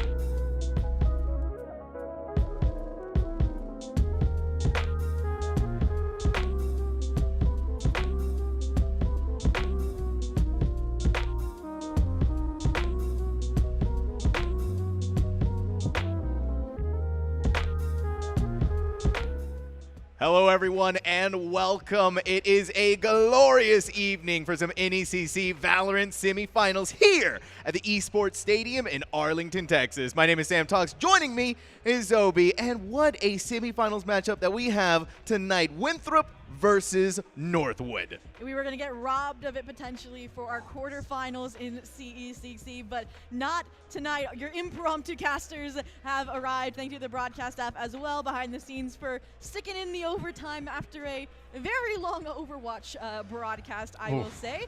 But I am so excited for this matchup. I mean, there's a player on Winthrop, you know, who was just competing in that Challengers aggregation, didn't get past the mark. Winthrop obviously already in it. And then they just lost to, you know, SAD, where Darkest is on that team. We'll get to that eventually.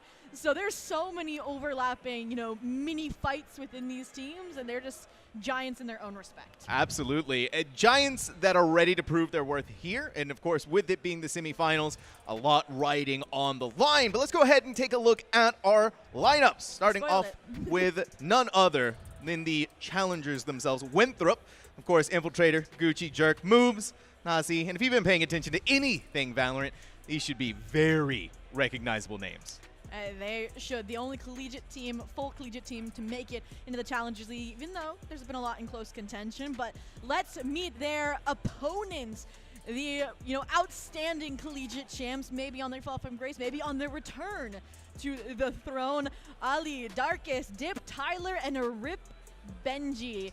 Now, I touched on this, like I said, Northwood, they've had a bumpy ride. They didn't have the best group stage in NECC, but then they came back with a vengeance here in that, like, the playoffs for Nationals, and here they are on LAN, ready to go. They're ready to go. They're ready to prove their worth. They're ready to show what they're made of again and why they're a team to be feared. But, of course, you're going up against a team that is currently already feared. A team that has, like you said, the first and only collegiate team to have made it the distance to get into Challengers. And so Northwood, even though they do have Darkest in there of SAD Esports fame, it's going to have to be that sort of coalescence now to try and stand up to this Winthrop squad that has been having some missteps here and there, but they've been able to sort of start righting the ship, and they're looking like a dominant force once more.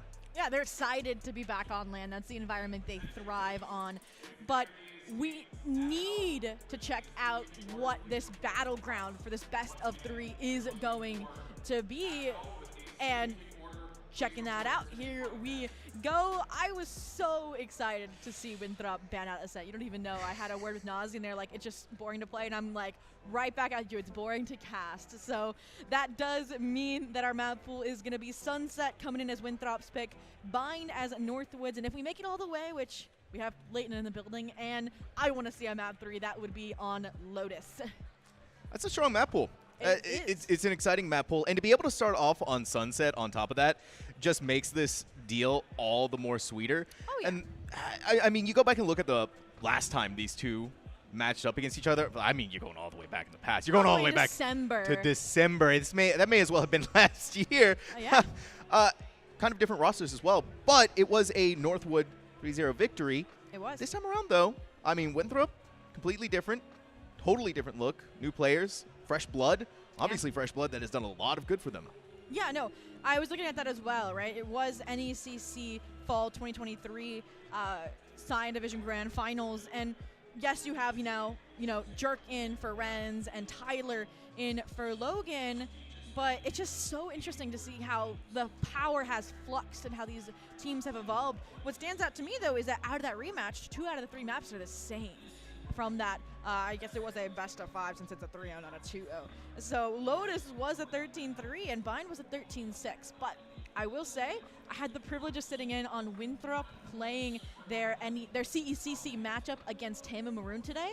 They might have a trick or two up their sleeve and some new strategies that will be unanticipated by the Northwood squad. So I'm excited to see how they deal with a particular player and their agent of choice. Yeah, I'm excited too. We're taking our dear sweet time to actually get there and to make that happen. But we got to start with Sunset, though, before we even get to the exciting parts of what could be and what will be, with Bind being that second map. But Sunset, though, Sunset is this map that has really come into its own. A lot of players really latching onto this map, and well, they better get used to it now before it goes away in the upcoming map rotation. It's this map, though, that we're seeing kind of how the different compositions work, whether they run the double initiator, whether they run the double controller. And for these teams, already have the set ideas, what they like to play, and the ideas of how they want to go about approaching Sunset. And that's what's interesting to me is that both squads do run that double initiator, but it's different initiators. You have both squads running that breach, but alongside it, that info initiator is different. We have the Fade typically for Winthrop and the Sova for Northwood. And it's just so interesting to me because, you know, the IGL is the one playing the info initiator for Winthrop, but it's not for, you know, sorry, for Northwood, but not for Winthrop. So I'm hoping to see, you know, the Fade more facilitating that duelist, that raise out of the Winthrop squad, versus that Sova is more going to be used, number one, to counter the Cypher. We all know this, so shock darts, extra line of defense, extra kind of second fallback if you do lose that raise. But then it also will be used to inform decisions, self-fakes across the map, because they can get a lot deeper with some of those lineups, or even self-fakes, you know. If you got those lineups, let's see if they have the lineups. Yeah, and you know, it's a good thing, too, for both of these teams, the fact that they play those double initiators, because obviously there's been some major changes happening in the great world of Valorant, and we haven't talked about yet. Obviously, those being the massive Viper nerfs that came through, a lot of changes to how her wall, the poison orb, the mollies. Basically, if you can think about it, Viper got hit with it. The only thing untouched, her ultimate. And I will say, the Viper nerfs may come out to play if we make it all the way to Lotus. Ooh. But here on Sunset, we're more going to see maybe the effects of, I would say, the Cypher nerf in particular. And the reason why I say that is actually because of the Fade pick more than anything. A Prowler goes through a trap wire, it's going to take a lot longer to rearm. They went up from like 0.2 to 0.3 or something. So what is that, like a 50% increase? It's a little bit more time. And then if you're not used to that rearm, you may swing too early off contact, or, you know, more members of the team may make it through on a site execute. It's really going to vary, but we'll have to get into the map to truly find out what is going to happen exactly. But I'm not expecting any surprise in terms of comps. If they do, I'm going to be like, you literally played this like a few hours ago. Why are you changing it? Yeah. why are things looking different? Well, you know. Yeah, it's just they cater to the opponent, you know? Yeah, exactly. Exactly. But it's just so unfortunate in the storyline. Like I said, we went all the way back to December, for crying out loud, to find the last time these two teams faced off, because they were on separate groups of NECC. They were in separate teams in the Nationals qualifiers. It's really just been surmounting to this kind of moment, and maybe their eventual meetup in the quarterfinals of CECC. So this is kind of a prelude to that, because then they're going to get a rematch no matter what tomorrow, as long as they win their first round of playoffs. So actually, wait, no. Well, Northwood gets a bye, but Winthrop, as long as they win theirs. Yes, exactly. But for Winthrop, you should. I am not going to cast curse. I'm not going to hit him with that just yet. But theoretically, in all possibilities, in all realms, should be able to. It'd be a crazy world if they didn't. So these are the kind of storylines that we're starting to see crop through. And these are sort of the ideas that we're getting from these teams. And we've been here for a little while now. And I mean, we're just waiting to see what these teams are doing. Yeah, what's going on here. And, you know, I was trying to maintain a poker face, but we have our fun little graphic that NECC gets to prepare while we see the agents already. And I am so excited, because I thought we were only going to see an agent if it made all the way to Lotus. And audience attention, stick around, because it's being brought out already on this first map. So when we get there, it'll be amazing to discuss how that changes things. Right? It does. But like I said, cross that bridge when we get there. This was so fun, because we said it was an impromptu matchup, so we like pulled all the stats together really last minute and all of that. But look at it, there it is. But I love how tiny it is. And also, so tiny. It's darkest. They're backwards. They're backwards. That's what it is. So, okay, guys, everybody at home, swap Northwood and Winthrop, because I believe it was dark. Yes, that was on the Clove. Wasn't that correct? It was darkest on the Clove, yeah. I think it was darkest, It was darkest. Yeah. So I think these are swapped. So that probably means we're also getting a change out of yeah, so it's actually just Northwood that changed versus Winthrop went with the Fade. Yeah, Winthrop went with the Fade. So they went with their normal. They went with their stock standard. There we go. We figured it out, guys. You can see the gears turning in our head alongside you guys, because, like I said, these teams haven't faced off, and I want to see when the last time we actually had Sunset out of Northwood, because I feel like probably was a minute ago, considering they did change that composition up. And I want to know, like I said, I had the previous composition. Maybe that was a scrim. Maybe they decided they wanted to pull out something new to, like we said, surprise Winthrop so that they can't counter based off of past odds, past games. But yeah, no, literally, that was the last composition. They literally just played this in the upper bracket finals against St. Clair like a week ago. So this is a new comp development in the last week, guys. I mean, just being able to see Clove in general, though, is exciting, right, in the collegiate space. I love them. I think everybody who's played Clove loves them. Whether or not it's going to work out in these ranked scenarios, yet to be seen. But you're still playing it around with an Omen. Omen is still going to be that perennial controller. That yeah, they're doing it with both. Yeah, correct. exactly, That's the whole exactly. change. Wow. Because Omen is such There's a no powerful. Well, Clove is the duelist. But how are you destroying the trap wires as well for the Cypher? That There's no shock darts. There's yeah, no, you just, there's no race you just, satchel. you'll be fine. Just body it. The nerfs will Yeah, take just care body of it. Just use your own body. You'll be okay. But we are getting ready to jump into the game, and I mean, there's no lurking. There's no kind of reservation, it appears, from Winthrop. They look like they're just going for a stock standard out the gate B shit, and I'm hoping Ollie's ready for it, because it doesn't seem like they are. Oh, no, there's no way that this is happening like that! But it's already the Clove from Northwood to start things off for us here. Moves us have the trade onto Ali. Going back and forth, hit with the Dizzy, blind, Darkest, going in with the speed so fast! You've seen the capabilities of this Clove on full display. You don't need no stinking duelist. You just need dip, a hope, and a dream. Northwood taking the first pistol round. I mean, that's probably as simple as a pistol can get. An instant rotation out of an instant execute coming from Winthrop, and just dip, you know, bobbing and weaving from boxes around towards main to help out. And yeah, Darkest being able to bail out Ali, keep them alive that much longer, was huge in just denying that space. I'm trying to think about, I did see a fault line come out, and I don't really think that it paralyzed anybody. Maybe they were also anticipating some form of aggression to come out B main from Northwood, but regardless, they weren't scared away enough. They're going to try and redo that here on that eco round. Maybe slow things down just a touch, since that double satchel didn't quite hit its mark like anticipated. But this time, a stack towards A early. A lot of Cypher utility holding down the frontier until the breach can now rotate back over. Got the one-way set up too. See the eye invested. But now we're getting a look at some of this Clove utility. That nice ability where you send out an orb to decay everyone, and we did get a taste of that pick-me-up as well. That extra speed boost is unreal on pistol rounds, and could be a tide turner, that much is for sure. We're still seeing a lot of reservation from Winthrop. Now that they know that Cypher is set up on B, you kind of don't want to fight that out. You kind of don't want to go there. And you don't want to take your chances against any of those trips. Even if you manage to break one, that Cypher is still there, set up with the better firepower from the buy round that they have. Yeah, they did destroy the main one during their earlier kind of aggression towards B before the back out in the fake, but now it's all in, and Northwood has clued into it now on the rotation as well. Maybe going to get a late lurk from the Omen, but if it even gets that far, I mean, these better weapons should make quick work, and add some utility to the mix as well. It doesn't matter. Moves, was able to collect that Stinger, but upon reload, Darkest takes a swing, takes the advantage. Oh my god. With that 4K off of the Ghost, going to take the round. Darkest is deadly tonight.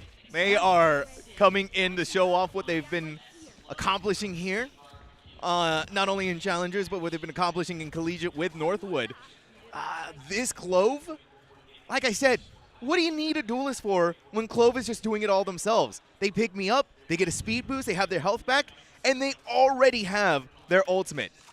Ooh. So now, if Darkest falls, a chance and an opportunity to come back, and even more so because they're running a Phantom. But I'm just curious, because like Ollie is normally that duelist, and they're on the Omen. So are they taking the tens approach here? They're like, I mean, no more duelist, no more jet for me. I'm just gonna, you know, try to step around, make some moves. But we'll have to wait and see if that comes into effect, especially this round where they are that first line of defense out of tiles, and just like that, just like the duelists, when they lose their fight, they get first blooded. So an early advantage for Northwood, or sorry, for Winthrop. Obviously they have the rifles. It's gonna be the bonus out of Northwood, so that's why they needed that more aggressive approach. But now the question is, you claim this mid space, what do you do with it? They're reframing for a B execute, but this has also been read by Northwood. They're going to fight right into it. The hero play has afforded Darkest a Phantom. Let's see if they can get anything done with it. Yeah, Tyler's jump peeking in mid. Dip's going to go forth, grab the ult orb. A thrash, necessary and vital to their plans. Tyler's waiting for it. Gucci's been found out. Tried to take a couple of those pot shots, but nothing going to be found on the other end of it. Finally, Winthrop is going to regroup together. But Infiltrator is going to be the tip of that spear. 17 HP, so you're kind of letting them be the ones to take the brunt of this assault and this approach. Fault line, flash, dip, trying to stand their ground. They did a little bit of damage. Manasi has the trade through, the follow through, and an extra one to grab on top of that. Now you look at Darkest on this flank. Jerk knows someone has to be here, and none other than Darkest. Oh, but they wanted to put down a smoke instead, costing them their own life. And that hero rifle is going to get no value. It's all down to Benji, all alone. Just a sheriff in hand and a 1v4. And a spike that needs to be defused just ain't happening. Yeah, I was going to mention two of those players were low. If you could knock those rifles down one after another, that would have been a really good bonus. But 4 members for Winthrop holding strong. Going to make this a more difficult round to get on the board. You know, leading us towards maybe a tied game early on, a nice 2-2 like you're expecting, keeping things competitive. But I like the Northwood approach. They understand Sneeko. They were trying to play the clock down because they realized there was about 30 seconds left when Winthrop was making that pivot onto A. So you saw the consistent Gecko uses like the Molly, the fault line to follow, all this just trying to kind of appease Winthrop. But none of it worked out. They just forced their way through and took that site. This round, though, they've just been like kind of hot potatoing where the stack is. And this round, it lands on B site for Northwood. Correctly read, but this quick and early pivot from Winthrop University into mid might just evade that. Or they're going to get pinched if Tyler had stayed alive. That's unfortunate. Caught out inside of market. Just fire through the signpost and you're gone. You're out of here. Jerk sees all kinds of free targets. And just like that, 2 from Northwood is gone.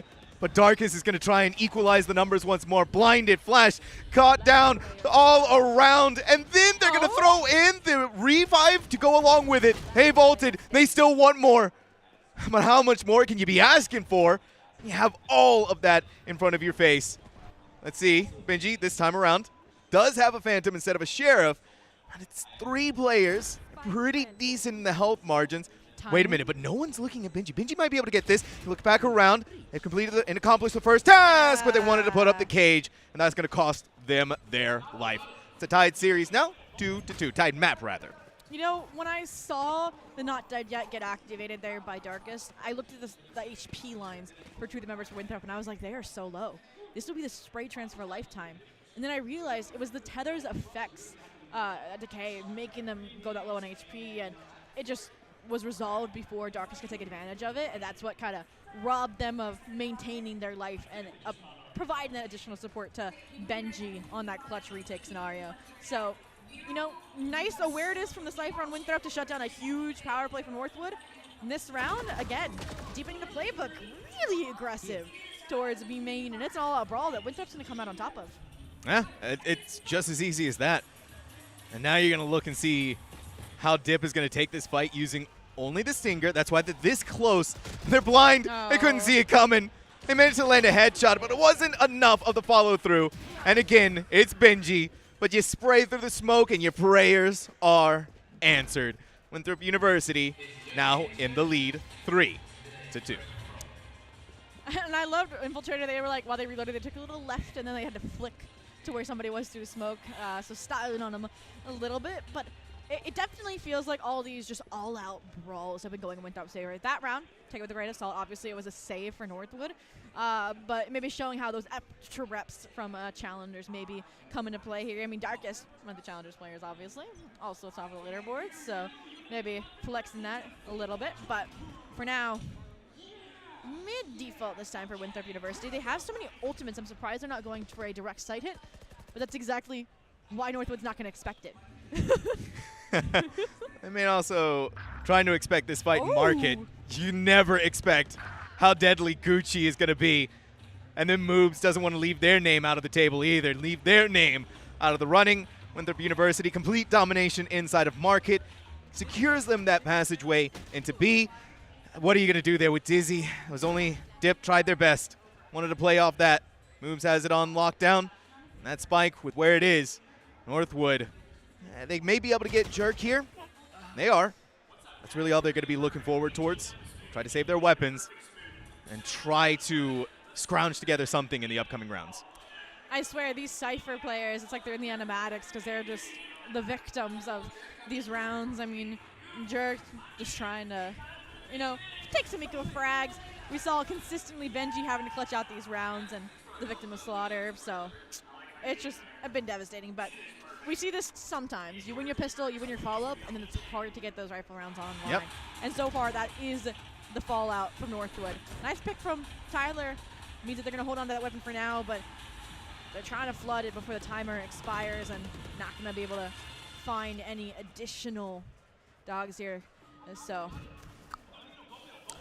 And the other interesting thing, too, to note is that Northwood has the right reads on Winthrop. They have, yeah. know where they're coming. It's just they can't win out in these gunfights so far. The layering of the utility that we're seeing from Winthrop and how they approach these fights, especially using Nasi's Breach, is electric, to say the least. And it's giving them this follow-through to get onto these sites so much easier. Mm-hmm. And this round, I mean, it's another eco strategy. The spy cam here not going to spot out that the majority of the players are coming from B main. So my question is, how fast is Northwood going to move here? We saw them seize for the mid position, but now a beautifully placed trap wire. Can't satchel through that infiltrator. And all the shots actually through the smoke going in Northwood's favor. So much so that they say these half buys are enough to invest the Thrash. It's going to catch Guck out on an island, and that's when the flood is, because they know now only one will remain. Spike on a site, moves, location known, and they are pinned here behind the box between an actual shock in a hard place, and that's perfect for Benji to wrap the round. Northwood showed up in a big way there by kind of not showing up, right? Play off the site, wait for the Nightfall to come through, and then get an even bigger prize with Infiltrator getting caught by the tripwire, then picking them off through that, and then just non-stop pressing the fire button through smokes. And it gave them and rewarded them so much that at that point, you invest the Thrash, you secure the round, now you're in that one-round differential. And that's huge, because that was 4 rounds in a row, so they need to shut down this momentum. And that's the second round where Infiltrator has been force-blooded. So that's the definition of a momentum stall. Now that they can lean into these ultimates like the Rolling Thunder, but somehow Dip and Tyler weather the storm, find those frags, and it's going to be a 1v4 in the cards here for the IGL Nazi. But, I mean, Northwood takes the fight to them, and of course, Darkus is the one to close the round. I mean, they're just, you said it, no duelist needed here. What is this? That's what I'm saying. We're leaving the duelist meta. We're leaving the duelist behind. Clove is our new duelist. I mean, the immense amount of value that you get out of this agent, they can heal themselves, they can give themselves a speed boost, revive themselves, decay, but most importantly, place smokes after they are dead. Just so important towards map control, especially as this controller that they are. And I mean, you can't deny what the impact Darkness is having. 10 in 5. Well, they had to keep it up because they've only just tied us at 4-4. Halves not over, game's not over. They were that first form of contact here towards market, but all this initiator utility they have to respect.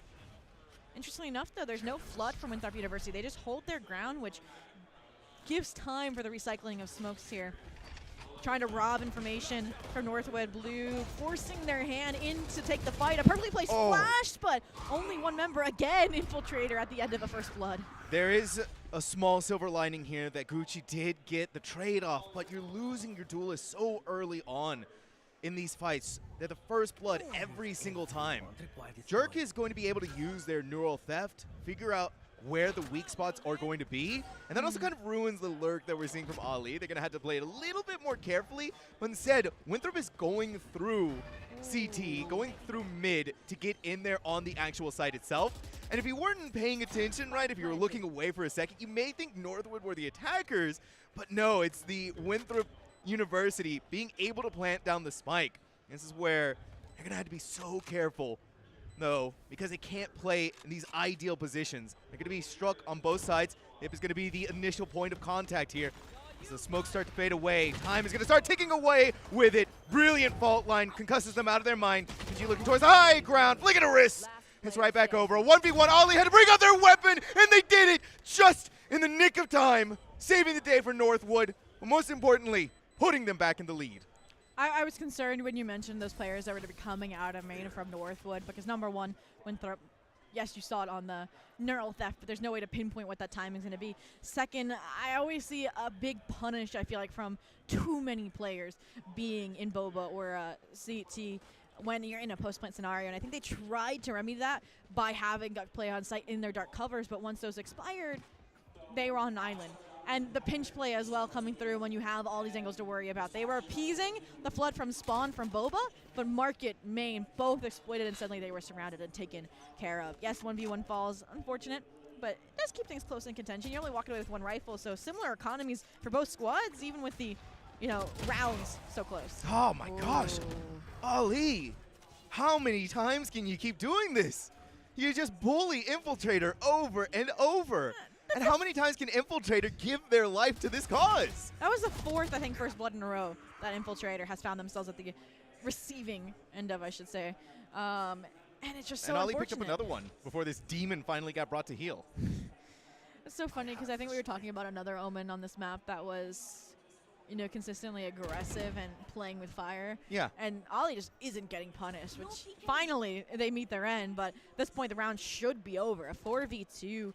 Got so low on HP. Now Spike is down as well under Darkest's domain here in Tiles. So they're going to flood, rally the troops, but they haven't rallied where Nazi is coming from. And Benji has been insane with these flicks. And I got to kind of give it to all of Northwood for being insane with these flicks. I mean, Ali in the previous round in that 1v1 was bringing out their weapon and then had to make a flick of a lifetime to be able to secure it and save Northwood's chances of securing this first half. But they have. It's 6-4 now, and Northwood running this no duelist composition is looking pretty confident. But the real test is going to be when they're on the attack. That is true. But we've still haven't seen a useful not dead yet out of Darkest. Granted, they're still top ranking, so they haven't needed it. But I want to see some of its uses in competitive and collegiate play. For now, though, I might have to wait because Tyler's going to take the spotlight, take the cake here, trading a showstopper for a Rolling Thunder. Fair trade, I will say. But Infiltrator at least has weathered the storm. They've survived the first blood curse. They have ended that. So maybe they have a chance at ending things with a 6-6 half. Streak is over. Streak is over. Streak is over. Infiltrator smiling and grinning from ear to ear. But maybe not so much anymore with the loss of Gucci. Oh, Ali, you're doing him dirty. You just stand your ground, you fight, and you win. Winthrop University wondering what the heck just went wrong? How much can two controllers do? Infiltrator's there. They get the pick off on the Darkest, but they are not dead yet. They want to go for seconds. But Infiltrator ate a little bit too much there, my friend.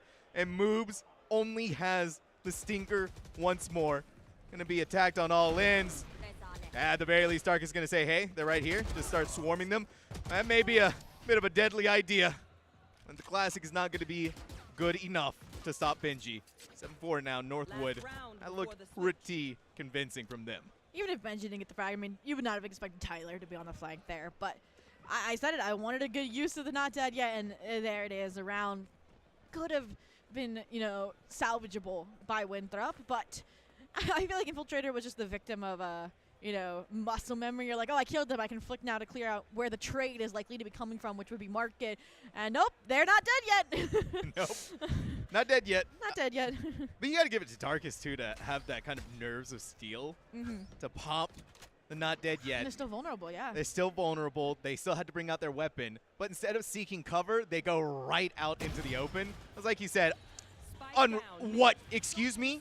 A Darkest operator popping off in Market and sending a shockwave through Winthrop that they may not be able to recover from going into the rest of this round. They're going in for a try it one more time. This go-around moves has eliminated the target. Here where Dizzy goes off, the Nightfall comes in. That's also another moment where Benji, instead of playing on the actual side itself, is going to play away. Tip that they can look towards Market, and that gives Moves their third kill.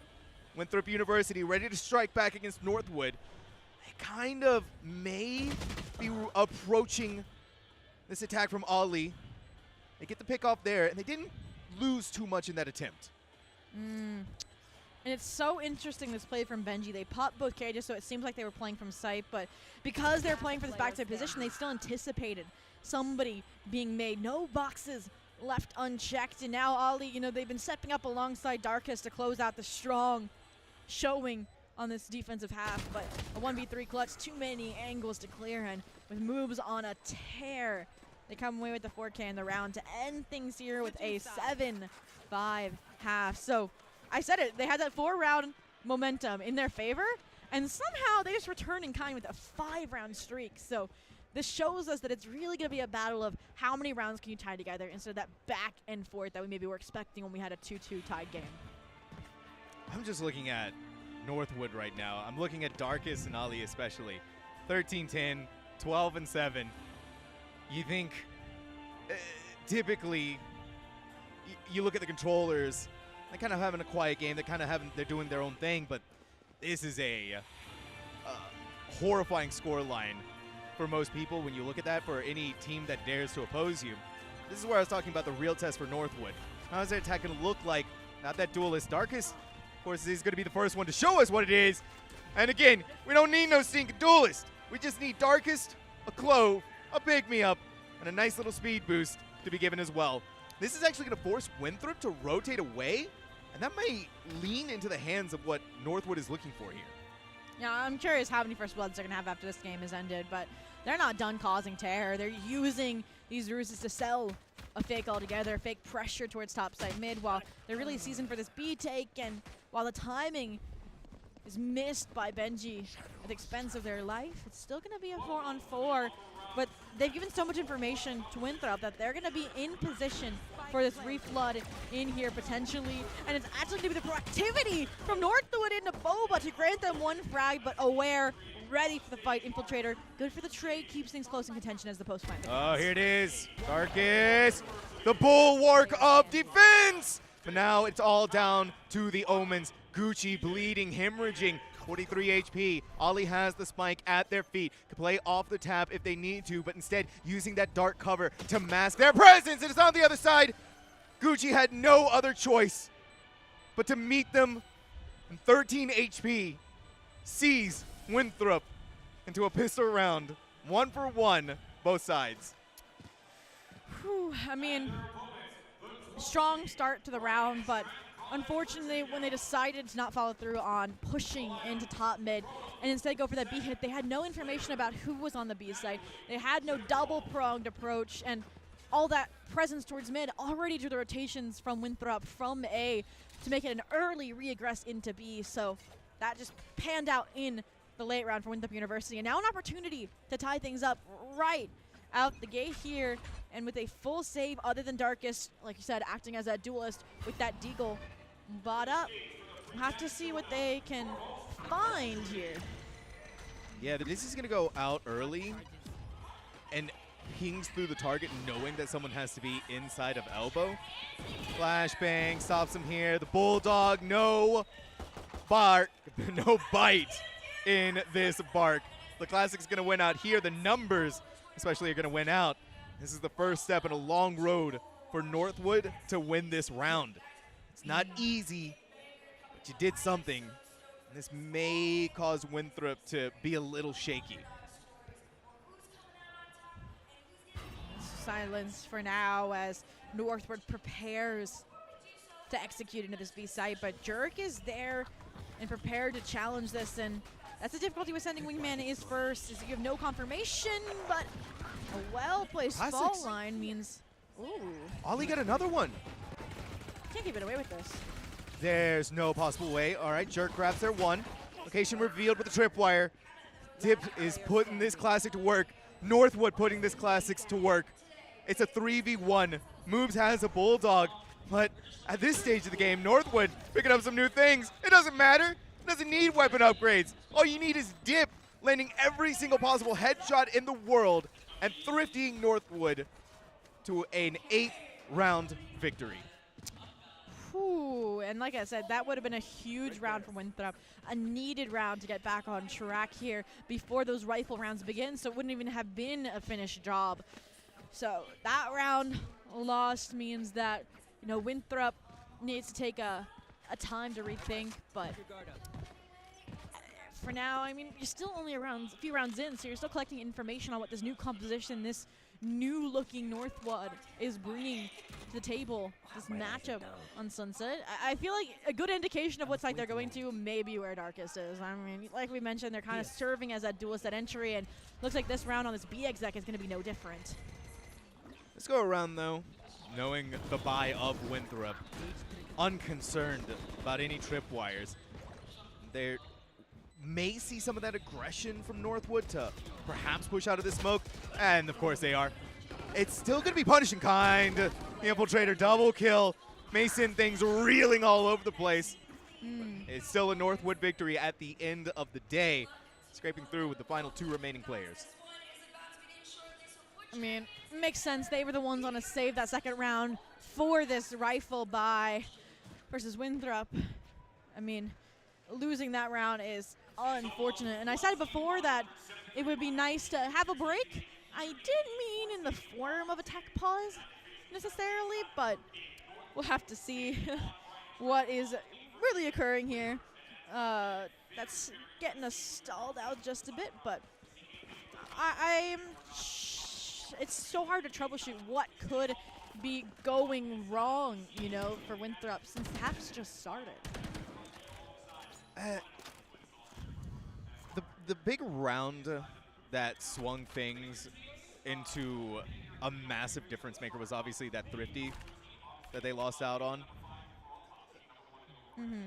I think being a little over-aggressive, maybe peeking into places where they shouldn't, right? You're trying to play off of the utility, you're trying to play off the flashbangs, but that's where Northwood is playing their numbers to the advantage that they have. Yeah. Losing Infiltrator first, right? All right, that stinks. Whatever. We can still have enough of those numbers.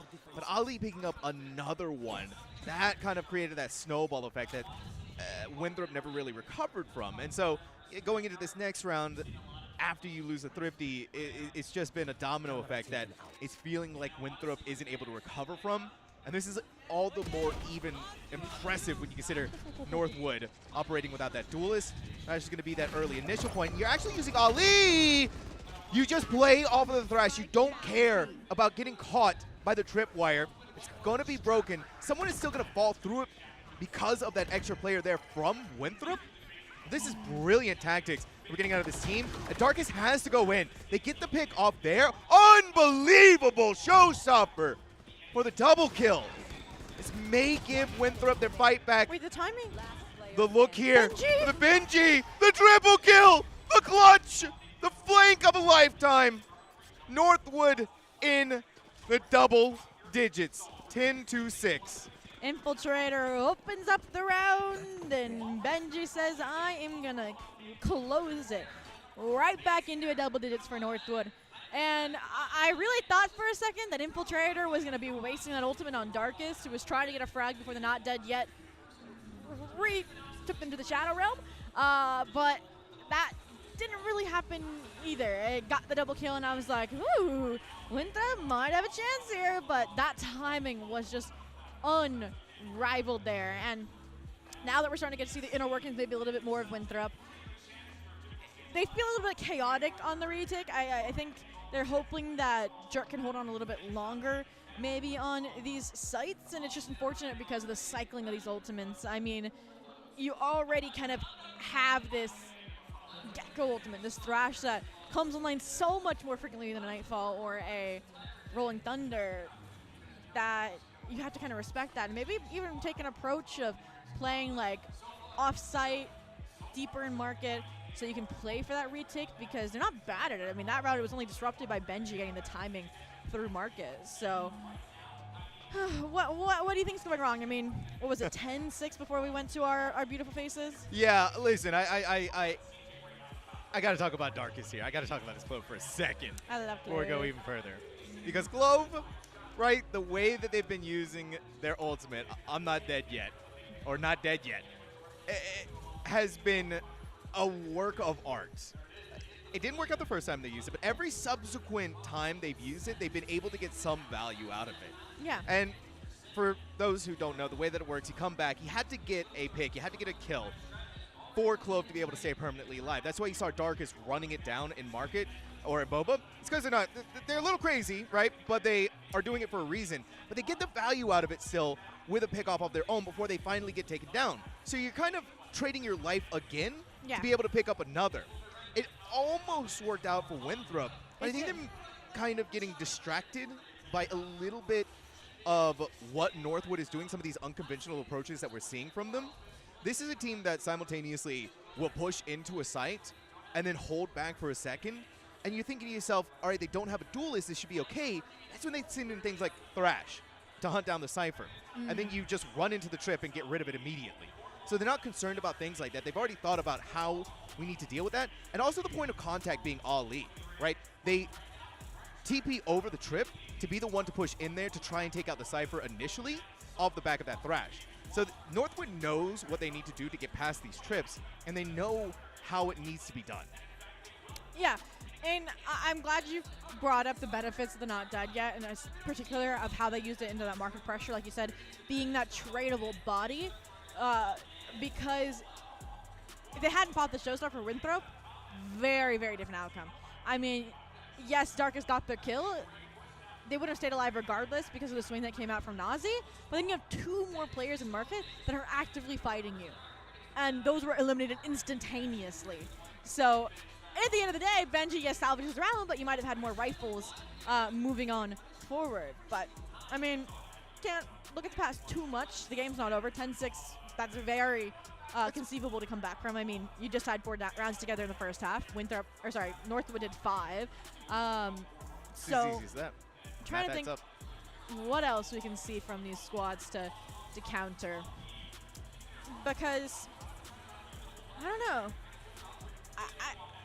I don't even have like one player in particular that I want to see more out of, I feel like, from Winthrop. I definitely think like there's one player that I'm thinking of, which is Moves, because I want to see them on Bind in particular, because I know what's coming for them on that map. It just feels like on the Fade right now, they're struggling to find the same use out of that utility, like they're probably more used to.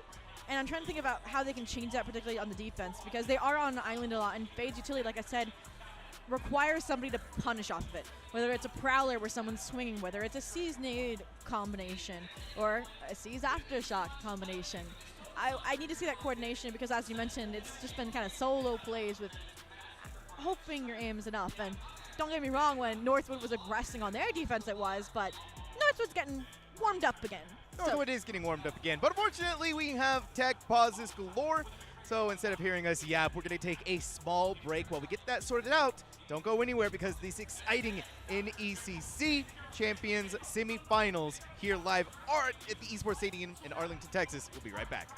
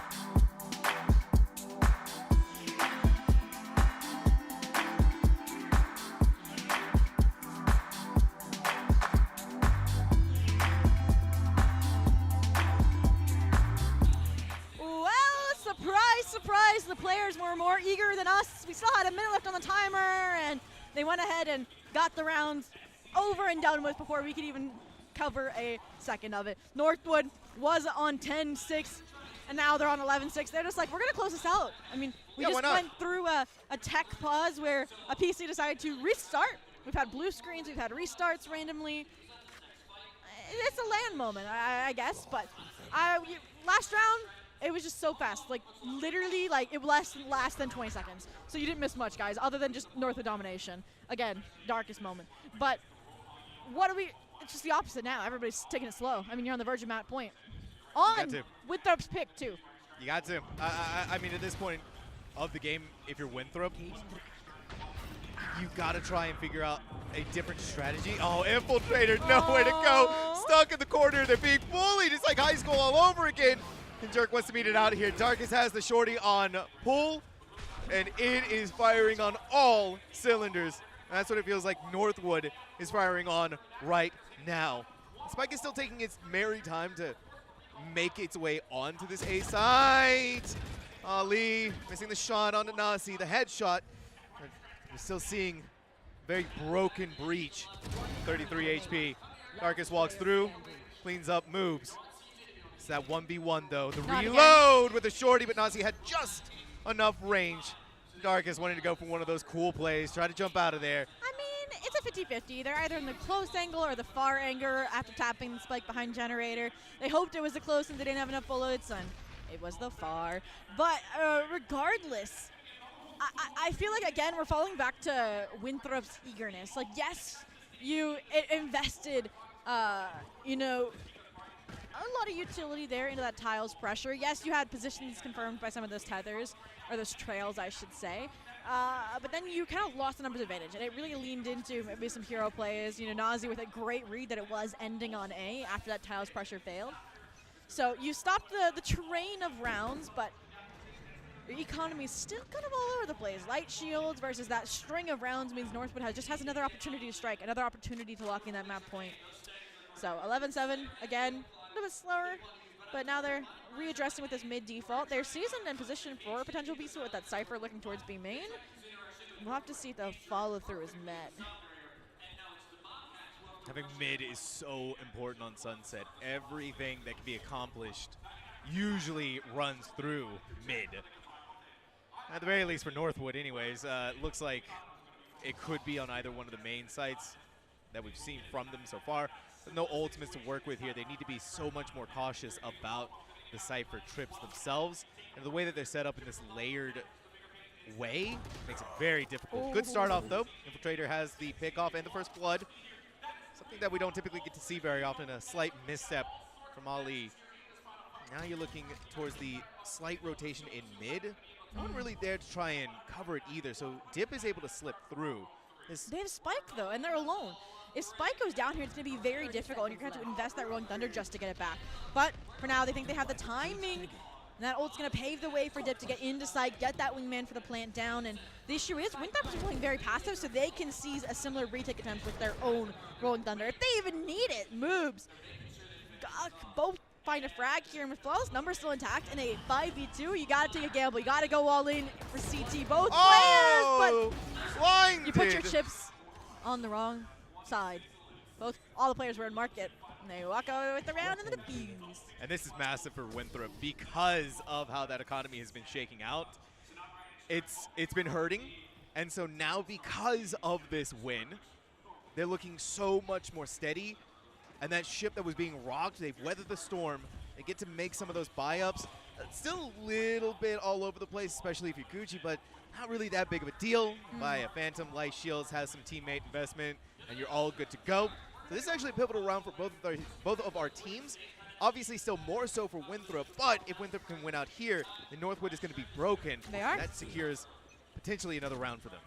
I think this round's going to be chaotic. You got both retake ultimates online for Winthrop. You got Not Dead Yet and Thrash alive, either as post-plant strategies or those initiation kind of utility pieces. And because of that, Winthrop's going on the offensive. They want to shut out some of these star players, and they're even going to invest the Rolling Thunder to double down on it. They confirmed the numbers were there from that initial exchange, but look at what Darkness has done! They have no idea! What? They're not hearing it. Darkus is running in. And Full Benji- speed, It max doesn't speed. matter. Benji took all the kills from him. Yeah, and then Benji didn't even need Darkus. Come on, Benji. All Benji needed was a will, a hope, and a dream. And the dreams are starting to turn into nightmares from Winthrop University.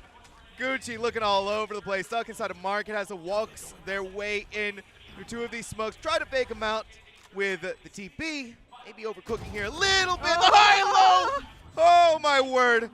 You're going to use back from the day are not dead yet, but it's all about wasting time. It's all about draining the clock away. A 1v1 Minji versus Gucci. In comes the first of these approaches. Minji stuck inside of the corner, playing inside of the smoke, waiting for the right moment. Surely, pin. No way, Gucci. They missed the shots. Gucci clutches the round. You said it. Darkus may not have been dead yet, but Guk said this round isn't over yet. They get the spray transfer high to low.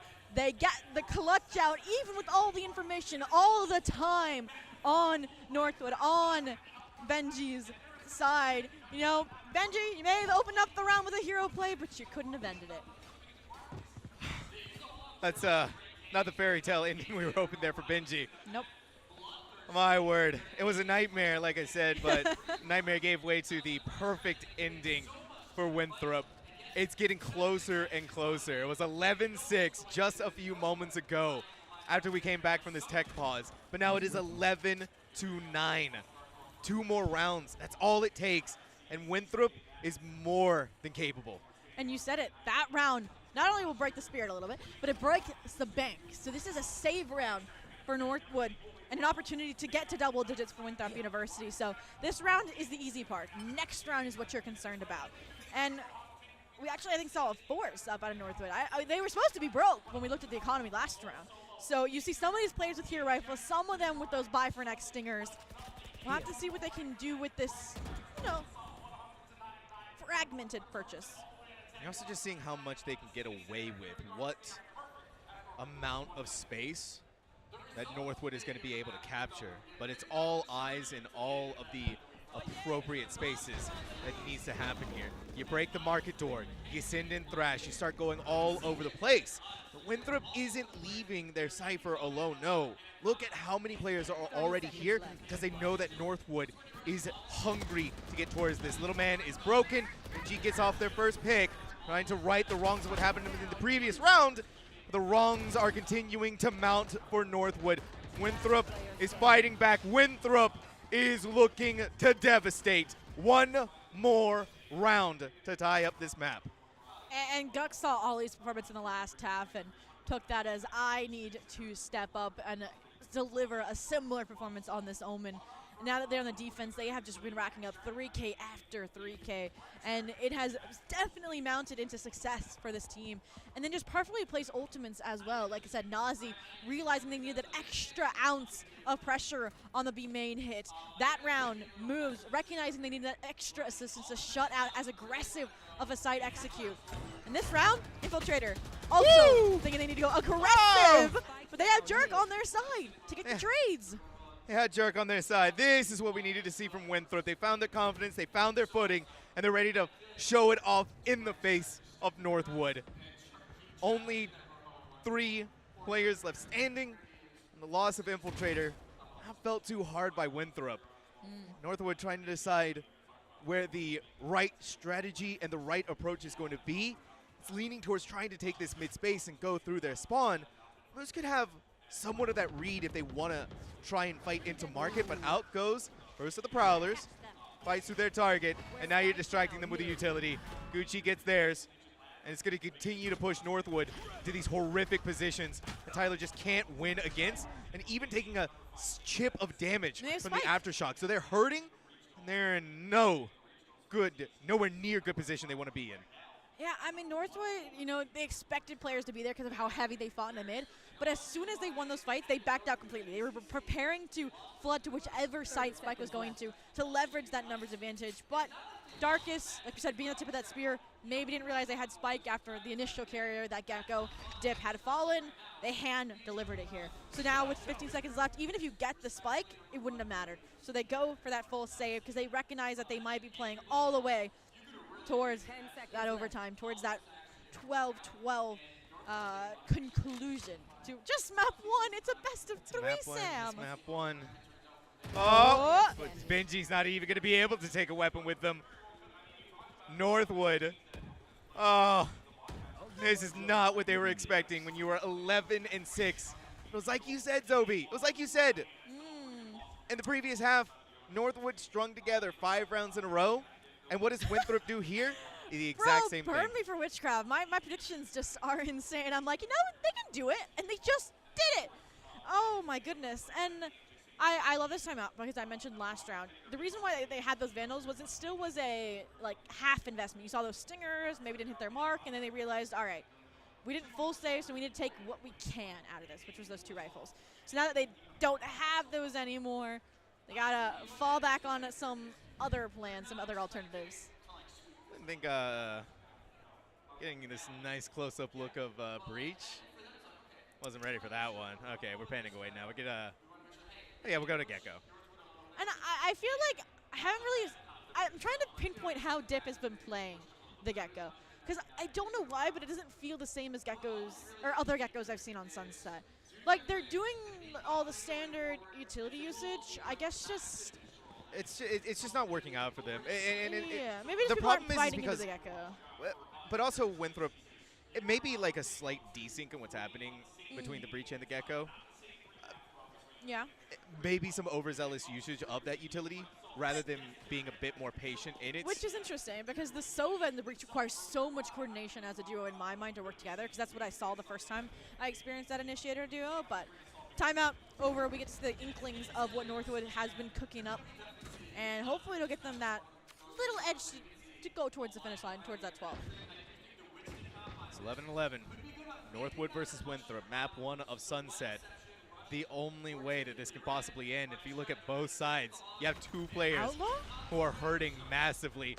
Infiltrator's Outlaw isn't going to beat Ollie Stinger, even with just 10 HP. The fault line placed at the right possible perfect position. Secures them that kill. Secures them a bit of a better weapon here. Now Winthrop is starting to lean more of those bodies, clear out the generator. Don't let Nasi just sit there for free. Oh, they're turning back around, but Tyler and Benji are ready to bring a war of their own. It's all Benji, all on their shoulders. And like Atlas, they have bent under the weight. Winthrop in a startling turnaround. Now on map point. Denied the momentum coming out of that timeout. And it was looking dicey for a second. We've seen Benji clutch out those kind of scenarios. We've also seen them lose them. And that spray chance through the box was insane. Now, we see the reason why, even though they had monies to buy a Vandal, that they went with the Outlaw. Infiltrator bringing the Operator online. It definitely shattered the silence with a huge surprise when Darkest brought it out. So I don't think they're going to be anticipating this. And that might just be enough. Just that first blood alone onto one of these high-fragging players. Literally any of the players, I should say, for Northwood. They've all been fragging. And it could be in the life or death. It could be you turning things back around on your map pick. Northwood's last chance. It's only overtime. Overtime or map number 2 and a Winthrop victory. And you're seeing that being reflected in how they're approaching this. In the right strategy that they need to take.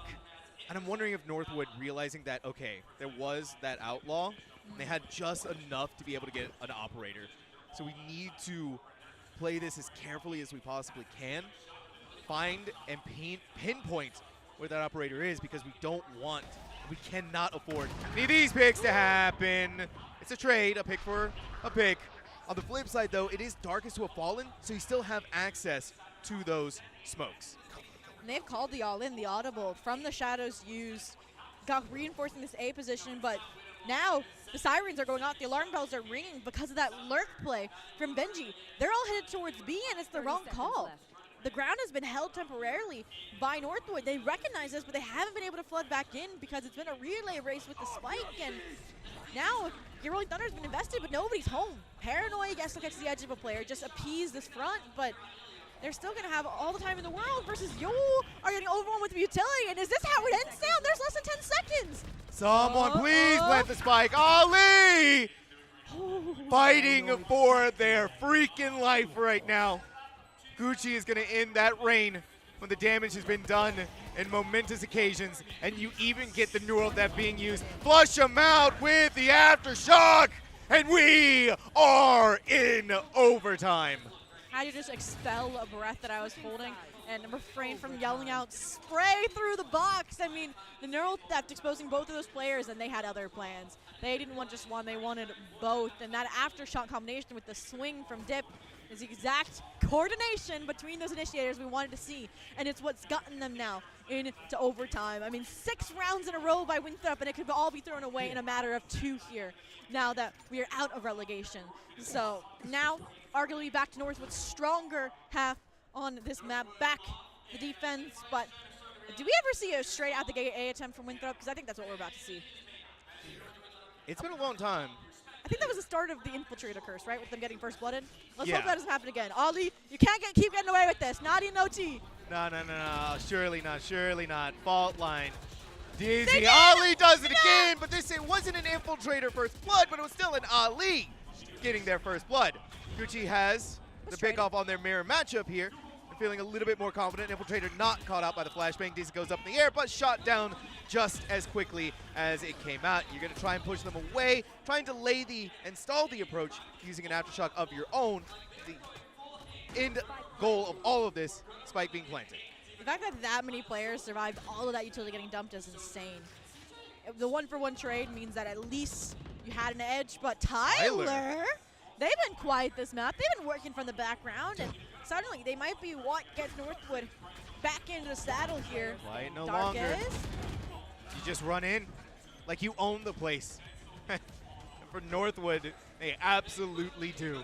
Play off-site, play together as a team, dump that utility in, and send Winthrop packing. Now on match point for Northwood. We need like a full in-depth study of how teams can, have a substantial lead, throw it away, and then somehow come back during OT and just win it 2-0. I don't know if it's just from, getting that breath of fresh air from swapping to a side you were stronger on or what, but we'll have to see if that comes to fruition, because Northwood, dipping into the reserves, has used now 2 timeouts. Winthrop, chilling easy, not thinking they need to invest any when they're the ones up against the wall against losing their map pick. But again, I believe this is the opposite breach. I'm trying to read the map spawn. Yeah, this is now Nazi. So we were on, like I said, Tyler before. Yeah. Now we're on Nazi. What do you think? I'm gonna talk to these observers about this this POV. It's not that I don't mind breach, but I mean we got Clove, we got. Yeah, can we get a Clove forehead? We're requesting officially from Prod. Thank you very much. We don't get to see that agent all the time, and I like their little hair clips. I like them too. I mean, it's a cool agent design. I love the design. And we're looking at breach. I mean, come on. Bro, they just had like the ponytail. There's nothing on their forehead. Yeah, exactly. But we might be looking at a Northwood victory. It is match point for them. Winthrop has to bring us into double overtime to save their chances of winning out on Sunset. It's very close, though, if you're Northwood. And their attack has been a little bit all over the place. It just needs to be one more round, though. One more. Get over the finish line. You missed the mark. You've given a second lease on life. You're trying to renew it here on the B site, but we've seen Winthrop with this B main aggression before. Last time was strengthened by that Rolling Thunder. Nowhere to be found, but the fault line placed gives a 1v1 trade. That's your clutch player, Benji, gone. The question is, do you rotate? Do you follow through? Do you re-execute? And they seem to have made their decision. Still, Northwood wanting to test their chances and try out their odds on this B site map. Oh, the shots, they fly and they land perfectly. Northwood blue, shattered, decimated, devastated. The Rolling Thunder not even needed, but done. zhobiii, what better way to celebrate a sunset, a map #1 in the NECC semifinals at a LAN event going into double overtime? I said it would be a shame if this map went uncovered, and we were correct. It's as competitive as it can get here. And I love that round from Winthrop because they're fixing all of what I kind of observed when they were on the defense was it felt very chaotic and rushed on those retakes attempts at times. And that round they were patient. They waited for an opportunity. Infiltrator, you know, hunkered down on top of the box, finds Darkus, one of those high frag individuals, and then the rest of the troops rally around him and just charge in like they own the place. Northwood may have been the previous owners, but now this lease has been taken over by Winthrop. Well, who knows what Ollie? You can't do it to them again. Please, finally, Ollie is not going to get the first blood just as easily as that. Winthrop learning their lessons this time around and picked up the history books, and they're not going to let history repeat quintuple times, I guess. Well, curse has been ended long ago. It did pop up here and there, but that's just normal. But what isn't normal? Jerk on their lurk, shut down by Dip. Luckily, a little bit of a trade to come out here. So 4v4 as the dust settles. We've seen this time and time again. Coordination between players at this level means usually there isn't somebody on an island. But what's interesting here is actually going to be this rotation and this forward pressure from Rip Benji. The spy cam might get an early indication so they can prepare for the oncoming horde of Winthrop players, but we'll have to see what the reaction is. You don't have a blind. You don't have anything that can get you out of that position other than maybe a cage, but those might have been invested as one-ways. I am so scared right now. Come on, Benji. This could go in either different direction for Benji. Someone surely has no way moves in an attempt to pick up the ultimate orb is going to get taken down. But Nazi is there for their teammate, fallen though they may be. But Infiltrator has 16 HP to their name. Seconds running out. Spike finally going to be planted. The rest of Northwood operating at peak efficiency. Winthrop is suffering some of that chip damage. Off your feet. The call rings out. Darkest. It's Darkest and Ali. Looking towards it. They see the tip of the barrel. Going to shoot off their hands. Come back around. Get over healed. Now you have the speed boost. The speed damage. What? A headshot. You just spray transfer from one to the next. Winthrop University back on match point in double overtime. And there's no celebratory showstopper because they just didn't realize what just happened. They had to take a moment to internalize it because that round was so close. I mean, again, going back to that chaotic kind of energy after a plant goes through. You rip the Rolling Thunder because it's online, it's overtime, it's going away. You catch one of your teammates, they have to try to step and reposition. That gets punished. Infiltrator goes forward at the tip of the spear. They hit their mark, and it all just, the stars align. You walk away with the round. But job's not done yet. You got to get two, which neither team has been able to do just yet. So we go again. All right. It's Northwood Blue with their backs against the wall once more. They've been in this territory, and they are used to it, and they not gonna let this stop them. You're seeing this kind of confidence from Winthrop. Let them have the site, and we play for the retake. Ollie, what are you doing? What are these omens made of? Northwood is cutting them all down, piece by bloody piece. Gucci spray through is gonna come up with nothing, and Ollie, I would say, emboldened with the confidence that they have rightfully earned, could go for even more if they desire. Jerk is going to be delayed out a little bit. But now it's all, I mean, it's all just on Jerk. What are you going to do, though?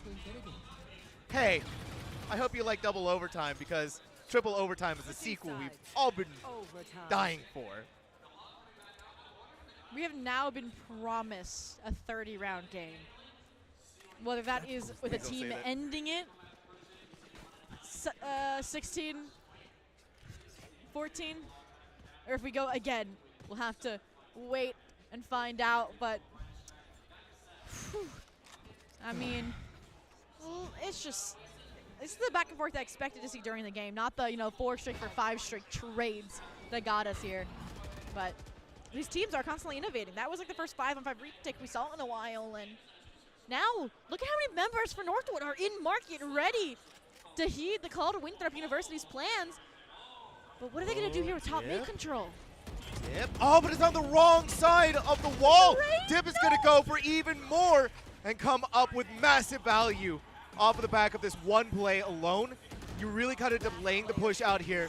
Dark is looking undeniable in their impact over and over and over again. Northwood, quick, clean, effortless match point in triple overtime. The blind trust Infiltrator has on their double satchels is just unrivaled. I mean, there's such a large chance that somebody's to the left and they're like, nah, Link. And obviously you did have the swings, the trades to come through, but the fact that number one, Dip was able to get 2 before they were traded, and number 2, the quickest response out of Tyler to reinforce Dip with that fault line so they could fight deeper into top mid is what got that round for Northwood. So another opportunity to put this one away, to steal away Winthrop University's map pick, but Jerk has a nice off angle, has the Cypher set up, and they even have Guck there to support. They see it. Get rid of the trip and just bully your way for this site. Okay. Ooh. All right, seen by that. It's a pick for a pick. It's a 1 for 1. Northwood Blue looking like they are ready to begin the retreat. It may not survive it. Gucci has to pick up there. Gucci's triple kill! It's an Omen world. It's Omen, Omen, Omen, Omen every single time. Hanasi Aftershock. Triple overtime? Who cares? Quadruple overtime, baby. What is that SpongeBob meme where they just start like ringing the bell over and over again and just like over and over again? Because that's what just happened, you know? And Gucci may be a designer brand, but this Gucci is a designer player. That 3K lining them up. And I wonder what the call was there from Dip or even from just a player that needed more players to just trust them to blindly to re-swing. When, like you mentioned, they were on the retreat. They were going to play all of that utility that they have, Aftershock, Molly. They are designed for a post play, and they have not leaned into it. No, they haven't. And who knows what anything's going to be leaning to at this point. I feel my mind slowly whittling away. 15 to 15 on only map number 1 of Sunset. Surely one of these teams is going to be able to find that winning formula to break us out of this purgatory. Not just yet. It's on the onus of Winthrop in the attack once more. Denied the vision by the closed smoke and having different ideations of wanting to attack on the site without the appropriate amount of information. And Winthrop didn't want to chance the Ollie First Blood curse over on A, so they start out B, they collect the door, maybe fake a rotation, but Pop's getting set up. Nazi about to make the call. The question is, how many is Benji good for when the double satchels are out? And they've evaded all of them. They have the support of the Fade as well. Benji.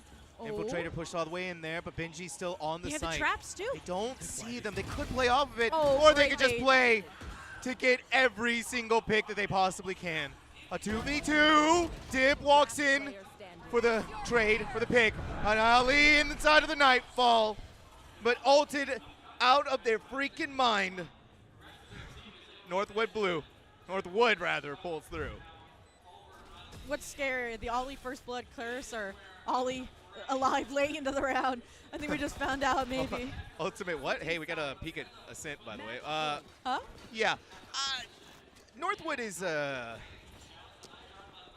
Northwood in how they approached that site retake.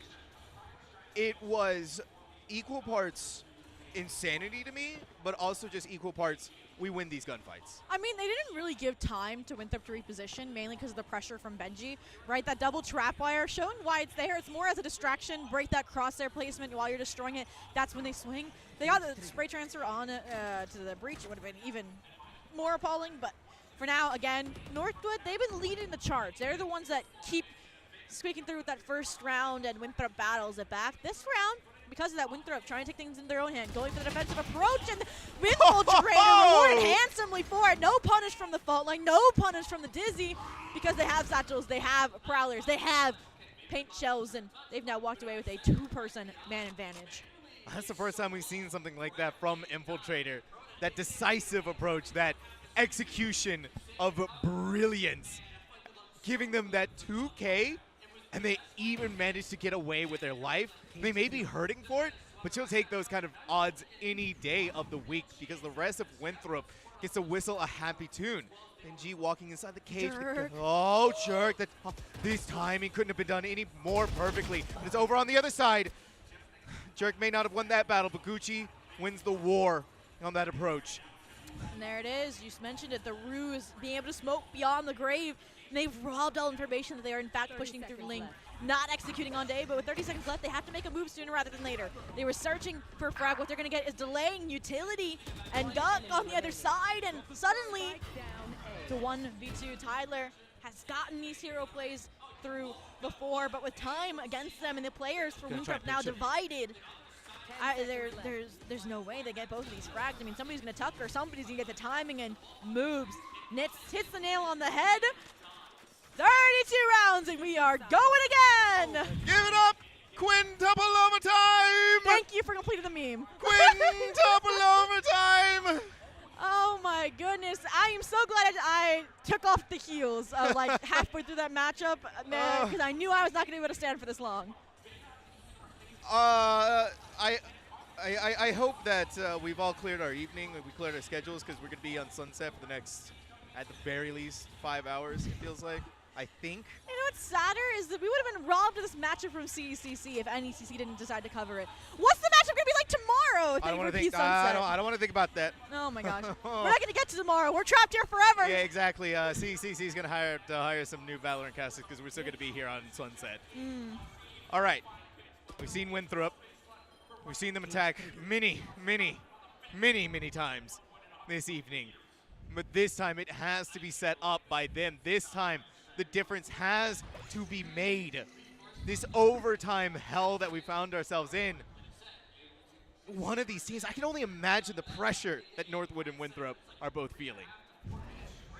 Less than a minute left though. Winthrop has yet to make a move. Darkest, on the other hand, has made a huge play. There's no all-league aggressing A main. It is this double tag team of Darkest and Dip. And they're still searching for more information, players, and the slow approach from Winthrop is not what they needed. No. 30 seconds and counting left. The players just on island after island, all drowning from the pressure. Moves has slipped in towards B site, but Benji again, oh my goodness. There's a demon on that battlefield. Gonna get out of the cage, but the camera barely misses the tracker on them, but still spots out where Moves is. And looking at that, they were trying to get away from there. Wingman's gonna go through. Didn't want to break the crosshair placement, but instead, Darkest is gonna break their noggin. Northwood Blue. Hey, I don't know if you've heard this line before. Match point for Northwood. There's no punchline. There's no joke. And there's no joke. I mean, again. Please rescue us. Please save us. The first strike, but I have not closed it out. So, Winthrop again. The pressure is upon you. The question is, how will you relieve it this time? It's just, they're toying with the idea of it, dancing around it. And, again, nobody's making any mistakes on these map point rounds. Zhobiii, can I admit something to you? I don't know what comes after quintuple. What? I don't know what comes after quintuple. Pentuple? Pentuple, like a pentagon. Wait. We may have to be saying that very soon here if Moves is going to be starting us off with the first blood like that. Dib is going to follow up with a trade. And so, again, we're seeing even numbers. The last time around that we got here, Winthrop collapsed like a paper house inside of a hurricane. Northwood Blue, though, is something we haven't seen from them. A very steady measured. But they're going to get caught out by the tripwire. No one gets anything from it. Benji, double kill, may have put this match to bed. Winthrop University has to equalize the numbers, but Gucci is by themselves. They're pushed away by the Thrash. A 1v4. Gucci, the final roadblock, the final barrier for Northwood to take the map #1 of Sunset. There's no way. It just can't be. They've been seen by the camera. They know exactly where they are. Gucci's going to strike first, but it's still 3 more players to go. Try to hit him, try to distract him, but another Thrash is going to come in. Right over on the other side, and there we are. Quintuple overtime is all it took for Northwood to finally put the nail in the coffin for Winthrop. 34 rounds in a row that we just took on. And it finally ends with Northwood Blue being crowned as the map 1 victors. They have stolen. What, map 1? Not map 1? Map 1? Map 1. Oh and my that was Winthrop's map pick. I will say though, I watched this squad earlier on this map, on Bind, and they were on a tear. Well, I have no clue what's going to happen. Yeah, I don't know what's going on I have anymore. no clue what's going on. What is... I mean... I was trying to get signed, you know, off stage, but... Well, you know what, Zobi? I think we've earned ourselves a break. we've earned ourselves a break. I think Chad has to. Players have to. Chad, have earned a break. So that's what we're gonna go do right now. We're gonna go off to a short break. But when we come back, map number 2 is gonna commence. Northwood in the lead on Series Point. You definitely do not want to miss this.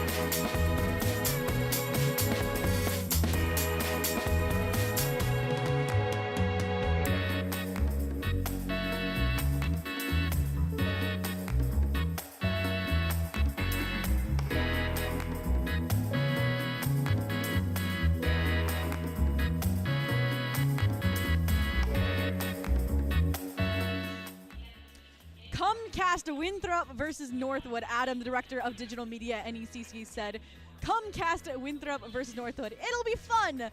36 rounds later from map number 1 in this best of 3, and Northwood leads the series 1-0. My name is Ovi. I am joined by SamTalkz, the Sam who talks, here for the NECC semifinals. And we are getting ready to jump into map number 2, Northwood's pick of Bind. Sam, how are you feeling? First of all, it's a very important thing to talk about, right? This is Northwood's map pick. This is Sunset, Northwood's now. Sunset. Look at that, look. Yeah, we got the beautiful map veto over here. Sunset was Winthrop's map pick. And it went to, ×5 overtime. That's what I'm going to call it now, because quintuple is boring at this point. And Winthrop loses.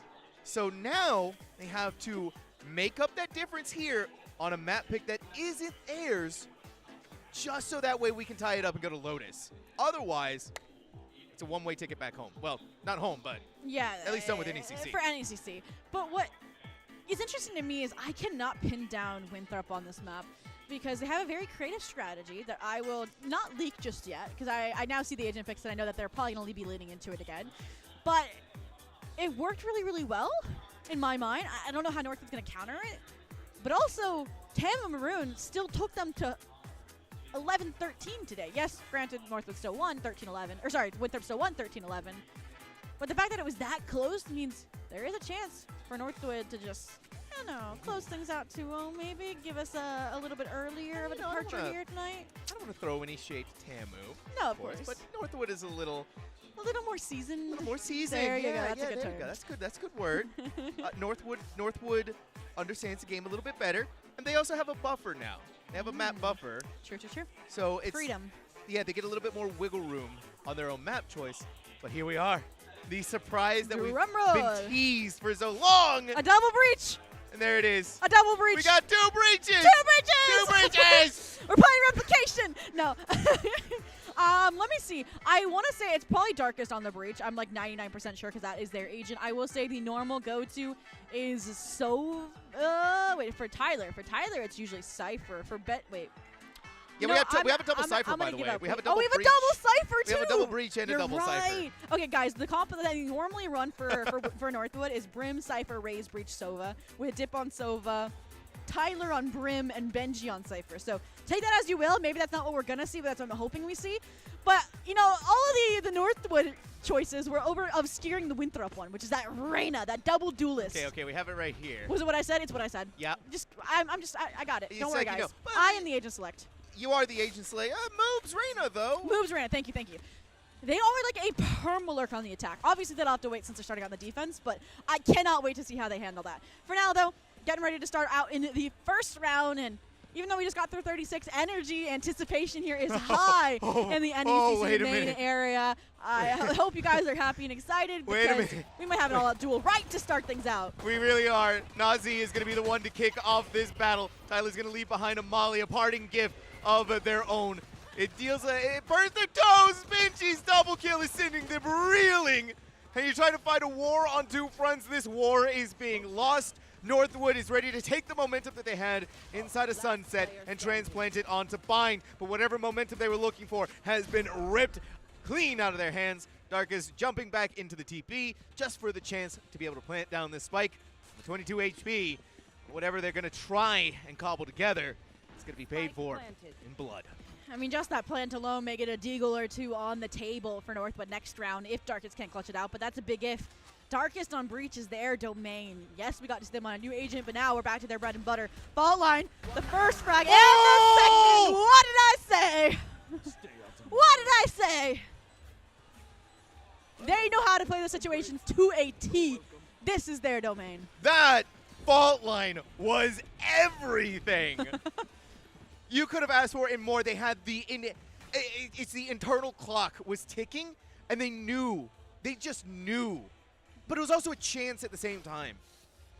My God, what a gamble.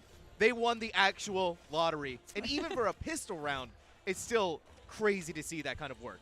Whew, if that's just the pistol round, I have no clue what we are in for. The fact that you're seeing our beautiful faces makes me even more scared because that also means that I don't know what we're in for.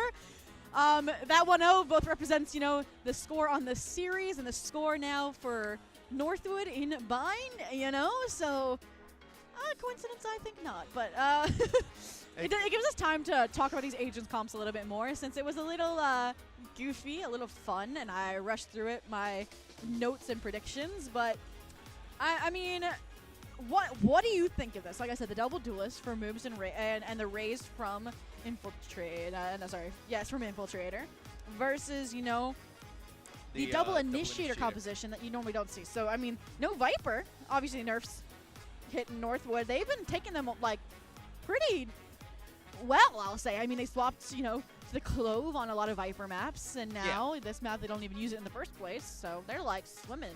Yeah, they're swimming for it. I mean, Winthrop is still running that Viper, so they still feel confident. We'll see how that goes, in some of those nerfs. And it was very recent. And the Sky, bro. They're just like, we take all the nerfs. Who cares about nerfs? Winthrop's going to run it anyways.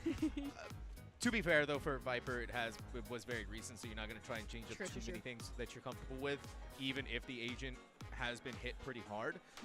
The big difference, obviously, is that double duelist, right? So you're looking at a Reyna coming in. Reyna is that kind of agent where you need to have that kind of frag potential, and you're putting it in the hands of moves, right? Yes. So you know it's possible.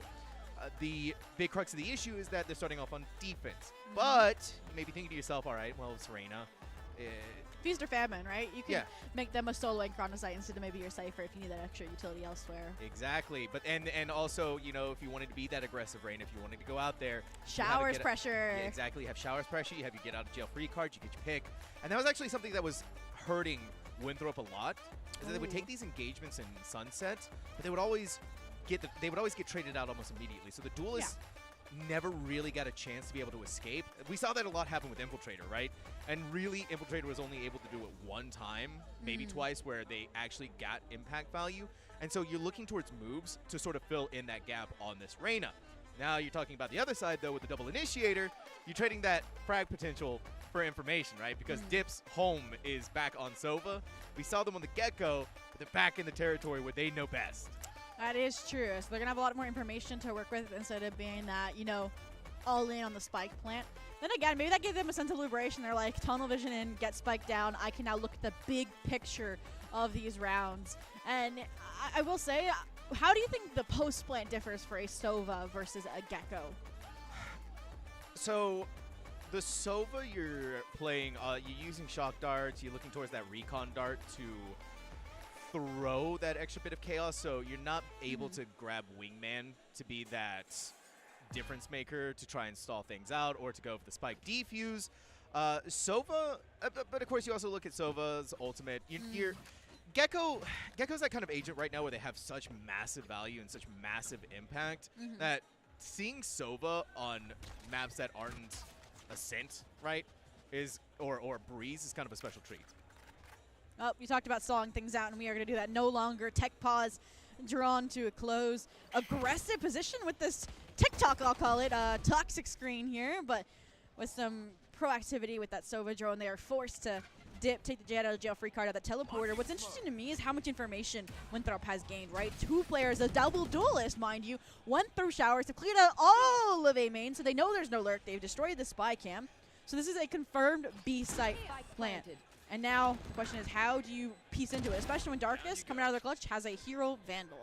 Yeah, and Tyler was just set up in hookah, ready for anyone to walk in. Ollie's waiting for the inevitable elbow attack. Dip is also going to be there to grab that kill. Maybe a little bit overzealous from Ollie, but really, what do you expect? The wallbang goes in. The final cleanup kill from Tyler gives Northwood blue, second by a round.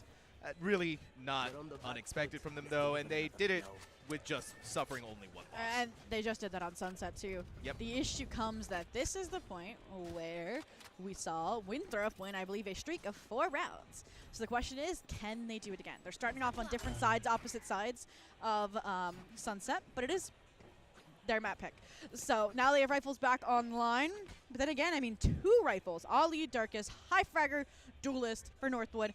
They are going to be well equipped to hopefully handle this. So I need to see regression. I need to see not any capitalization, hopefully, off of that Guiding Light, because those are fights you don't need to take. And my concern is that they are about to be forced to. That fault line stalls their retreat. They had to take things head on, and they have just made me look like a liar and a fool. they just ended it, both of them together, by themselves, made it flawless. That's flawless. Yeah, that's all right. Yeah, Winthrop was looking for that. I mean, that was a clean round. You get that early initial pickoff onto Benji, who was lurking towards A, and then the entire Northwood army was marching towards B long. And they just stalled him out. They tried to fight with the utility, but there was just nothing to be gained off the back of that. Like, what's even funnier is that they didn't want to take that fight. They were on the retreat, and the fault line forced them to take that fight, and they're like, fine, we'll end the round. But now, once again, like I said, I think Winthrop's about to get some heat, some pep to their step, and that fault line's going to try, or sorry, that Rolling Thunder is going to try and rub it away. They thought they've isolated these Showers players, and they have, in fact, made Winthrop sandwich, but this duelist, this Sky, are untamed. They've even things back to a 3-on-3. A Spike is about to go down. They decide better of it for good reason, too. They don't have control over this site. It's been unshackled by Winthrop. And just like that again, Jerk and Nazi, the dynamic duo that we didn't really get to see shine on Sunset, is delivering here on Bind. Yeah, it was that shower containment that really saved Winthrop's life there, because of that the Rolling Thunder that came in, rather. It was a decisive moment from Northwood to go in there, get the couple of picks that they had, and they really wanted to make sure that Showers was theirs, but it ended up being their downfall. And then from the rest of that point on, it was just, because of that Showers control was still there, nothing that Northwood could do to fight against it. Ooh. That's a good fight, though. You talked about shower control, and Infiltrator has just ensured that they will at least charge a couple of lives for that pass through. Site control taken. Guk caught with their weapon out. Means that Dip will still want to even the grounds here, even the playing field. But that hero play from Nazi means that Seekers are online and now invested towards the efforts to flip the script, get them back in the lead here. It'll confirm both players are tucked away here in U-Haul. The question is, with this duo alive, what utility do you use? Do you flood in? And for now, I mean, the shoulder. The shoulder. They saw it. They know they're not on it. There's a spike cam. Look, perfect positioning here. You can't see it, but you can see the light of the spike. And now, without the dart being removed, you're literally pressuring them out by showing them that someone is sticking, and Nazi is there to welcome you to the afterlife for a lead. And yeah, why not charge the Seekers right back up? So for what we saw from Winthrop, again, it was disaster almost happening for the team, but they barely skirt by it. And that was a brilliant play to just use the camera as sort of a distraction. Oh yeah, it was beautiful. For Benji, even though they had the read and the drop on it. Winthrop is feeling so much more measured than we've seen from them in quite some time on Bind. But again, you think about it, on Sunset, 2 loss, 5 in a row. Northwood came back with a 4 of their own. This is far from over, we'll just put it that way. But Ollie back on their dual scroll, back, or maintaining, I should say, that first blood mentality. Strikes again, but here's that Hunter's Fury you mentioned, the difference it can make. It can entry just the same as a Thrash, perfect zoning, and it even finds Guk again. That stronghold over U-Haul taken out, and this round again, we're left with that double duo from B-side. They rotate, they dominate. Let's see if they can do it when numbers are against them. Up on the high ground, seeing through heaven. It's the Jerk Nasi combo once more. No one inside of Lamps. Nasi's going to find this relatively uncontested. The real battle is going to happen when they set foot on the outside. Sure? Maybe not, actually. But look at this. It's a Brimstone with an ultimate. It's a Brimstone with a Molly. And now we're seeing what Dip is doing with that Sova. The recon dart is really just to send shivers and chills to the spine. And that's good enough to say to Jerk, okay, I want to get out of here. But wait for it. Dip had the perfect read. Looked into them and knew exactly what their opponent was going for. Northwood tied us up 3-3. That's what you need the IGL to have, those reads, that psychic ability, and get the little cherry on top after you secured the round, tie things up again. So for now, really pivotal round, I'll say. It'll determine maybe who, starts maybe mounting more than a 1-round lead. 2-round lead technically by the pistol standard, just because whoever loses this round is going to go for a haphazard force or a save. And these ultimates, I think, are going to create a cacophony of chaos. We've got a cacophony, we've got a chorus. We've got the whole line to go along with it. Ollie's showstopper in, but stuck in a corner. They fired their shot, they shot their shot, and Jerk fired back. Nothing to be gained from Northwood just yet. Loss of their duelist, with sending them into a tailspin. Oh, but the tails have been spun right back around. The clean pick off from Tyler. Darkest Aftershock is going to give them a lot of value. Gucci's orbital strike finds something of their own. Now we're looking to clean through the rest of this, knowing exactly where they are with the North. That gives them such valuable information. Now Infiltrator is going to pop off the showstopper, but it's still back and forth. They were stuck in the corner, and these raises are suffering. Moves! The Empress has been dethroned. Northwood has crowned themselves the leader. We just saw 4 ultimates invested into that round, and I liked the approach from Winthrop, but the perfect counter of that neural theft against the orbital strike meant they couldn't capitalize off of the zoning, the awkward positions that it was pushing the Northwood players into. So then they rebound, they fight beautifully back into it. Those sky smokes were questionable. It kind of gave some opportunities to take a little bit closer of fights, but it works out in the end. And Northwood coming up the round, forcing Winthrop into a save, into a, maybe a little bit raunchier of a play. 4 players pushing down A main. What is this determination? What is this from Benji? He slapped them all away, blew them all down, and then regroups with the team like nothing happened. And I mentioned the idea of moves being a lurking arena next half, and I said there was one player I thought on Northwood who might be able to handle it solo, and that was Benji. And if Benji keeps fragging like this, keeps, that aim sharp like we know it is most of the time, then they're going to have no trouble. But for now, moves up to bat, more head on. 5 players now coming at them because they don't know that Jerk was lying in wait on the B site with a judge. So moves blind as can be. There's nowhere for them to go inside of Lamb, so it's time to take this fight. You dismiss, and when you come out of it, well, guess what? The entirety of Northwood is staring at you. They just wanted to give you a hug. Yeah. Maybe a headshot too, but Northwood, I don't see any possible scenario. Hey, silver lining. The Cypher is gone. You can flank, but you have a judge, so it's like press the button. It's like this, but you get this. And Jerk has pressed it, but they're also playing for exit frags. Like I said, this round, the economy has shifted a little bit, so you knew it was going to be kind of a little bit of a gamble. They may not even go. They're not. They're not. No ninja diffuses, though, so like 1 or 2 is going to stay behind. That's who they're hoping for, maybe like Tyler, but they'll just take the teleporter. So I would have loved Jerk to be waiting outside the teleporter. Or a little bit closer so they could take the teleporter. Oh, wait. Here, maybe.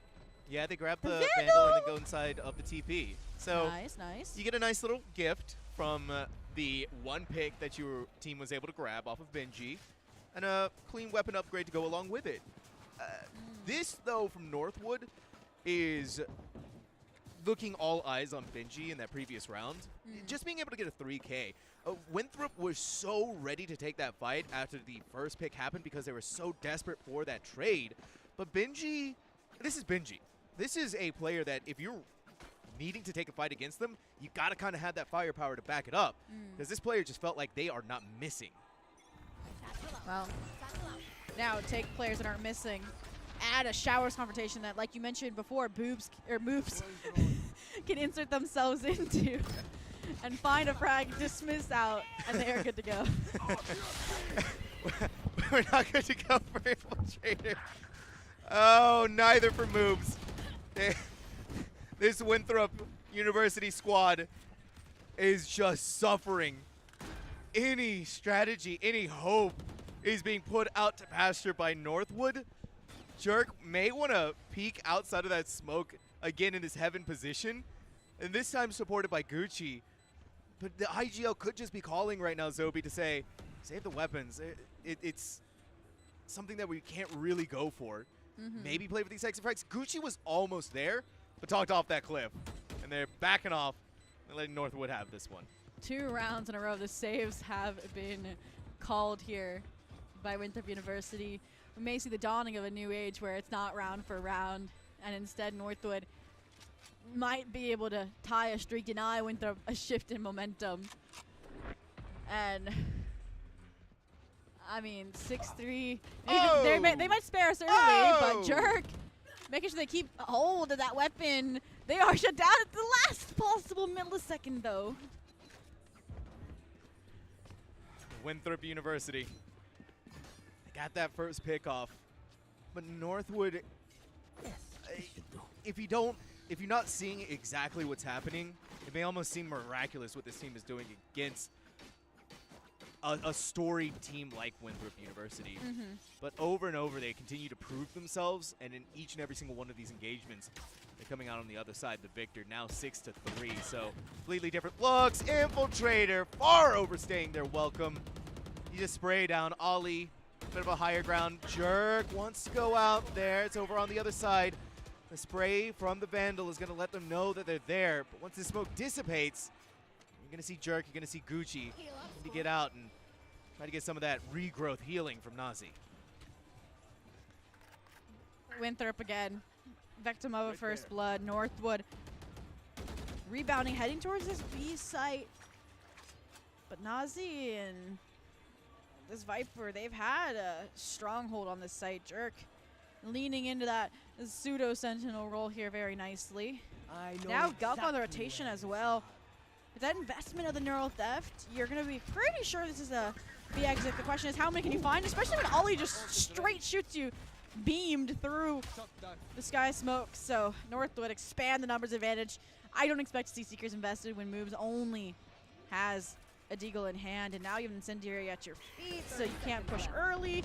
And yeah, that is a choke point of death there from Northwood. Just lock in a numbers advantage. Now, Sam, last half, 7-5. Mind you, what was the score? It was like, we were like, there's no way Winthrop in the second half can pull 5 rounds together, and they did it. So I could see them closing that 7-5 still. Absolutely. Yeah. This is Winthrop we're talking about. Winthrop. They just need a little bit more to get going. In the previous round, they were saving. They get Vandals this go around. Vandals and a Phantom. So better odds, better chances for success. And let's not forget, I mean, Winthrop was down 5 rounds on Sunset. Yeah. Northwood was so close. They still won. They were closer to victory earlier on in the map. It's Ali to bring us in first, though. Gucci finds the first pick, first blood, translating into a second one. Hunter's Fury is going to go out, but instead it fizzles away. Nothing to be gained, nothing to be gathered. This is where we were talking about the Winthrop recovery beginning. Yeah. Last time Dip invested that Hunter's Fury on the A side exec, it found Guk as the victim. This time, since they lived to tell the tale, they went on a tear of their own. And now that they've kind of joined forces with Nazi, that regrowth on par, and they're all grouped up out of showers. The read here is insane. Guk the first line of defense. As soon as they get information, there would have been a swing to trade, but they don't even need it. 7 bullets, they're about to style on Darkest here, just trying to bait them into the swing off a potential reload. They want it. Give me the 4K, give me the clip, and there it is. Whew, that was... Yeah, Gucci can clip that one and put it on the fridge. Yeah. That's one of those nice hey, Mom, moments. come look. Yeah, Mom, look what I did. Mom, get the camera. Get the camera. Get the camera. Northwood? Okay, all right. I was going to say, speaking of parents, I believe Tyler's dad might be watching this stream. So shout out if you're there. Winthrop, like we said, they can clutch this out, I believe. 7-5 half, map 3, easy. We love parents who support their kids. Oh, wait, they're on Northwood. No, they can close it out too, Yeah. don't worry. Listen, Zoe, I was wondering It's a what was long going day, on there. You're trying to it's a issue long a day, it's a long challenge day. to Tyler's dad. 9 p.m., you know, it's fine. 36 rounds, map 1, it's fine. It's all fine, Northwood it's okay. going towards B side, but We saw Winthrop what saying happened it's here last time. fine. Yeah, we saw what happened here last time. They won. Oh, yeah, flawlessly. Flawlessly. May be able to do it again. Ali. Oh, up and about, up and over. Seeking their victory. Nazi is instead seeking death. A orbital strike from Gucci. Gonna slow things down for just a smidge, but an extra satchel inside the pocket of Ali is gonna push them forward. And a fire through with a showstopper, even though it doesn't land on their target, did stop Winthrop to allow the spike planted from Tyler. Now it's a 4v3. Winthrop needs to fight back to get onto the site.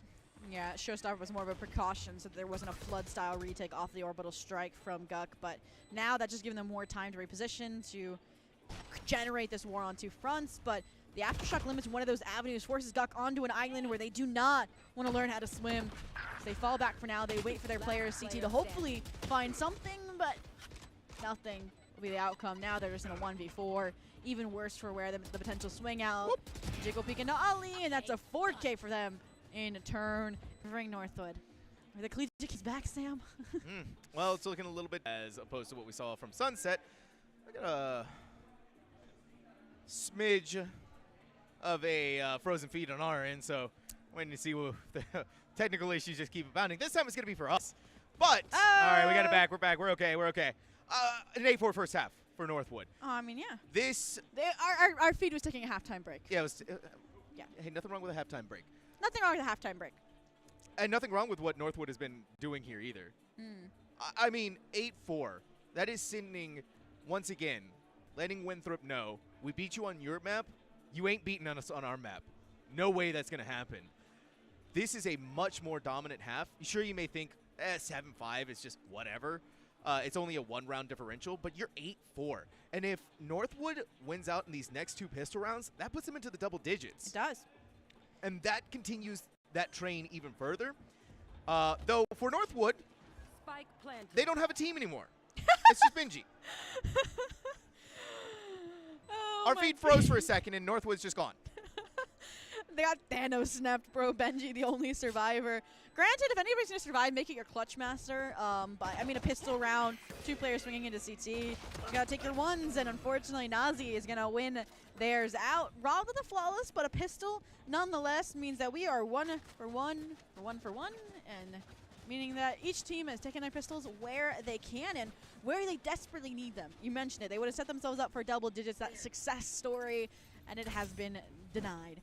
So this round, force up pretty stock standard other than, there it is, yeah, Guk actually forcing the hero rifle alongside that Feast or Famine Reyna moves. And I mentioned it before, we usually see the moves lurk, the Reyna lurk instead of the Viper lurk, but looks like we might see a lean back of that coming out from Jerk here.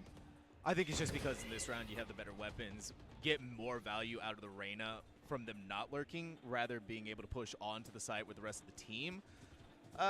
Slowed out and delayed a little bit by the oncoming assault, maybe that poison orb right there, giving them a different idea of what they want to do here.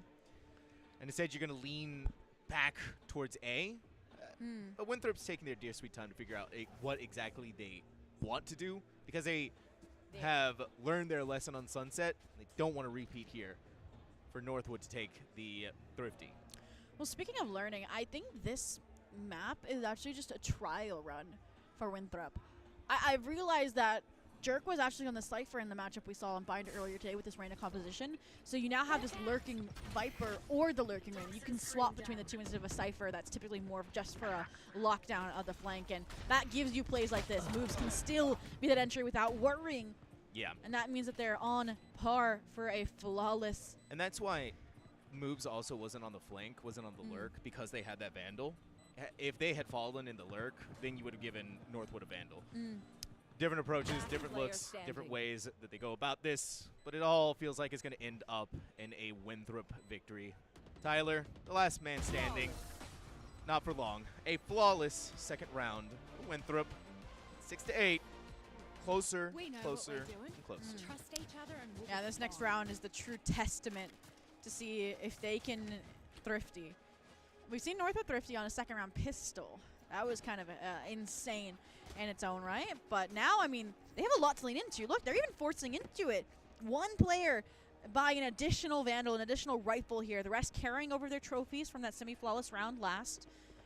And this is going to give them a good opportunity to flip momentum in their favor. Now, we've said we're fully capable or understanding that these teams can tie 4, 5, 6 rounds together. But them doing it outright after that 2-round start to a half you're used to would be a statement. And that's a statement. A phenomenal statement at that. Roaring at the top of their lungs. Moves.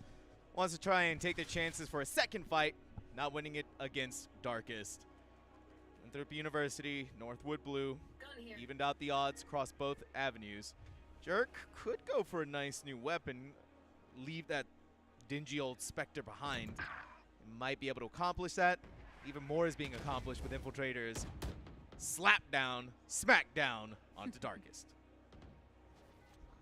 4v3 as the dust settles. A rotation attempt coming towards the B site.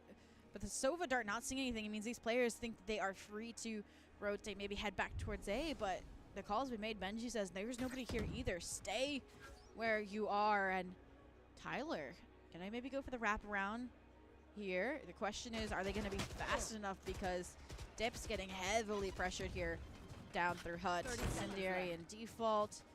Infiltrator taking the high ground. All of these moves in. Airstrike. Fancy. Yeah. Trying to look fancy, maneuvering around all up in the air, but Dip ain't having none of that. Pull him away, Tyler. Wait a minute, this lurk from Tyler. If that smoke goes away and they don't look towards Gardens, Tyler just doesn't even care. They're going to take these fights. They're going to win them. They're going to decimate Winthrop University. Northwood blue. Northwood 8 rounds. Now make it 9. You know, the 2 rounds to start the half, just a blip on the radar. Now they're back to standard business procedure, which is winning rounds on their map. Pick the rifle round, you know, that slight force up denied there. So the question's going to be, does Winthrop respond? Do they start racking up rounds? Do we go back and forth? Or is it just going to be Northwood running away with things? Whew. No early hero plays, so no ults to work with for either squad. Guk and, you know, the player for Northwood pretty close, but don't think we'll see either this round. Dip, the Hunter's Fury actually online off that orb collection, so maybe a post plant denial, but for now, Infiltrator just unshackled, unlike they were on Sunset. This is kind of the scary part for Winthrop not having that Cypher, though, is that someone can lurk up behind them.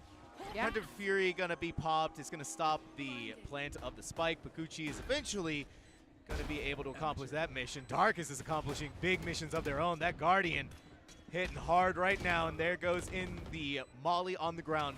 Moves is going to keep land safe. That dismiss is even going to give them the opportunity to get out of there. Oh, they burned their own toes off. And now you've left poor Dip by themselves. Clean for Infiltrator over on the other side. Dip so distracted.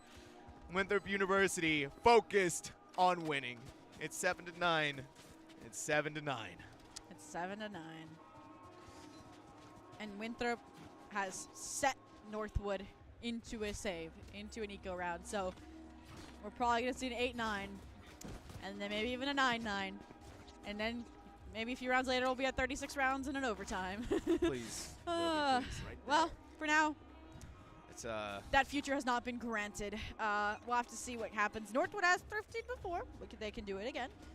But they don't really have any, like, puck play, gamble here. Maybe this forward pressure from Ali on an island. The guiding light, though, that thoroughness doing measures, and with the overheal here for moves that come away unscathed. So Dip, nice little off angle here, but that aim's gotta be true, Sam. Oh, it's gonna have to be more than true, because Dip actually wants to push forward again, just enough of the pixel seen by moves. They are capitalizing every single time. 3K, who could completely ran through by them. And you're just leaving the rest of Northwood to pick up the pieces, to look for some way to scavenge this roundup. And Benji's been seen by the dog, so nowhere for them to go but get away. And they're almost did the rotation swap from Darkest off of B site altogether, but there to receive, you know, the welcome party that is Winthrop onto the site. So on par for a flawless round here for the Northwood save. Benji gonna try and play spoiler, but moves once their clip, once their 4K. Knife, jiggle peek, information collected means they don't have to worry about that flank, like you mentioned, no Cypher. So their excavation a success. Thrifty rob, flawless robbed away. The Jerk, good for the trade. Means that again, Winthrop within striking distance of tying things up. Closer and closer. It was a long road. 8-4. Now this entire half, Northwood has only been able to cobble together one. So for Winthrop University, feeling themselves once more. and looking to countertake their own opponent's map pick. Like I said, in their game earlier today against Tama Maroon, yes, it was close in the scoreline, 13-11, but they looked consistent. Like, they were keeping tabs on the momentum of the game, even when things necessarily weren't the best in their favor round after round. So, just now, it's been no exception. One round away from tying things up. A lot of ults to work with. Moves has been on a tear, so an Empress here would be huge, but, I mean, there's entering without it. Yeah. Moves is a demon now. They've activated. They're online. All who dares enter their sight is just being eaten alive by this Reina. Souls captured one after another. Northwood almost at that peak efficiency that they were going for. Aftershock to see if anyone's actually hiding inside of that corner. Instead, Dip is going to become a casualty once more of this Moves onslaught. Every single time for the past couple of rounds, it's been Moves dominating that leaderboard. Northwood Blue already calling this a lost round. The savings going on here? Someone's going to college. I don't know. We live in the U.S. It's kind of pricey. If you get a but scholarship, if you Wait. If they get these frags though, what does that make like Guck here? Like, what are they robbing them of an education? Like, yeah, education's been robbed. What's the opposite of a teacher? I don't know what Exactly. They just robbed them of an education and they get out unscathed. Is this someone who purposely goes around and don't go to school? Yeah, miseducates people. Anyways, back to Valorant. 9-9 tied things up. Well predicted here that, like we mentioned before, these teams are used to momentum shifts. They had mental steel traps. Interesting thing here was Ali toying with the idea of the Outlaw. Guardian, their weapon of choice. Now that the Showstopper's online, the Satchel's out, they could go for it, and that's exactly what they're going to do. Sky Smoke out. Oh! And they still find Guck. That's unreal! Monstrous results. But this does give Moves an opportunity to activate their Empress. Yeah. And you're going to leave this Reina behind. Look at the lurk. To push up through Look B. at the double lurk. And maybe even catch someone off. But look at this. There's going to be a fight breaking out. Does Infiltrator think that Benji's going to be there? No, of course not. No, okay. They finally look behind them again. Where there's one, there's definitely going to be two. And look at how much space has been obtained by Moves. They're clearing through B. And Tyler is going to take the bait and see that rotation onto A. The issue is they still haven't cleared out elbow, so instead of, you know, being that anchor point in CT, they're trying to go back. They're trying to clear out every possible anchor to terraform B site for their team. Also with an orbital strike online, if they hear that audio cue, they know it could get popped. But 1v3 here. I don't think the call's necessarily been made to save by Tyler just yet, but definitely in mind when Spike has now been planted. You're going to be looking for one of those weapons that was dropped from that A-Link fight early on, and yeah, now you just maybe go, you know, spawn. And now it becomes, again, on this episode of Jerk hunting down Northwood players, and the post-plant when a round is guaranteed. Tyler is our next contestant up to bat, and they have chosen their battleground as of the attackers spawn. Tyler, sneaky little devil. Inside of your opponent's spawn room. That's devious. I mean, look how much utility they have, too. Like, this is going to be a really good save for them if they can get it off. Yeah, the machinations going on for this player's head. Next level. The Jerk is going to lean into it. They're going to start their run through. 5 seconds left on the clock. They make their swing. They're making a heck of a lot of noise. Tyler didn't want to lose that one. We're going to get a timeout here from Northwood. The first timeout from Northwood. Winthrop has not taken timeout the entire series because they are just that confident here. The first to breach double digits. First time they've had a lead in a while, actually, even with the Sunset game having occurred. So they're definitely sitting pretty right now, just waiting for that response to come out from Northwood out of this timeout. They've denied the momentum of timeouts before from Northwood, so that's nothing new to them either. And the buy is going to be kind of haphazard. They decide to maintain this level of investment. Darkest hovering, toying with the idea of a Bulldog. Benji more on the buy for next. They're actually all buying for next. They have pretty deep pockets to do that. It's all just now for Northwood. Right here. Right here. Ever since Winthrop has gotten on the attack, you're really seeing that Reina and the impact that she's able to bring onto the map. Moves is now sitting at 17-13 and feeling like a train that has had its brakes ripped out, and they're going off the rails and taking out everyone along with them. Every single frag, every single piece of the puzzle that they have is just never ending. Well, maybe the train won't end, but the timeout will. And that means that we get to see the fruits of their labor, the fruits of the timeout from Northwood. I mean, Orbital Strike, Neural Theft, you have tools to make this a successful round. The question is, how will you bring it into fruition? I mean, for now, I mean, Moves has this inkling that Showers may be a stronghold here for the defensive side. And that's correct. You know, the Spidey sense, the hair on the back of the neck sticking up, and they do not know what to do. It's a standstill, waiting for maybe an aggressive play out of the timeout from Northwood. None to come. That Slayer of rotation from this initiator. Utility confirms position. They try to punish off the fault line, but there's only one player there, and it's Moves. Like I said, you're either going to get the Viper Link or you're going to get the Reyna. And the half's halfway done. It's Moves up to bat. And like, all right, Ali not going to stay around for long to take on the Move special. Infiltrator's in. Ripped down by the Dip Stinger. Dip Stinger. Oh, the Dip Stinger? Blasting away right now. Rick is going to try and spray through Gardens, but it's just going to peter out a little bit here. Darkest seeks to try and grab the weapon that's been left behind on the ground, and that's going to be valuable for them to be able to stand up against Moves, and really just looking for any of those pot shots you can. Northwood Blue all swinging out together in sync. Perfection. Not flawless, but 10-10. 10-10. We're probably going to overtime again. I'm going to call it now. I'm calling it now, Sam. I'm going to trap us here. Whew. Oh, no. Whew. This just in, guys. We're leaking it. NECC Grand Finals Nationals. Winthrop versus Grandview University from Des Moines, Iowa. Des Moines. I don't know. It's Iowa. Des Moines. I don't know. Des Moines. They're tests and overlays. We get grand finals on the main stage, guys. But for now, semifinals. We get to see who our first grand finalist is going to be. Maybe they're telling the future. Maybe they know Winthrop's going to win. They're going to come back, reverse sweep. But for now, it's got to start with the showstopper from Infiltrator. Yeah, they've ripped it. It's jumping all over the site. Oh, what just happened here? One, and then a Hunter's Fury. You can. This Benji, they're all reliable every single time. The Owl Drone is going to see Infiltrator picking them off there. He still somehow managed in the throes of death to pick up one, but Darkus has that trade. There goes in the Rolling Thunder.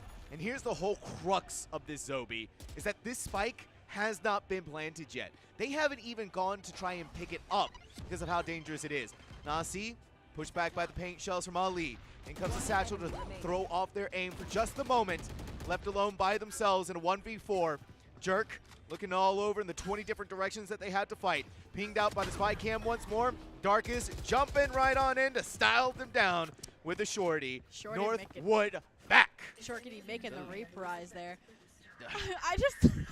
I love our observer. Shout out to Birdie right now, because they had all of that chaos happening on the A site, and Tyler is still anchored on B, just lounging away, getting an ult orb, no care in the world. And it just shows how confident the team is in their A site hold, how confident they are that they are forcing the hand, forcing Winthrop to make uncomfortable decisions like the last minute rotation. And clearly, Winthrop didn't buy into it that round, and it cost him it. So now this confidence is going to pull them into an aggressive play like this. Oh! And Infiltrator. An Infiltrator 3K is definitely something that you can count on for Winthrop. Massive value to be gained off of the back of that. And Northwood Blue, wait a minute, but look inside of Garden. Dip left by themselves. Infiltrator may be our first ace of the game.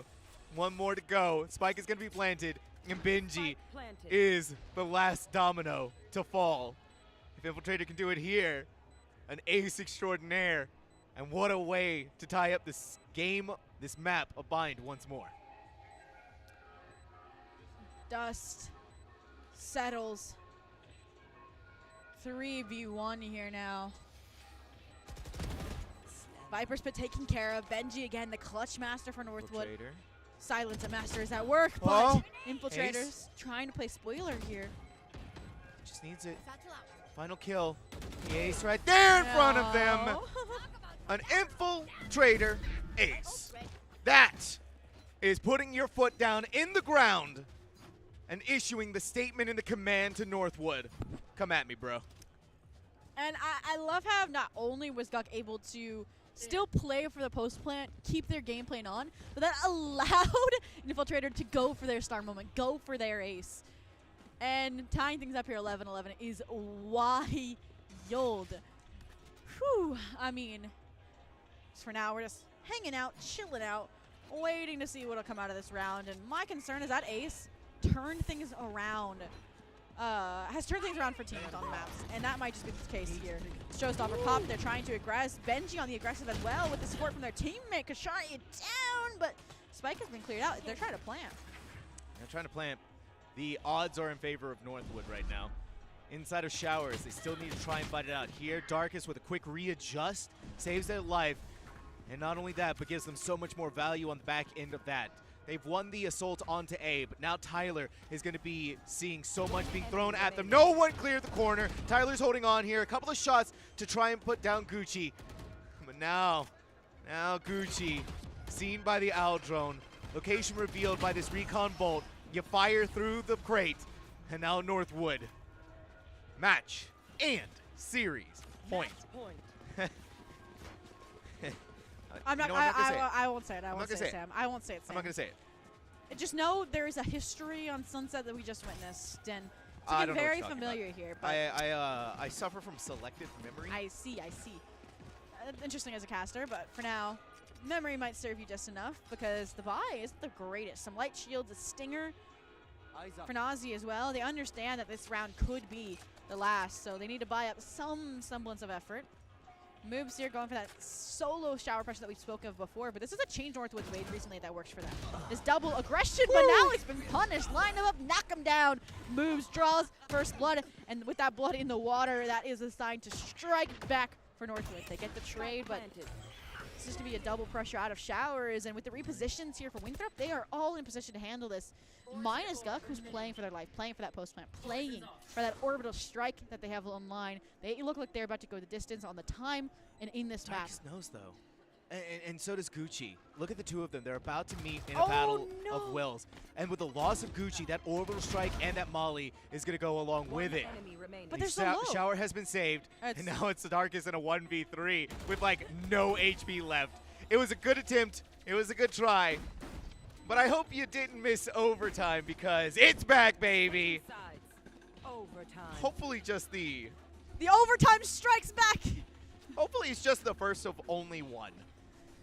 You said it. Darkest, they definitely needed to get the orbital strike off the table, but the gamble, the trade-off was at the cost of the HP, so then they couldn't fight back into sight as that solo clutch player.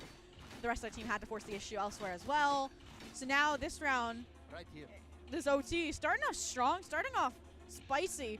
Moves, glass cannon operator. What do we make of that? Glass cannon operator, Sam. Glass cannon operator moves the Reyna. And it looks like they posted themselves at Garden, which is also conveniently where Northwood is posting as well. You see Moves waiting for the recon bolt, but it wasn't close enough for Moves to be caught. So this operator still gets to go unchecked, but the bullet doesn't land and Moves barely escapes with their life. Gonna be healed back up to full, at the very least by Nazi, but you're still waiting to try and fight it again, but the operator is pointless. The operator is nothing, but Jerk is everything for Winthrop. Jerk is doing it all if they have to. Are we going to see a second ace from Winthrop? One more to go for Jerk. They're going to put down the Viper's Pit. Gucci may get it, but it's still impressive what we just saw from Jerk. Switching sides. Jerk just said, what Viper nerf? One snake bite. how many times do I need to repeat to collegiate teams? Don't fight into Viper utility of any form. The decay is still there. Their kit's relevancy and just nature is still there to make them the pseudo sentinel of a lifetime, and that was proved by Winthrop and why they are still picking it. And I gotta praise them. They didn't go for the showboat. They didn't go for the ace. They ulted when it came online. They played the objective to a T here to keep Winthrop on the forefront, to potentially send us to a map 3. Because this is, I want to say Winthrop was like winning every single first round of OT on Sunset, or at least the majority. So this is already a change of pace, maybe a rewriting of the history we saw in that overtime. Story being written right now. This is going to be one for the history books between these two teams, Winthrop and Northwood. It's one more round to go. Match point for Winthrop and stopping the win here for Northwood. Lee decides to go for a glass cannon approach of their own. It may be met, it may get some usage out of it here, but Moons is going to be the only one to push onto this B side in actuality. And not, I mean, good lord, Ali is going to hold on to the showers angle for dear life. But Gucci, through some foresight, through some third eye, is not going to fall into that bait. So for now, one round to potentially put things away for Winthrop. Slower approach. They know that they have to be thorough. But Ollie says, all right, I see your operator moves and I raise you one. And this time I will draw first blood. Ali saying I don't miss. But how much more can they go for? The operator needs to come back out. But being that distraction, being that linchpin, it was so close to flick back over. Ali goes in, the spike planted with 7 seconds left on that clock. And now the operator has been given into the hands of Infiltrator. And so that's an extra wrinkle that Northwood now needs to fight against. And this is just the gift that continues to keep on giving. The operator has been dealt with once more. It's a 3v2 favoring Northwood. They're going to go and ping that spike, but no one cleared the corner once more. Protected by this. Oh my gosh, Benji! The Cypher hero of the century! I could be wrong, but I want to say I almost had a premature celebration I heard from Winthrop there before the one we heard from Northwoods, over cries of joy that we're still going. And there's a chance of us closing it out in the 2-0. But either way, that was just an insane round, right? Darkness the Protector falls, operator from Ollie handed off, Infiltrator uses that to buy so much time, and then perfect coordination between the Brimstone and the Viper, and they still do not win it out. Benji walks away on a lifeline, you know, get a few stitches, come back stronger. 13-13, 26 rounds now. 26 rounds now. This feels like we're playing a best of 5. But Benji's playing a best of let's go ahead and close this out. Ollie and Dip? Ollie and Dip. This is picturesque right now. Jerk, whatever plan they have, I mean, it's possible if they isolate the ones, of course. They just walk right to the waiting arms of Tyler. Northwood once again. Match point, series point. Match point. I'm taking some deep breaths here. I would love to see just an honorable, you know, let's knife fight mid to determine this overtime. But, of course, that's not going to happen. It's the semifinals of NECC, a national title on the line here at the LAN in the Arlington Esports Arena. And now, again, back to their lurking ways. We got Jerk over towards A. The rest of the Winthrop players seasoned and ready for the B hit, but this heavier stacking has been here time and time again. I love placing the Cypher on A. The showers pressures worked for Northwood. It's what got them, in my mind, to overtime, but will it be what closes things out here? That's the question I'm sure that's at the forefront of everyone's mind. That's something we haven't seen, that kind of boldness play, that kind of aggressive play from Tyler in a really, really long time. And I think what's even more impressive about that engagement is they survived, they didn't die. Look where Ollie is. There's no Ollie, way Jerk clears this corner out. Disgusting. Wait, no, stay where you were. Whoa, the weapon scene! Ollie was so close to getting the flick back over onto Jerk. Prescience of mind once again from these teams to know that someone had to have been there. Now the question is, do they clear Tyler? Trailblazer, that close visibility, not enough to spot them out just yet, but the lunge does move, dismisses right into the action, right into the frag onto Tyler to open up this site. Winthrop is not out of this. 4v2, the Clutch Master Benji alive, so Sam, get back off your feet. No need to pray just yet. But again, a hard ask for them. They've pulled out miracles before. Can they build a foundation off of that? 1914. Benji's done it once before, and this time they get the help of Dip. It's not possible, but it's feeling like it's further and further slipping out of their fingers. And Moobs is going to be the one to push them off the cliff. It's overtime. It's double overtime. 14 to 14. 28 rounds. 28 rounds.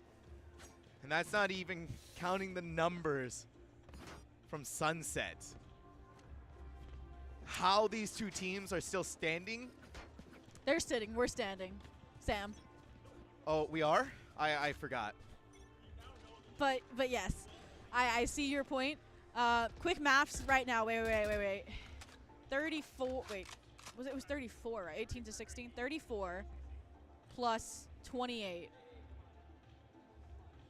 Yeah, good luck on 52. I don't even know. But either way, this action not coming to close just yet. At least 2 more rounds guaranteed. So again, a 30-round game here, by the way. Yep. I can do that quick math at least. But for now, with the first blood off of Winthrop and expanded upon here, Northwood, it makes a steady entry towards A. And again, explosivity to start out the overtime. Neural theft to confirm where Nazi is coming from so that the swarm of players can overwhelm them. But these players are low. A spray transfer could turn this round on its head here. Nazi, flash, fault line, trade it out. I like that optimism, Zobi. They just want to delay Nazi taking any fights here. And for good reason. I like that optimism for Nazi, the spray transfer to try and do that. Yeah. I mean, I like that. You usually have a breach and a raise working together. You know, I expected maybe them to push in the CT. But you can definitely tell that they are going to abuse that numbers advantage and not try to lean the weaker players towards that. Instead, just close out the round. And Well, not those were the give weaker up any of players those that would have chances. aggressed, but Not this time, though, for Northwood. I mean, clean call from them. It's 15-14. Winthrop University, both of these teams have proven that they are, devilish on attack. It's up to Northwood now. Once again, close out this series. It is 15-14. this was an 8-4 half. A reminder that if Winthrop University wins this, it goes to map 3. It goes to Lotus, which the last time these two teams met was a Northwood 13-3. But also the last time we were on Bind, that was a 13-6, and now look at us.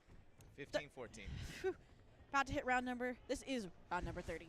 The mirror is starting to crack the more I look into it, though. Reality has been but warped. Ali looking to crack the back of Winthrop. A phenomenal pick off on the moves, and you've gotten rid of Arena. Quick spray through Infiltrator, peeking inside of the teleporter. That didn't seem intentional. Definitely That not didn't seem intentional intentional. because all of their team is gone. Nazi left by themselves. They're going to 1v4? try and fight for whatever they can, but his poor Infiltrator all alone. The last piece of this puzzle to be slotted in by Northwood, and it is slotted in. Northwood, 16-14, are going on to the grand finals for NECC. 64 rounds across 2 maps, and we have now punched 1 ticket here to the grand finals. Northwood Blue on their tear, on their attempt to return as the Collegiate Kings of VALORANT, starting with the National Esports Collegiate Conference. And you know what's even better, Sam? Is yes, Winthrop may be headed home for NECC, but there is a really strong chance, no bias of course, that we get a Winthrop versus Northwood rematch tomorrow in the Collegiate Esports Commissioners Cup. But, Sam,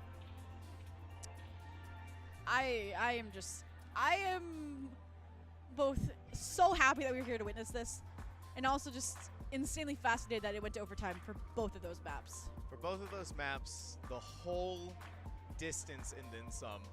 And and in all honesty, I know that we're poking fun at how far and how long we've been going, but Yes. it would have been exciting to see what I would that have loved to Lotus see a map 3. would have been like. But if you think about it, though, right, we basically got 3 maps in the span of 2. 64 rounds in just 2 maps is an obscene amount of Valorant condensed in the form and fashion that it is. And to see these two teams go through that gauntlet again and again, impressive showing from Northwood to be able to weather that storm and come out the other side against a team like Winthrop that has proven over and over as to who they are. Well, we know it's been a very long series, everybody, so we are going to free you the best we can. Plus, I do believe that we're not even done with the NECC action tonight. We took up so much of your time, in fact, that we're actually going to be headed across the pond to the other Riot game of NECC Nationals for League of Legends, where you're going to get to see the rise of Winthrop University again versus Grandview University. Oh. Wow. So, with that, I have been zhobiii, joined by SamTalkz. Thank you for stopping by for our little 2-0 semifinals, a preview of potentially what's to come for the conclusion of NECC Valorant. And on the other side of the break, NECC Grand Finals for League of Legends.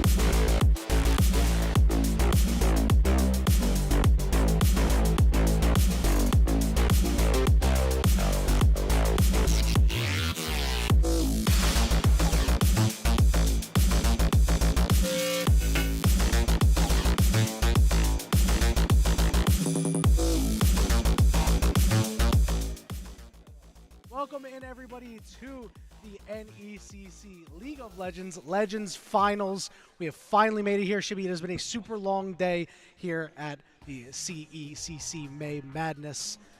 And we're at the end of the day. We got one thing left to cover, a best of 3 for all the marbles, well, the trophy, that is, between Winthrop University and Grandview University.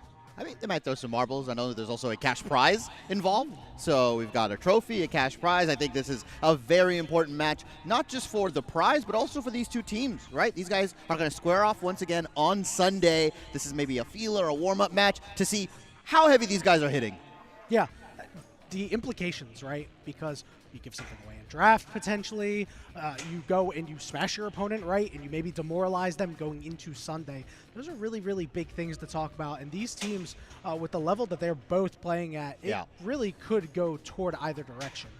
Yeah, and I think it's a tale of two conferences, right? Obviously, Grandview University and Winthrop University, independent schools, independent areas, but it's the MEC versus the NECC as we get through the rosters here for Winthrop University. Denethor in the top lane, Wakao in the jungle, Sword in the mid, Mobility and Chookies rounding out that bot lane, and that's a star-studded roster from top to bot. Yeah, we talked about it earlier, right? And Sword, you saw him pop off earlier in the stream today, right? He just went absolutely nuts. So now this is a question of, there's just 5 heaters on this team. These guys are just so good, right? So we'll see if the lineup of Grandview is able to stack up, and there's really no reason to believe that they won't be able to do so because this Grandview lineup is super good. Yeah, and not to be outdone, Grandview University starting off with the top lane, Strict Proctor, jungler Castle, mid laner Jinqual, mid laner Nightstar, and support stud Pluto. Yeah, man, Pluto has been for quite some time now, and he has been consistently good really from day one, right? And this roster does have a couple of areas where we have some questions about, right? You know, Strict Proctor up in this top lane. We're going to see how he's going to stack up to Denethor. Denethor, as we've talked about, a top 3 CLL top laner, potentially even better, a guy that a lot of people think should be in the NACL, right? So this is going to be a really big deal and a big test for Strict Proctor, right? This is a player that is ready to take on all-comers, though. Yeah, and I think that kind of encapsulates what GVU has been throughout the season, right? I've had the pleasure of casting them for a whole collegiate split, and the MEC, they started a little rough, they were shaky a little bit, and then they just kind of improved steadily, slowly over time, and although they got second at place in the MEC, they came back into top 32. They 2-0 ISU, right? Illinois State University. And they come in with heat, and it just feels like this team is constantly improving. They're constantly hungry to prove themselves, and this is just another challenge, another stepping stone in their journey. Yeah, and you mentioned CLL, right? We would be remiss if we did not mention that Winthrop, it appears they may have came in on a little bit of weaker times for them, right? Yeah. But they looked really, really good at the start of the day, right? And with these 5 players on the team, there is high expectations for them, and the expectation is that they will be able to meet them. As Shibby, we are in the draft here, and that means it's going to be very tenuous on what is selected. We're already seeing that Scion taken off the board for Winthrop. And Winthrop's been doing their homework, right? GVU just recently, last week, lane swapping against ISU, and I feel like every collegiate team by now has figured out, hey, these teams can lane swap. They can get their top laner out of a sticky situation and can accelerate their potential scaling bot lane, get these turrets down, get a bunch of turret plates, and really start team fighting here. And so I like that Winthrop are banning out the Scion. They might look to ban some more of these lane swappable tanks that are still good afterwards. And I want to see what GVU are going to end up taking here. Mobility and Chookies, they're going to have one of their favorite tried and true 80 carries taken away from them, the Callista. But now does GVU also remove the Lucian that they've been so prone to pick? Well, we are seeing that the Tristana was taken off the board by Winthrop, so the lane swappable top laners are still somewhat available, right? Cassante, Ornn, usually fine choices. Ashe is getting taken off the board as well. I really like what Grandview is doing. They're going to focus this bot lane. They're going to try to neutralize them quite a bit.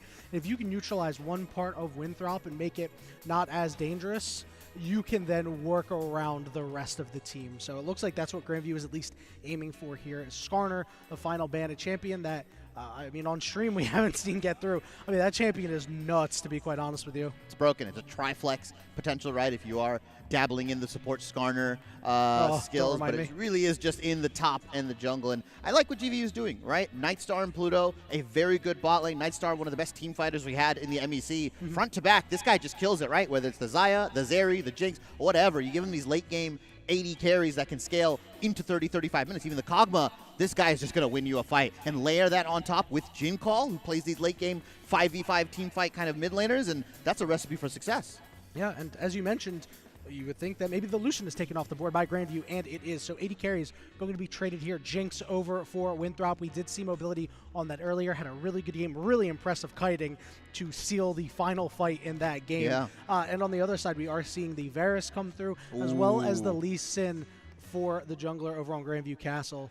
And that is a big takeaway for Wakao. And I love what GVU have been doing in the latter half of their season. Castle is playing, kind of more facilitator, kind of more like, hey, I'm going to help top lane, I'm going to help mid lane, maybe I'm going to go bot.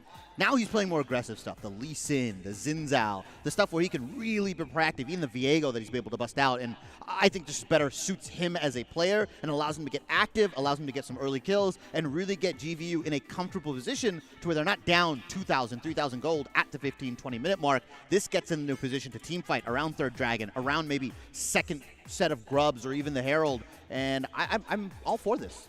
Yeah, and we're going to see some matched aggression here as the Winthrop jungler has elected to go with Viego. We're also seeing Chookies pick up this Nautilus. Nautilus has been one of his tried and true champions. You get yourself some really nice engage, especially on a couple of these champions. And we're seeing Leona come through here.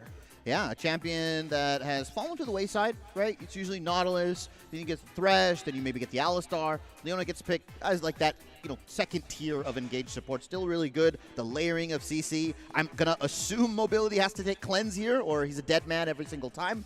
And with the Viego being picked up, I would expect GVU to maybe ban out the Ahri that gets really commonly paired against it, potentially the Talia even, but instead I don't think they're really afraid of a reset composition. They're instead going to take away the Camille and Gnar.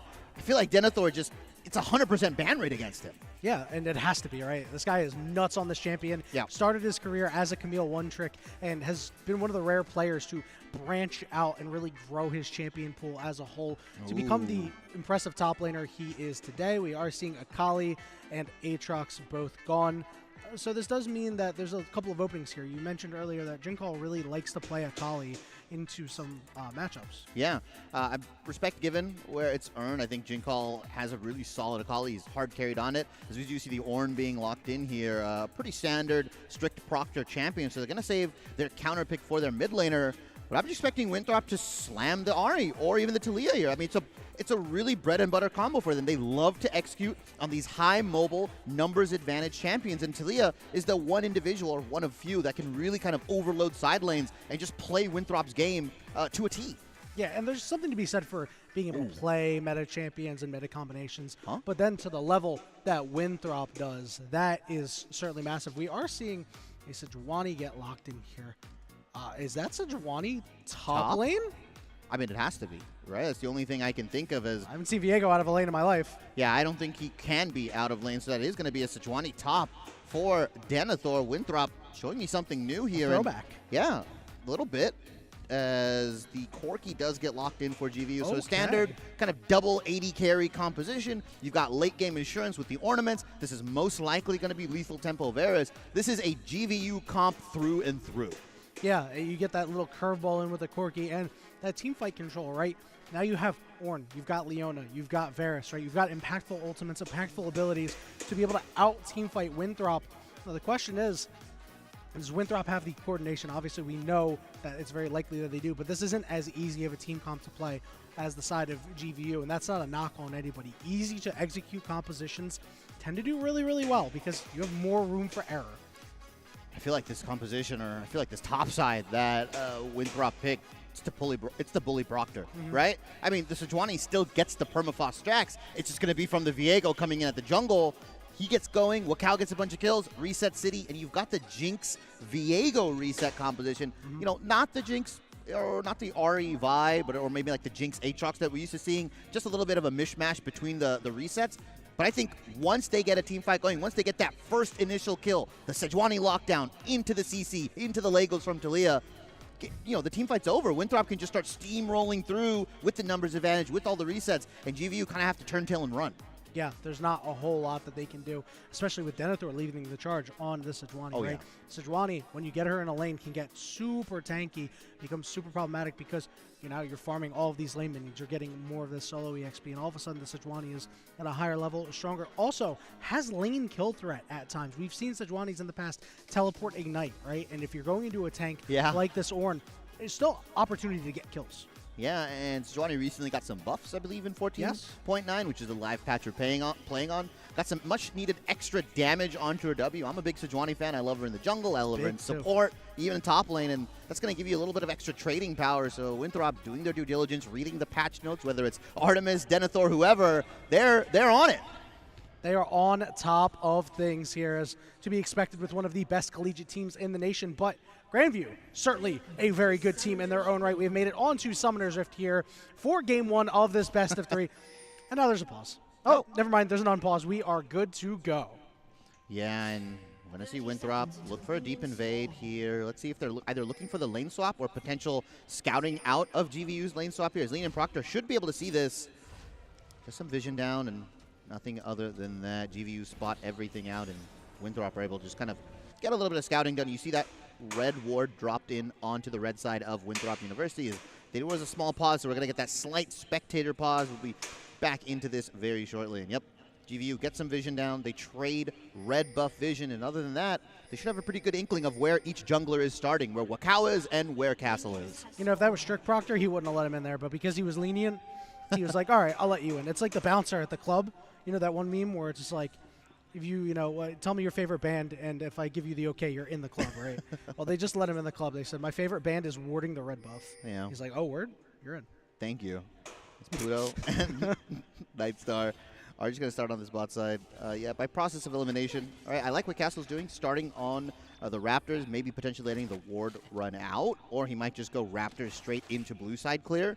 That should be able to get an early gank timer onto Winthrop, who, Mobility and Chookies, I feel like despite the champions they're playing, even if it is the Jinx, even if it is the Nautilus, they're still going to play aggressive. They're still going to play in your face and try to inch out every single CS and life bar and HP lead that they can against whatever bot lane they're playing. Yeah, without question.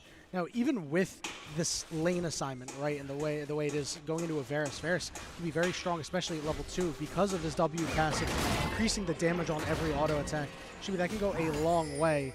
And you get 3 stacks, you pop it with your E, all of a sudden you win almost every trade. Yeah, and I called it out earlier. I thought it was going to be a lethal tempo Varus. This is actually going to be Hail of Blades. Ignite already went down. Chookies could find himself in a little bit of trouble. He's been rooted. The auto attacks are there. The Ghost from Nightstar to be able to try and catch up. Flash, another stun, but they're not able to finish off Chookies. A flash for Flash. Ignite dropped as well. Nightstar popped the Ghost, tried to get more autos on. Overall, not a bad trade for Winthrop, realistically. They get 3 sums for the 1 of Chookies, and that gives them a little bit more power into these next couple trades. Cleanse still available for mobility, so it's hard for Pluto to just kind of all in Jinx here because of the amount of damage that she can output once she cleanses the CC. Yeah, and it's like mobility's full HP. You really want to go on mobility. You don't have a whole lot of burst damage early. If you target Chookies, it's not really going to do anything. As you can see in the mid lane here, Jinkle getting a couple rocks thrown at him. I mean, you ever have thrown rocks at you when you were a kid? No, but I've had rocks in my shoes, and I can definitely understand how it feels when you step on those Legos here. Uh-oh. Uh-oh. This potentially could be a kill, but the rock's not going to land. Sword has been putting on so much pressure in the bottom lane. Cow is in the area. They force the flash out of Nightstar. No sums. Yeah, Viego's here, though. Castle is going to meet as well. Castle has no assistance right now. It's level 4 for Wakao as Castle is just getting 1v1. Flashes away, but Jinx getting the kill over the wall. It'll be first blood. They are going to go all the way in. Chookies is going to land the first auto, the follow-up from Wakao. And now it's Nightstar all alone against 3 angry Eagles here. It's going to be a double kill for this Viego. That is so worth it. Yeah, I mean, you lose the 1, you deny a big wave, you also get tempo on the jungler. I mean, Winthrop, pretty much a 100% success rate, right? 5 stars for me. They get big kills onto their jungler. Jinx gets first blood. All the right players have the gold in their pockets, and Winthrop are going to jump out to a 1.5k gold lead.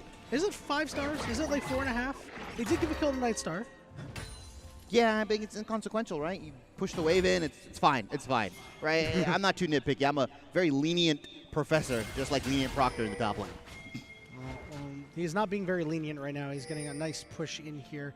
But there's not a whole lot of action. As you can see, Denethor elected to go with Flash and Teleport, so no Ignite to be had, which means this lane is going to be quite chill. Now, Shibby, we haven't seen the Sejuani top in a long time. And remember, as I mentioned, the Summoner combination used to be Teleport Ignite. With these buffs, if this comes back, do you think they're going to go back to that? I mean, maybe this is just a test, right? I mean, realistically, Denethor is on a tank, on something that can have agency in these team fights. It can start stuff off. I mean, it's not very different from maybe the Cassante or the Rampion that he gets really big flanks on. It's not going to stop them from getting these big TP flanks. Like, Sword and Denethor are going to work in tandem. Jinkall might take a bunch of damage. Yeah, he is taking a bunch of damage. Look at those rocks. Throw another rock and another one and another one. Castle is in the area to try to play goalkeeper, but so is Wakao. Doesn't look like he'll be able to get a stun down. He's able to just dash away. And in the bottom lane, Mobility gets a kill on the Nightstar, and Pluto is left all on his lonesome. The very last planet in the solar system goes down. And those double buffs onto Mobility, right, where he got that early first blood from Castle. They use that, Chookies and Mobility, just before it runs out, gets another kill, gets another 2v2 kill onto GVU, and that's going to give Winthrop the Dragon. That's going to get an agency into the spot side jungle. I don't really know what Castle can do here. He might try to pick up some minions at most. He might just be waiting, right? They see the Dragon went down, so Castle has to realize that there are people in the area, and there's nothing that Grandview can do. So right now, Winthrop has been in full control, and the member you want getting the kills, Mobility, is indeed being mobile, making money moves. Yeah, and not under too much threat, too, right? Like, realistically, he's got the cleanse available. He's big chillin'. Most of the time, he will have his flash for a lot of the team fights. It's going to be up to Strict Proctor or Pluto to really get some of those long-range engages, whether it's the Solar Flare or it's even potentially the Ornhorn from long range. But a lot of time for them to react. That was really strange interaction there. I thought Strict Proctor was going to knock him up, but it's not like too much would have came of it. Let's be honest with ourselves. Yeah, I mean, it's a meatball fight in the top lane, right? It's Sejuani versus Ornn. They're just going to look to team fight. They're going to look to scale here. And, you know, even though GVU's down 2,000 gold, they've got double AD carry. They've got Ornn. If it gets to that 25 to 28, 30-minute mark, there's a good world where they can just front-to-back team fight you. I don't know if Winthrop can handle it. You've seen Pluto get very aggressive. Mobility, get stunned, good cleanse, but he's so low. Big root coming out onto Nightstar. He's forced away. Chookie's landing the hook means that Mobility can cook a little bit here onto Pluto, who is now rooted. They're all super low. Charging Q in, Pluto going in, but the arrow does not land, and Nightstar is super low. The question is, can Mobility catch up? He will be able to get this kill. 5-0 and 2. Yeah, Mobility and Chookies just kind of getting the 2v2 kills onto GVU. You see what they're trying to do, right? They've got the Hail of Blades first. They're trying to get all the stacks off the Blight and then pop it. Mid lane. That was a good stun and good package to try to get out of there. I'm sorry, the Valkyrie, but the Ignite is just a little too much here. The burn away. Kind of going over the sword while the Forge God coming down. Knock up, but a stun is well timed. Denethor could be in trouble though. He is able to get the kill in the pseudo 1v1. Clean up for Castle. At least Grandview gets something back. Yeah, I mean, it's a consolation prize as bets right now. 8 minutes in, 9-2. Winthrop have a massive 4,000 gold lead, and all the right carries have all the kills. I mean, even Denethor got one, but realistically, 5-0-2 on the Jinx, 2-0-2 on the Viego. They can go to any objective and claim their territory, and there's nothing GVU can do about it. They have to fight unfair. They have to go 4v2, 3v1. They've got to overload and get a numbers advantage somewhere across the map. Pocket Sands. The problem is level 6, both members of Winthrop here. Pluto could be in trouble. Knockup is going to go on a Nightstar. They could not get that knockup onto Pluto with a solid sidestep, but the pressure is still on, and no signs of letting up. Yeah, I mean, you've got such a massive lead here. Mobility pretty much cresting upon that Kraken Slayer. Probably has the gold to finish it here. They're just going to keep trying to deny minions, trying to get as much clicks as they can. 8.5 minutes in, you've still got a ton of time to get a lot of bricks, a lot of gold here. Proctor and Denethor once again just meatballing it out in the top side. Wet noodles. 2 big tanks. And yeah, that's all that's going to really happen here. I think the big thing for GVU is to try to stabilize as best they can, not bleed any more gold than they already are doing.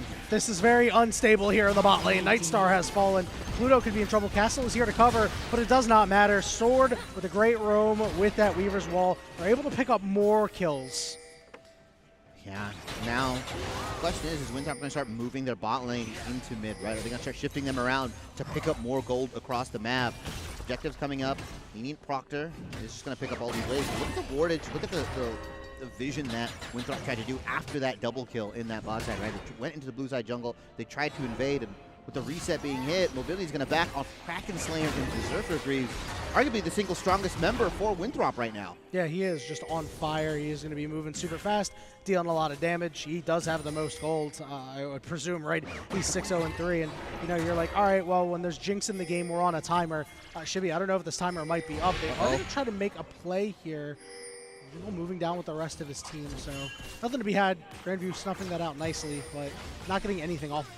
Yeah, it's rough to try to get that numbers advantage, but the moment they saw Wakao in the mist and Chuki's not on the map, didn't go straight to bot lane, they knew something was amuck here. 40 seconds till this Infernal Dragon. You have to believe that Winthrop, even if they concede all vision, even if they have to, you know, face check into the darkness, they can just muscle their way in. They've got so much gold. They can just pay the bouncer and get back into the club. Yeah, it doesn't matter how much the price is, they are willing to pay it. And Hook down to the bottom lane. Castle is here, but so is Wakao. Mobility's safe for right now. Castle been trying to land a kick, but he's rooted up. He's got nowhere he can go. He kicks the Nautilus closer to everybody else. Nice job there by Mobility, staying out of the Solar Flare. Cleanse coming out. Nightstar flashing, but Nightstar will fall. It's another double kill for Mobility. He's 8-0. Yeah, 8-0-4, 11 minutes in, and you have to believe this turret is going to go down because they ended up getting 2 of the grubs as well, so they got an extra little bit of damage going onto the turrets. Winthrop just commanding the early game and not giving GVU any room to stabilize or breathe. First turret going over to Winthrop with the first brick on top of it.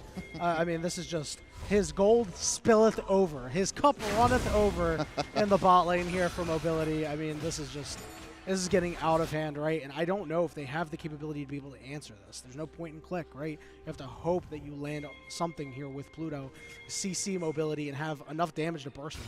Yeah, there's a potential flank, maybe from Castle, flash kick, something ward hop and insect, something here or there. But like you said, there's no button that they can press to say, this Jinx is going to be CC'd right now. So it's kind of rough here. They've kind of pivot maybe. I feel like GVU will maybe opting in for a potential poke composition because the Halo Blade Tavares and the Corki being locked in. When you're this far behind, the poke is irrelevant. Strict Proctor, he's now going to get the bot lane treatment in the top side. Yeah, this is a bit of a problem. He's going to try to get away. You can see Mobility does so much damage to this full tank that has Sunfire Cape, and the rest of the squad is here to help clean it up. Winthrop is just moving around the map like a well-oiled machine. Yeah, and Denethor is going to be able to keep you down to that bot lane so GVU can't get any more gold. Castle's going to pick up the consolation prize that is Infernal Dragon. But Winthrop, like you said, a well-oiled machine. Even if their bot lane can't pick up the kill, they've already got Wakao. They've already got Sword roaming up to finalize it and pick it up, right? One of them is going to get it. Just the way they play as a team and they force the issue, the proactiveness of Winthrop is probably the best aspect of this team. And that's why they're such a highly regarded university and program, arguably top 4 in the country. Yeah, they have 5 grubs right now. You just saw it with Jinx shredding that turret. They are certainly planning on using all 5 of those grubs, right? Yeah. And now just the mid lane turret remains. Still got some plates on it. This will fall after about a minute. And right now, Denethor is just staving off the 2v1 of Pluto and Nightstar. They cannot do anything to this man. Yeah, I mean, he's just building a ton of tanks, right? He's eventually going to opt in for the Thimble Winter, but he's got a bunch of stats. Armor and magic resist passively got buffed a little bit, so you could just stack health on the Sejuani and still be relatively tanky, at least for those short, bursty kind of, I need the single kill, let me tank a bunch of damage and let me back on out. You used to see Sejuanis build Warmogs back in the day so they can just re-enter fights consistently. But Winthrop have complete control and ownership of the map. Wherever they go, GVU has to duck and dodge. They have to make sure that they aren't seen. They have to do more than duck and dodge. They have to dive, too. Duck and dodge. Duck, dive, dip, dive, and dodge.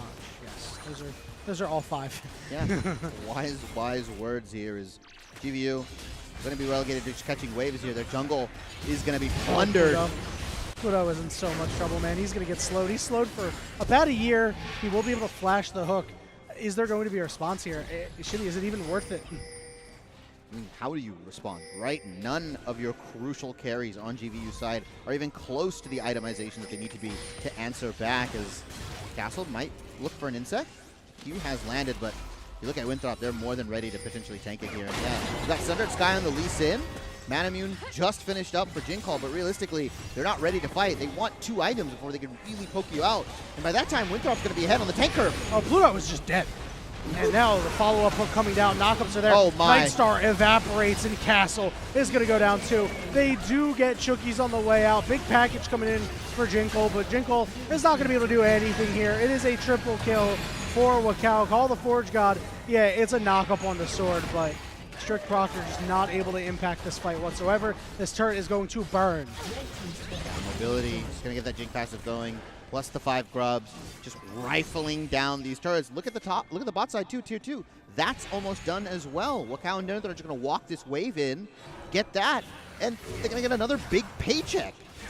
Denethor is a little low here, so maybe they'll try to make a play on him. He is, he's got half of the team's deaths, and he is quite low, and everybody's in hot pursuit. Grandview trying to get there, but fortunately, Sejuani riding on her Poro should be able to just walk out, and the protection of the rest of Winthrop is too strong. Yeah, you just saw how they rallied around Denethor when a potential play was coming up, right? GV was looking for something, and Winthrop immediately started pathing towards them, just in case they look for something insane, right? In case Castle gets an insect or Nightstar's able to chase, they're ready with a counter answer almost immediately. And Sword. Oh my goodness. Nightstar, I'm so sorry, man. He's just throwing rocks at him. There's too many rocks. Glass house, unfortunately. Sword desperately trying to get away as Strict Proctor is trying to chase him down. Solar Flare is flashed away. Chookies will hook the wall. And Grandview, once again, comes up empty. Yeah. Sucks for GVU because their jungle's not there, right? Whenever the wardage goes down, Winthrop are just going to be in there ready to bully. Sword was able to just solo out Nightstar in his own jungle, and he wasn't even pushed up that far. He was near the drop. Like, he was near his tier 2. But the damage coming out, just how far ahead Winthrop is. GVU in a very, very tough position right now. I mean, really, Winthrop just has to, like, refuse to end once the Baron comes up. And if GVU can, you know, scale out 30, 35 minutes, maybe there's a world where they can poke them out and win on an objective fight. But we know Winthrop, you know, they don't let up on the gas pedal. The moment they can end as fast as and quickly as they can, they'll try to do it. Yeah, they do not mess around. They take care of business, right? They go about their business in a very strong way. And they play to win always, and right now they are doing a lot of that winning. But game not over yet. Grandview, as you said, they do have some scaling on their side with this Quirky. Good amount of poke. We are going to see the Rift get put down. Can he drive? Of course. Looks like Cal is a good driver here. Call the Forge God coming through. He'll be able to land a knockup. Couple stuns coming out. Another knockup for Strict Proctor, but Nightstar is forced off on the side. Mobility's still alive for right now, but he will fall as it's Jinkle doing a lot of damage here. They bit off a little bit more than they can chew. Chookies is all alone for right now, but Wakao is trying to do more. He's stealing all these bodies and doing some damage, but Strict Proctor finally takes him down. But Sword is full HP, and he's got plenty of rocks. He does get knocked up. Nightstar very low. Nightstar trying to burst him out, but the shield is too strong. It's Strict Proctor, the last one standing, and Grandview managed to hold the line. The biggest meatball survives, and GVU get a ton of gold in their pockets. I don't know if you saw, kicking off that fight, Jinkle diving in, getting the 1,000 gold shutdown onto Mobility. Bunch of gold in their pocket. For GVU, although only one member survives, that is such a big play for them, considering how far Winthrop is and how ahead they are. That is an amazing play. Even if they went 5 for 5, that's still so good for GVU. Yeah, and it also is good for the mental, right? It's good for the confidence. And there's a couple more shutdowns still to be had on the side of Winthrop, right? So you can go pick them off again if they overstep. If you don't bleed out anymore, all of a sudden you got a stew cooking, baby. Yeah, they're still down about 9,000 gold here. So GVU have a mountain to climb, but like we said, could be that first step is Winthrop are going to pressure this Ocean Dragon. It's Ocean Soul for us. It's going to give them regenerative capabilities. Once they get the Ocean Soul, they'll start regenerating health every time they do damage to either a minion wave or a champion. They're going to be that much tougher to kill. And specifically, Denethor is going to be that much harder to kill. Yeah, it's Meatball, Linear Proctor versus Frozen Meatball and Denethor, right? And we're not just saying it, you know, he's not the store-bought brand, right? He's the ones that you make at home yourself, but then you stow it in the freezer for later use. Frozen Meatball. That would hurt a little bit more than a regular meatball. GVU just catching waves back and forth here and kind of roaming in this 4-man kill squad. I like how they're just trying to roam around, but look at Winthrop. Mobility is safe for right now. He's just trying to stay away from Castle Cat. He's asking for the back line. Good kick in the middle of the team. He is gone. It's a shutdown. Now it's a 4v4. Jinkle is trying to get there. Pluto very low, but he survives. As Strict Proctor has a double kill. He is going crazy right now. He's 5, 2, and 4, and he's so hard to kill. Watau has to try to get away. He will be able to blast plant out, Sword looking for a pick here in Grandview. Doing a nice job here, 2 for 1. Castle once again coming up big, giving his life just so he can get the kick onto Mobility. And you can see how quickly Winthrop's composition starts to fall off or fall apart once one of their major carries goes down immediately. GVU still don't have the firepower to contest a full 5v5, but if they keep getting these guerrilla warfare fights where they go 2 for 1, this kind of stuff, that's a way to get back into the game, and they're slowly but surely going in, but look at Winthrop's wall. Oh no, he Valkyried right into Wakao. That means another one for Wakao, who's 8-1, by the way. Still has more large shutdowns. I think the biggest issue for Grandview is, while they did get 2 kills, they only got 1 shutdown, right? The possible 3. You want to just try to get as many as possible, obviously. It looks like Winthrop is ready to go. As you love to say, the Baron waiting room, wait no longer. Yeah, and unfortunately Castle doesn't even have the Primal Smite available, right? Only 900 for himself, so Wakao, in theory, should win this. He's got a 1200 Smite. They're not even going to be able to get any vision on it. The Baron's going to go down super, super quick. The Baron Shred on this team with, you know, Diego, Jinx, Talia, it's just too much to handle. And finally, 20 minutes into the game, the Baron is spawned, and Winthrop has taken that. They're back to 10,000 gold lead. Yeah, and this turret is going to fall next. Shokies with a huge hook. Castle with a kick. Teleport coming in. That kick is not available for Mobility anymore. That turret will go down. He will be able to get excited. Jinkle does have the Valkyrie, that upgraded one, the package. If he wants to try to get over Denethor, trying to stop him, at least slow him down, make sure the rest of his team can get out. If he goes down, that's fine. Here comes Knockups on the side. It's a 1v1, but it's Jinkle who's able to get the kill. Back up top, leading it Proctor will fall. Castle behind. Mobility is just too well protected. Pluto's going to go down. Mobility getting more and more kills. And he's going to find his friend in the bush. Nightstar has realized, I am doomed. They're going to sit there. They're going to have a good time. Hold some hands. Let him live. Let him live. Come on, Wakao. Have a heart. Oh! Boo this man. Boo. No honor amongst junglers. Trust me, I know. Looks like Winthrop, 21.5 minutes in. Arch going to look to push this down. The passive for Jinx should just let him rifle these turrets down. Even though the death timers are super low for GVU, they're just so far ahead. Pluto with a nice dodge on the hook with the Hex Splash. He's trying to get on the back line. He's going to at least get on top of Mobility. Teleport coming in. Here comes Call the Forge God. And this last turret will certainly fall. Castle is still very healthy, but Strict Proctor said, listen, I have 5 kills. I'm going to try to utilize every single one.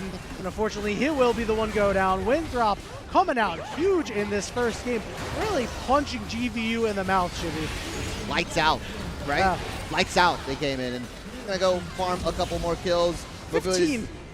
Yeah, Mobility's going to end the score line. 15, wow. 2, and 14. 29 out of 35 kill participation. And yeah, Winthrop is just playing like a man possessed. As you once said, they are in their bag like the fries are at the bottom, right? And they just came out so hot, so ready to go. It was a long layoff for these teams, right? There was a lot of not League of Legends played. And now Winthrop is like, who's going to come back first and who's going to play at a high level first? Is there going to be a little bit of rust? It looked like GVU may have had that, and especially in this bottom lane. I mean, Mobility and Chookies, it wasn't even a particularly hyper-aggressive combination. Not that Yushin X, Yushin Nami, Yushin Emilio. They just went with the Nautilus and the Jinx, and it just worked to perfection, right? They win their 1v1s, and then they bought the item that brought their entire team to the bottom lane, and they just continued to pick up kills. Yeah, they just ran with it, right? They got that first couple kills, the first blood, right? That dive, and that was kind of the end of it, and they just kind of ran the map here. And there was a couple fights. GVU, they looked like they could do something. They got some good picks.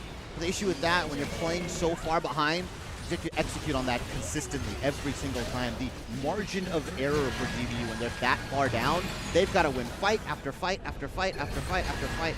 Then That's a lot of fights. Yeah, to then have a potential chance to contest them on some of these objectives here. With that much of a gold lead, with that much of a buffer, it gave Winthrop the opportunity to make these mistakes and be completely fine once the Baron spawned. Big mistake up here. They overstayed, as you can see here on this replay. Jinkle did get that big shutdown. And I do wonder how different that other top lane fight would have been where Denethor forces him out. Yeah. I hope we'll be able to get a replay of that soon. Because if he does package through the team, the rest of Winthrop was grouped up. So, maybe it could have had a bigger impact there. Everybody was still relatively healthy. Strict Proctor just couldn't stay alive. He tried to tank everything. It was like, I'm sure you remember Thor tanking the star. Right? Yeah. And it just burnt. Yeah. It was rough. I think it was really, really rough for GVU, and if I'm them, I just shake the game off. Right? Yeah. Stuff happens. You know, you int a little bit. It happens. You go for those aggressive plays. You go for the aggressive bot lane. Reset your mental. You've still got 2 games you can win and potentially take the series. It's 0-0 in my mind. Like, realistically, like, you just have to shake it off and play what you're best at, play what you're good for, and maybe ban out some of the more OP bottom lane picks. I feel like Jinx has just been the queen of bot lane. Yeah, and the queen of bot lane for mobility, right? One of the favorite picks. But as you said, Grandview has to do their best Taylor Swift impression, shake it off, get back to it, and we will be able to do the same. We'll get back to it in just a little bit. We're going to take a very short break, and when we return, we will give you Game 2 of the finals here, the NECC Legends League of Legends finals between Winthrop and Grandview. Don't go anywhere.